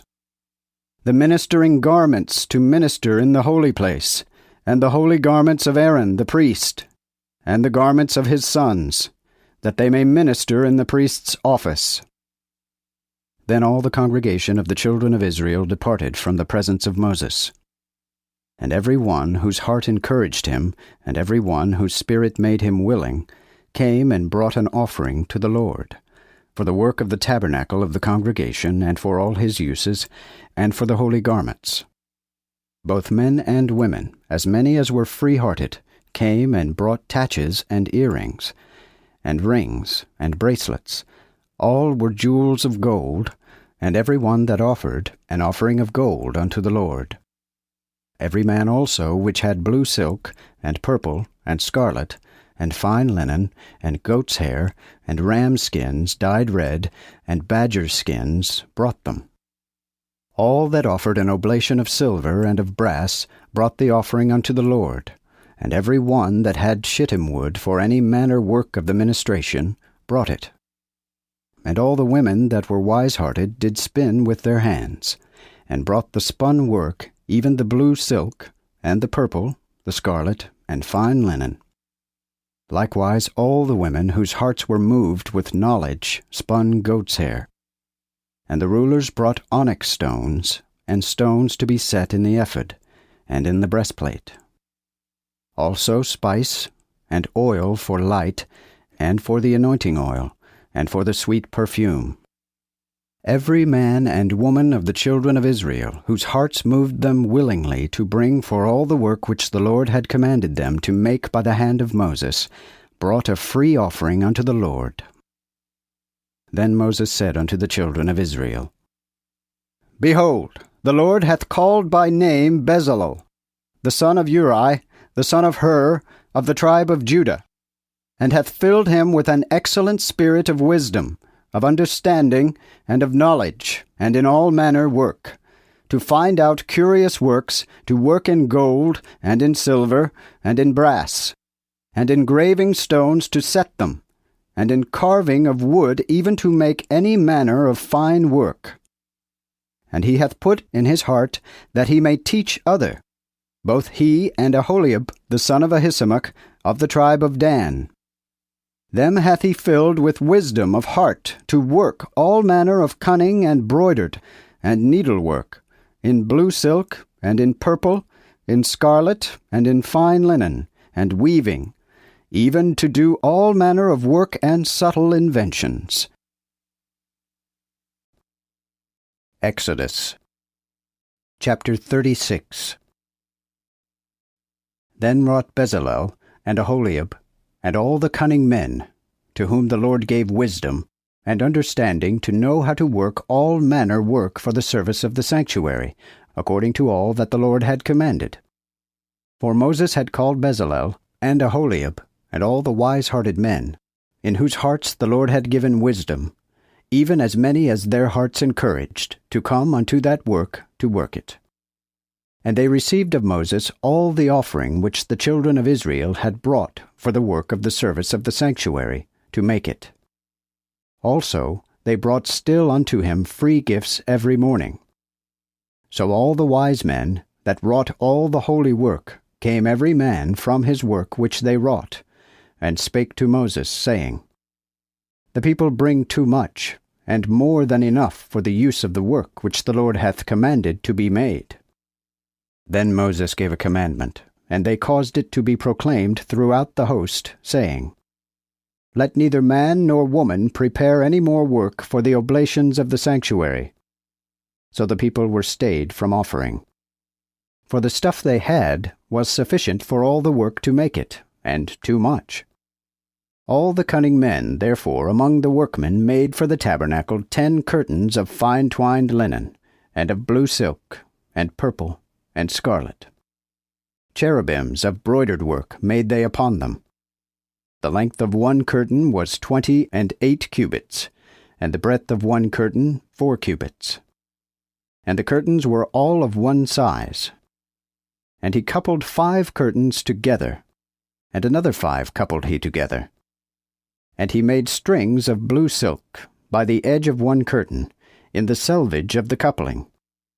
Likewise he made on the side of the other curtain, in the selvage in the second coupling. 50 strings made he in the one curtain, and 50 strings made he in the edge of the other curtain, which was in the second coupling. The strings were set one against another. After he made 50 taches of gold, and coupled the curtains one to another with the taches. So was it one tabernacle. Also he made curtains of goat's hair for the covering upon the tabernacle. He made them to the number of 11 curtains.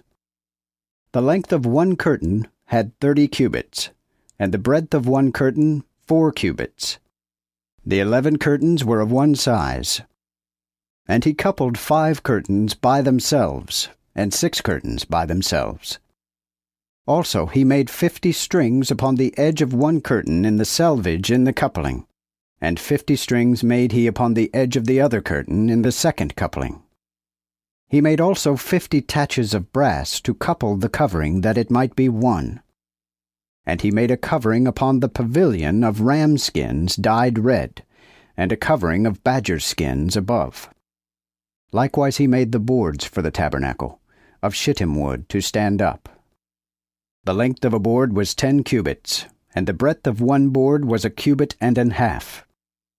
One board had 2 tenons, set in order as the feet of a ladder, one against another. Thus made he for all the boards of the tabernacle. So he made 20 boards for the south side of the tabernacle, even full south. And 40 sockets of silver made he under the 20 boards, 2 sockets under one board for his 2 tenons, and 2 sockets under another board for his 2 tenons. Also for the other side of the tabernacle toward the north he made 20 boards. And there 40 sockets of silver, 2 sockets under one board, and 2 sockets under another board. Likewise toward the west side of the tabernacle he made 6 boards. And 2 boards made he in the corners of the tabernacle for either side. And they were joined beneath, and likewise were made sure above, with a ring. Thus he did to both in both corners. So there were 8 boards, and there 16 sockets of silver, under every board 2 sockets. After he made bars of shittim wood, 5 for the boards in the one side of the tabernacle, and 5 bars for the boards in the other side of the tabernacle, and 5 bars for the boards of the tabernacle on the side toward the west. And he made the middle bar to shoot through the boards, from the one end to the other. He overlaid also the boards with gold, and made their rings of gold for places for the bars, and covered the bars with gold. Moreover, he made a veil of blue silk, and purple, and of scarlet, and of fine twined linen.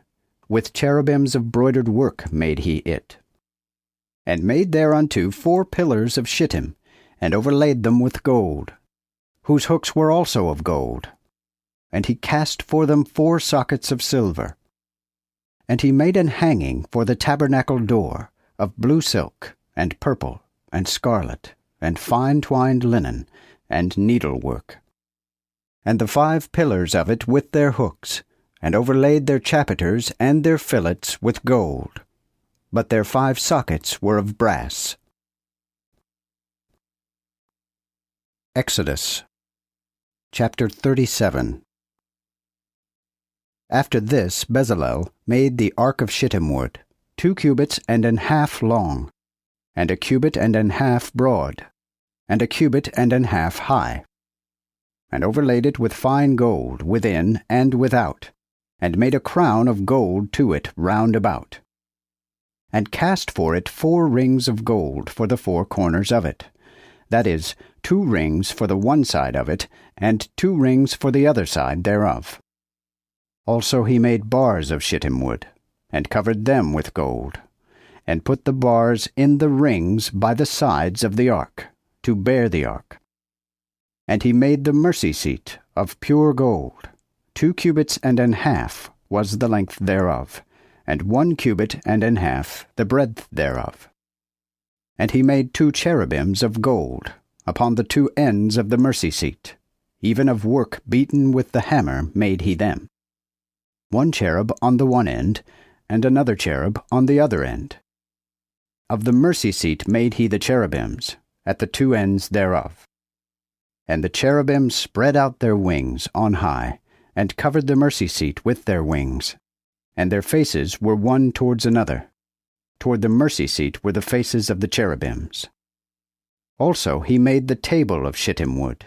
2 cubits was the length thereof, and a cubit the breadth thereof, and a cubit and an half the height of it. And he overlaid it with fine gold, and made thereto a crown of gold round about. Also he made thereto a border of an hand breadth round about, and made upon the border a crown of gold round about. And he cast for it 4 rings of gold, and put the rings in the 4 corners that were in the 4 feet thereof. Against the border were the rings, as places for the bars to bear the table. And he made the bars of shittim wood, and covered them with gold to bear the table. Also he made the instruments for the table of pure gold, dishes for it, and incense cups for it, and goblets for it, and coverings for it, wherewith it should be covered. Likewise he made the candlestick of pure gold. Of work beaten out with the hammer made he the candlestick. And his shaft, and his branch, his bowls, his knops, and his flowers were of one piece. And 6 branches came out of the sides thereof, 3 branches of the candlestick out of the one side of it, and 3 branches of the candlestick out of the other side of it. In one branch 3 bowls made like almonds, a knop and a flower, and in another branch 3 bowls made like almonds, a knop and a flower. And so throughout the 6 branches that proceeded out of the candlestick. And upon the candlestick were 4 bowls after the fashion of almonds, the knops thereof, and the flowers thereof. That is, under every 2 branches a knop made thereof, and a knop under the 2nd branch thereof, and a knop under the 3rd branch thereof, according to the 6 branches coming out of it. Their knops and their branches were of the same. It was all one beaten work of pure gold. And he made for it 7 lamps with the snuffers, and snuff dishes thereof of pure gold. Of a talent of pure gold made he it with all the instruments thereof. Furthermore, he made the perfume altar of shittim wood. The length of it was a cubit, and the breadth of it a cubit. It was square. And 2 cubits high, and the horns thereof were of the same. And he covered it with pure gold, both the top and the sides thereof round about, and the horns of it, and made unto it a crown of gold round about. And he made 2 rings of gold for it, under the crown thereof in the 2 corners of the 2 sides thereof, to put bars in for to bear it therewith. Also he made the bars of shittim wood, and overlaid them with gold. Also he made the holy anointing oil, and the sweet pure incense, after the apothecary's art. Exodus chapter 38. Also he made the altar of the burnt offering of shittim wood. 5 cubits was the length thereof, and 5 cubits the breadth thereof. It was square and 3 cubits high. And he made unto it horns in the 4 corners thereof. The horns thereof were of the same, and he overlaid it with brass. Also he made all the instruments of the altar, the ashpans, and the besoms, and the basins, the fleshhooks, and the censers, all the instruments thereof made he of brass.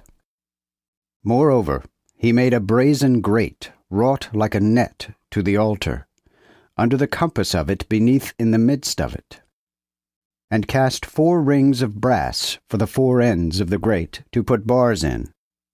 And he made the bars of shittim wood, and covered them with brass, the which bars he put into the rings on the sides of the altar to bear it withal, and made it hollow within the boards. Also he made the laver of brass, and the foot of it of brass, of the glasses of the women that did assemble and came together at the door of the tabernacle of the congregation. Finally he made the court on the south side, full south. The hangings of the court were of fine twined linen, having 100 cubits. Their pillars were 20, and their brazen sockets 20. The hooks of the pillars and their fillets were of silver. And on the north side the hangings were 100 cubits. Their pillars 20, and their sockets of brass 20, the hooks of the pillars and their fillets of silver. On the west side also were hangings of 50 cubits, their 10 pillars, with their 10 sockets, the hooks of the pillars, and their fillets of silver. And toward the east side, full east, were hangings of 50 cubits. The hangings of the one side were 15 cubits, their 3 pillars, and their 3 sockets. And of the other side of the court gate, on both sides, were hangings of 15 cubits, with their 3 pillars, and their 3 sockets. All the hangings of the court round about were of fine twined linen. But the sockets of the pillars were of brass, the hooks of the pillars and their fillets of silver, and the covering of their chapiters of silver. And all the pillars of the court were hooped about with silver. He made also the hanging of the gate of the court of needlework, blue silk, and purple, and scarlet, and fine twined linen, even 20 cubits long, and 5 cubits in height and breadth, like the hangings of the court. And their pillars were 4 with their 4 sockets of brass, their hooks of silver, and the covering of the chapiters, and their fillets of silver. But all the pins of the tabernacle and of the court round about were of brass. These are the parts of the tabernacle, of the tabernacle of the testimony, which was appointed by the commandment of Moses for the office of the Levites, by the hand of Ithamar, son to Aaron the priest. So Bezalel, the son of Uri, the son of Hur, of the tribe of Judah, made all that the Lord commanded Moses. And with him Aholiab, son of Ahisamach, of the tribe of Dan, a cunning workman, and an embroiderer, and a worker of needlework in blue silk, and in purple, and in scarlet, and in fine linen. All the gold that was occupied in all the work wrought for the holy place, which was the gold of the offering, was 29 talents, and 730 shekels, according to the shekel of the sanctuary. But the silver of them that were numbered in the congregation was 100 talents, and 1,775 shekels, after the shekel of the sanctuary. A portion for a man, that is, half a shekel after the shekel of the sanctuary, for all them that were numbered from 20 years old and above, among 600,000 and 3,550 men. Moreover, there were 100 talents of silver to cast the sockets of the sanctuary, and the sockets of the veil, 100 sockets of 100 talents, a talent for a socket. But he made the hooks for the pillars of 1,775 shekels, and overlaid their chapiters, and made fillets about them. Also the brass of the offering was 70 talents, and 2,400 shekels. Whereof he made the sockets to the door of the tabernacle of the congregation, and the brazen altar, and the brazen grate which was for it, with all the instruments of the altar. And the sockets of the court round about, and the sockets for the court gate, and all the pins of the tabernacle, and all the pins of the court round about. Exodus chapter 39. Moreover, they made garments of ministration to minister in the sanctuary, of blue silk, and purple, and scarlet. They made also the holy garments for Aaron, as the Lord had commanded Moses. So he made the ephod of gold, blue silk, and purple, and scarlet, and fine twined linen. And they did beat the gold into thin plates, and cut it into wires, to work it in the blue silk, and in the purple, and in the scarlet, and in the fine linen, with broidered work. For the which they made shoulders to couple together, for it was closed by the two edges thereof. And the broidered girdle of his ephod that was upon him was of the same stuff, and of like work, even of gold, of blue silk, and purple, and scarlet, and fine twined linen, as the Lord had commanded Moses. And they wrought 2 onyx stones closed in ouches of gold, and graved, as signets are graven, with the names of the children of Israel, and put them on the shoulders of the ephod, as stones for a remembrance of the children of Israel, as the Lord had commanded Moses. Also he made the breastplate of broidered work, like the work of the ephod, to wit, of gold, blue silk, and purple, and scarlet, and fine twined linen. They made the breastplate double, and it was square and handbreadth long, and an handbreadth broad. It was also double. And they filled it with 4 rows of stones. The order was thus: a ruby, a topaz, and a carbuncle in the first row, and in the second row an emerald, a sapphire, and a diamond. Also in the third row a turquoise, an agate, and an hematite. Likewise in the fourth row a chrysolite, an onyx, and a jasper, closed and set in ouches of gold. So the stones were according to the names of the children of Israel, even 12 after their names, graven like signets, every one after his name, according to the 12 tribes.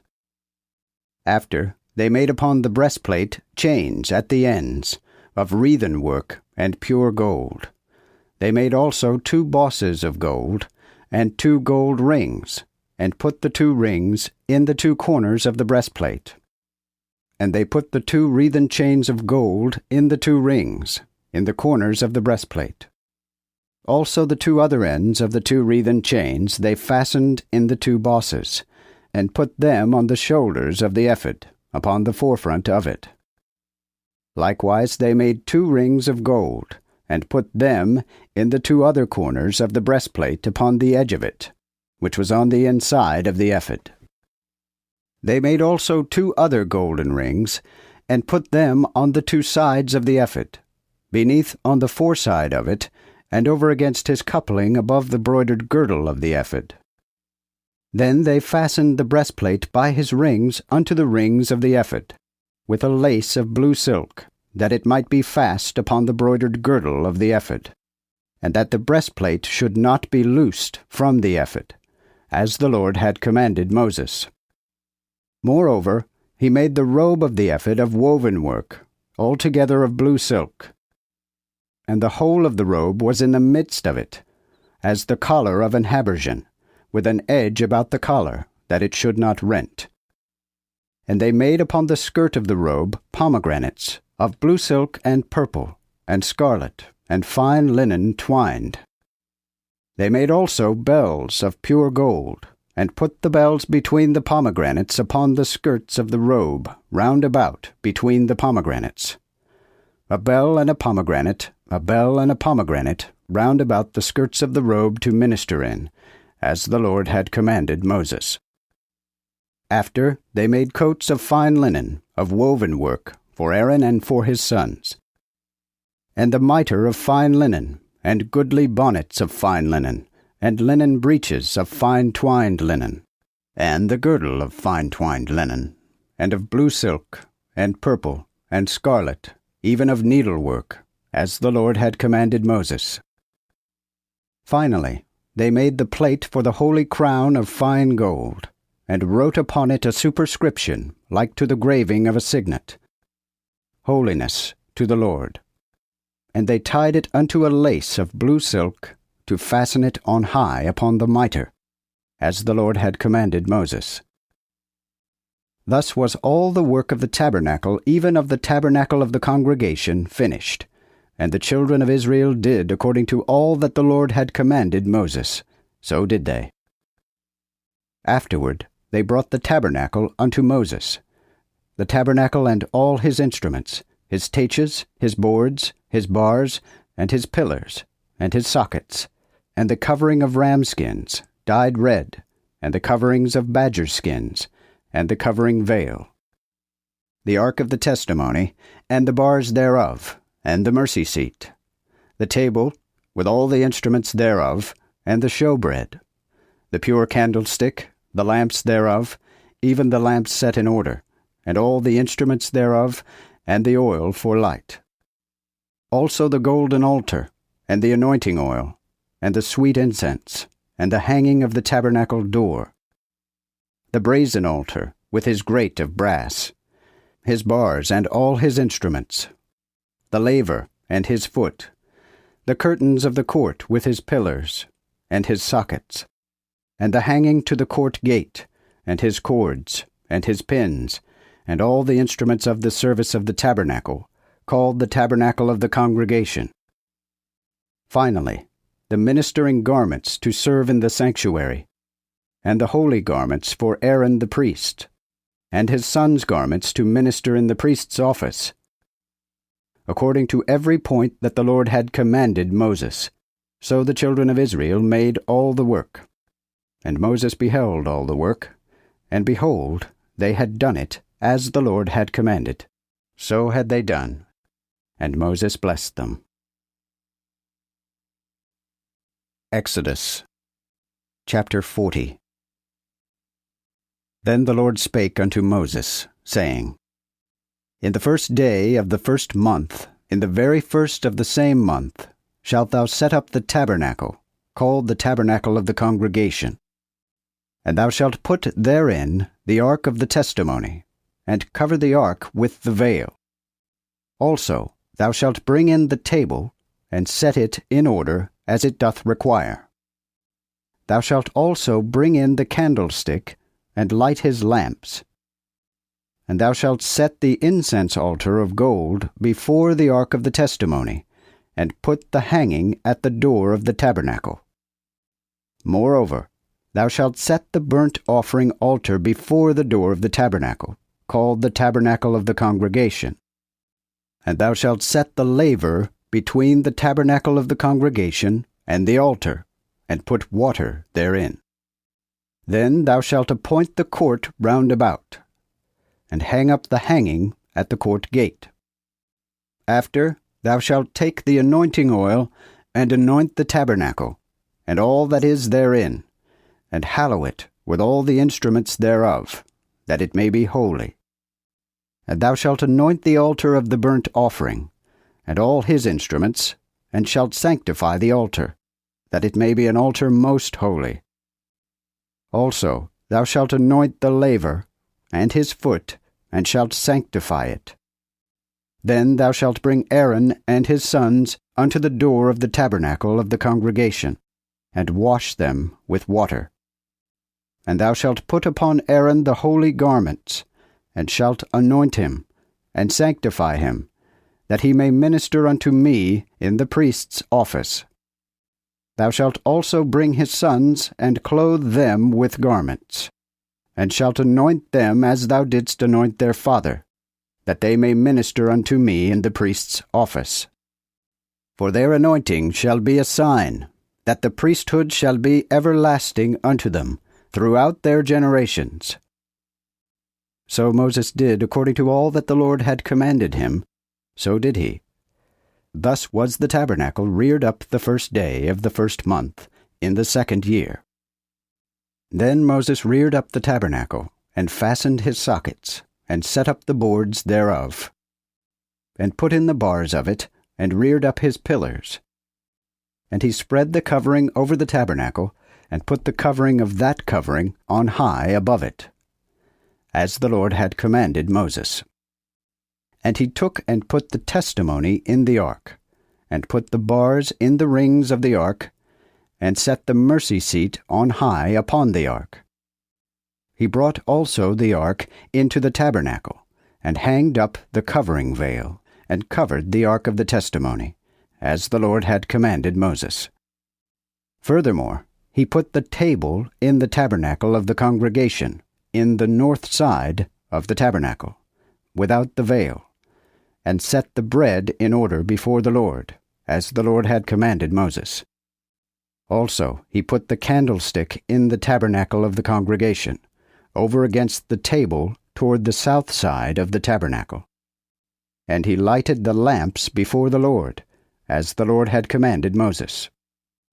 Moreover he set the golden altar in the tabernacle of the congregation before the veil, and burnt sweet incense thereon, as the Lord had commanded Moses.